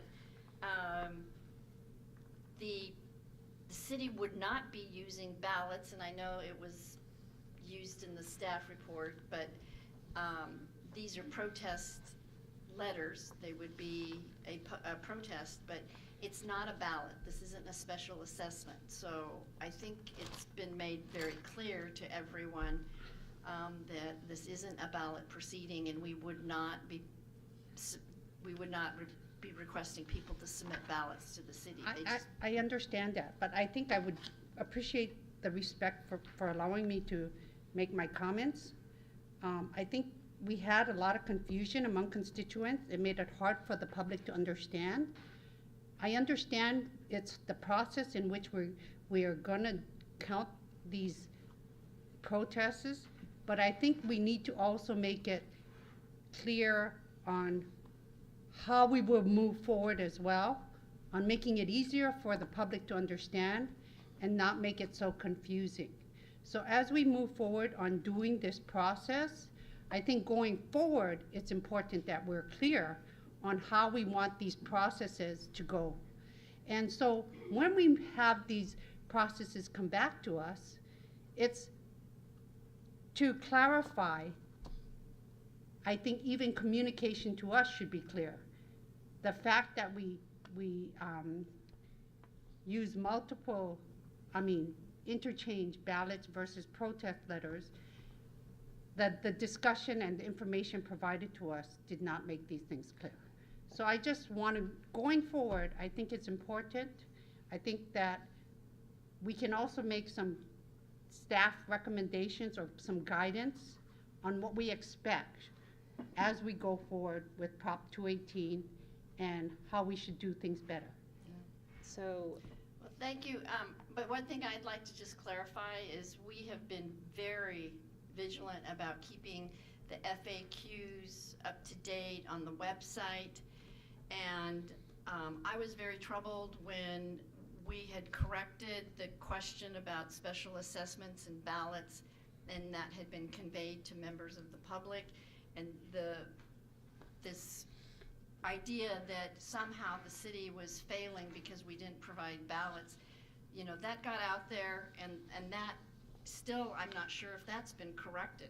So I know the city has a very good website about FAQs. I wish that this accusation that somehow we were not following 218, I wish that would stop because we are following 218. And if we were doing a ballot, we would not be following 218.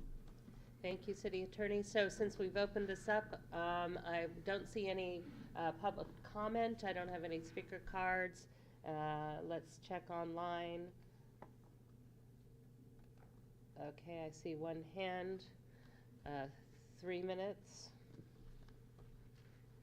Roberta Phillips. Hi, good evening. Yeah, I guess I have 3 minutes. So I am sure that we are following the law as to Prop 18. But I think Prop 18 was vote on whether or not they wanted to have an increase in a fee or an assessment, etc.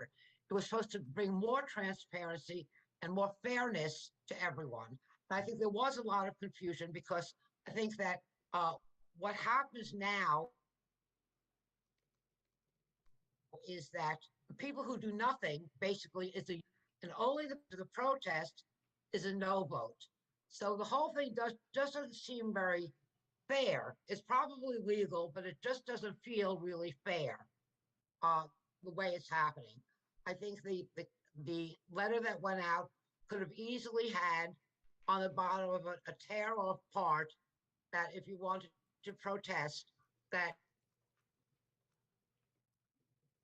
you could just tear it off. You didn't need to provide a self-addressed envelope. So I said the process just seemed confusing and a little bit unfair. And I think that, we're all facing inflation. I think that it's going to be a really big burden on seniors, people living on fixed incomes. And, if this does pass, I'd like to see you guys consider an exemption for seniors because, people have to choose between, buying food, buying medication, etc. So I think, it's not like you're asking for a 5 or 6 or 10% increase. You're asking for 116% increase, which is a huge increase and a really big shock to all of us. So, I just wish that you had followed the spirit of the law. Like I said, I'm sure you're doing things really legally. I'm sure Jolie Houston is correct. But it is unfortunate that, people ask questions and then they have to go on a website to try to get an answer. So we'll see what happens at the hearing. Thanks.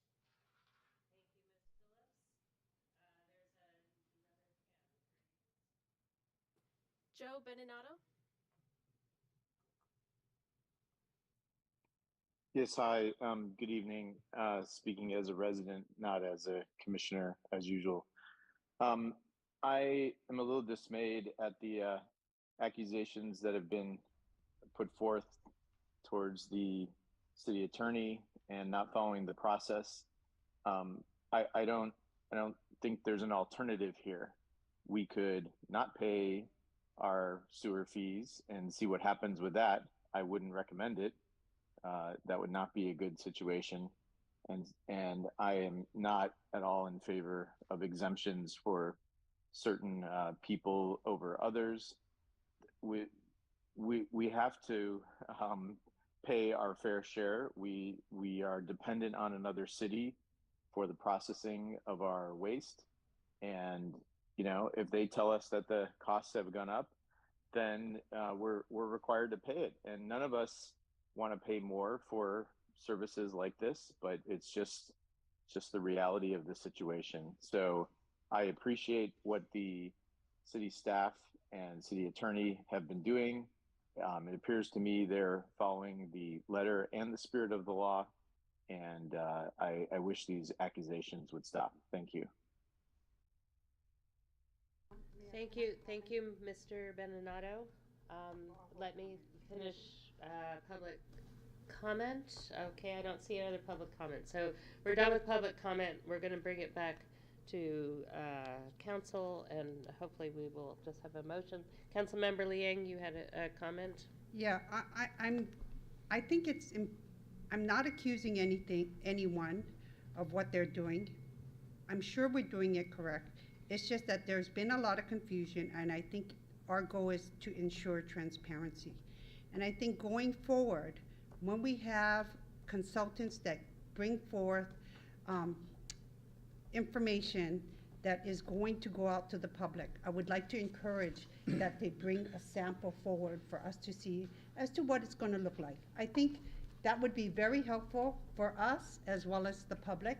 It's our duty to allow the public to see what's in our reports and what we will be examining, and I think that is just helpful. So I think going forward, I think that would be beneficial for all of us. So thank you. Thank you, Councilmember. We did discuss that during the original meeting, and there wasn't support for that.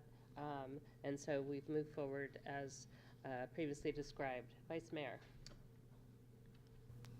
Thank you, Mayor. I'd like to make a motion. I move that the council approve the resolution entitled Approval of Guidelines for the Submission and Tabulation of Protests in Connection with Rate Hearings conducted pursuant to Article XIIID, Section 6 of the California Constitution. May I have a second? I'll second. Councilmember Flagger seconded. City Clerk. Councilmember Daly? Yes. Councilmember Flagger? Yes. Councilmember Lee Eng? Yes. Vice Mayor Weinberg? Aye. Mayor Meadows? Yes. Motion carries. All right, thank you very much. So the next items are informational only, so we don't need to discuss them. We will move on to council and staff reports, and I think I forgot to look at my calendar. I've been busy, but I don't remember exactly what. Does anybody have a report? Go ahead, Councilmember Fliger. Thank you, Mayor. I didn't look at my calendar either, but I am prepared to give my report from my attendance at the Cal Cities City Leaders Summit. It was a great summit. This is the second year that Cal Cities has introduced a summit format to Lobbying Week in Sacramento. And, you know, I had an opportunity to meet with different representatives, both in sessions, but also in offices. Of course, there was a bomb scare at the Capitol while I was there, as a couple of you know. I was on the local news. There was a clip of me on the local news. And so that was not something that made the trip, you know, exciting as we thought it was going to be, but it was very interesting because we learned a lot just about some protocol at the Hill. In any event, back to the Cal City City Leaders Summit. I attended different sessions, the 4 that I do want to share with my colleagues. You know, I went to a Get Them to Yes persuasive skills session, and what I really appreciated about that session, it's, you know, really how you work together to get to yes, especially for strategic goals and planning. And I know we had already done our retreat, but it was still a very informative session and very engaging presenter. I also attended a Surplus Lands Act and land use session, and I wish, a matter of fact, I will see if I can get the material so I can share it with all of you.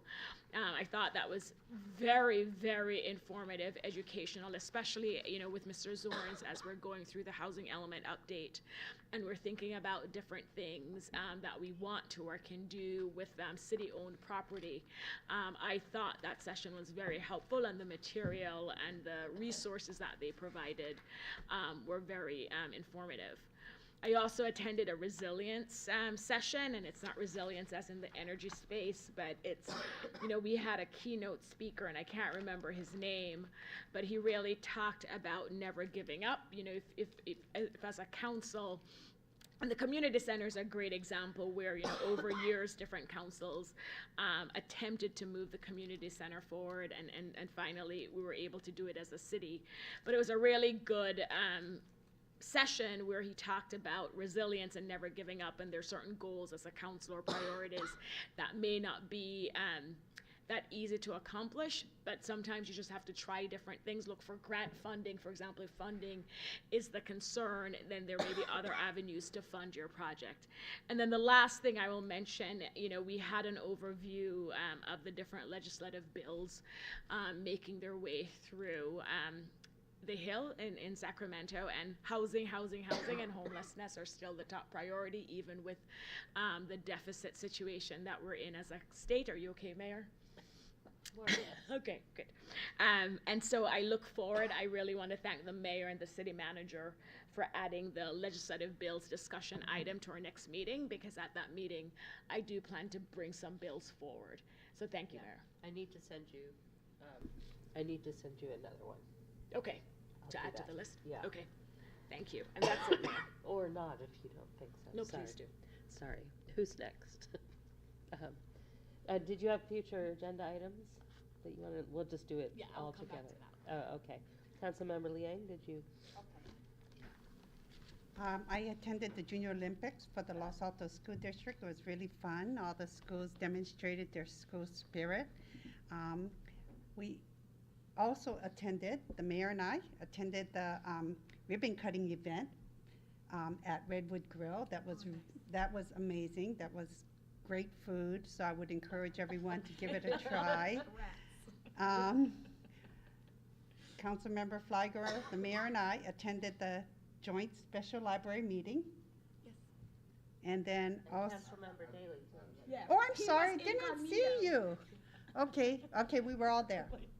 And then I just wanted to also, I unfortunately couldn't attend, but I would like to report that the Teen Commission had a very successful teen music night event.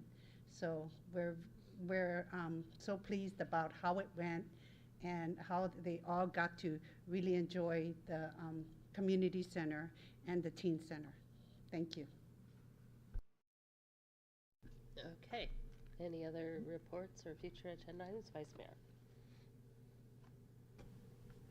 One thing that I want to report on from the last VTA PAC meeting, I learned that as part of Measure B, the VTA is tentatively planning, they're budgeting about $200 million to repair Highway 85. So I know we're part of the Highway 85 corridor, and that's been dormant. And there's not a lot of Los Altos that actually borders Highway 85, but there is that neighborhood sort of to the east of Oak Elementary.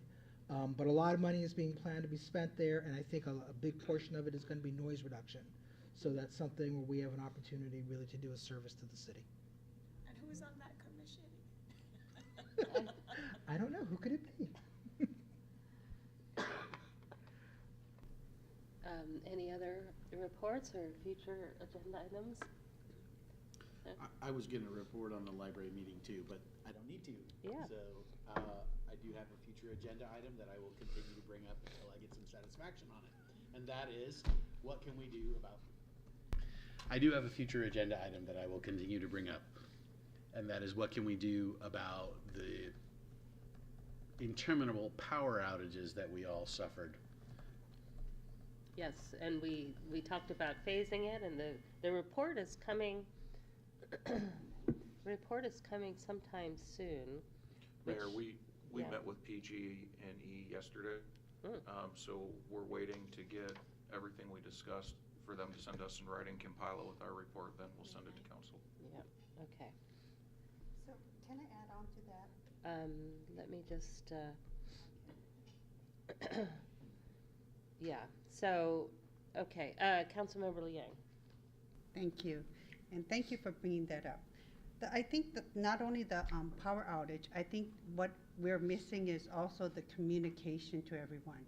It came up as well in our joint schools meeting about how to get communication out to everyone. And when we discuss it, I think it's important that we try to address that as well, and how the city wants to convey information to the public. Yeah, that was interesting earlier, some comment. I mean, nobody had power who could, anyway, it's hard to communicate when our cell signals are non-existent and Wi-Fi is down and all that. So it was, all of us were kind of in the same boat, but I digress. So with that, I think if no one has any, actually, City Manager, do you have any updates or reports? Nothing to report, Mayor. Okay. Then I think I will call us adjourned. Oh, wow. Yay. Oh.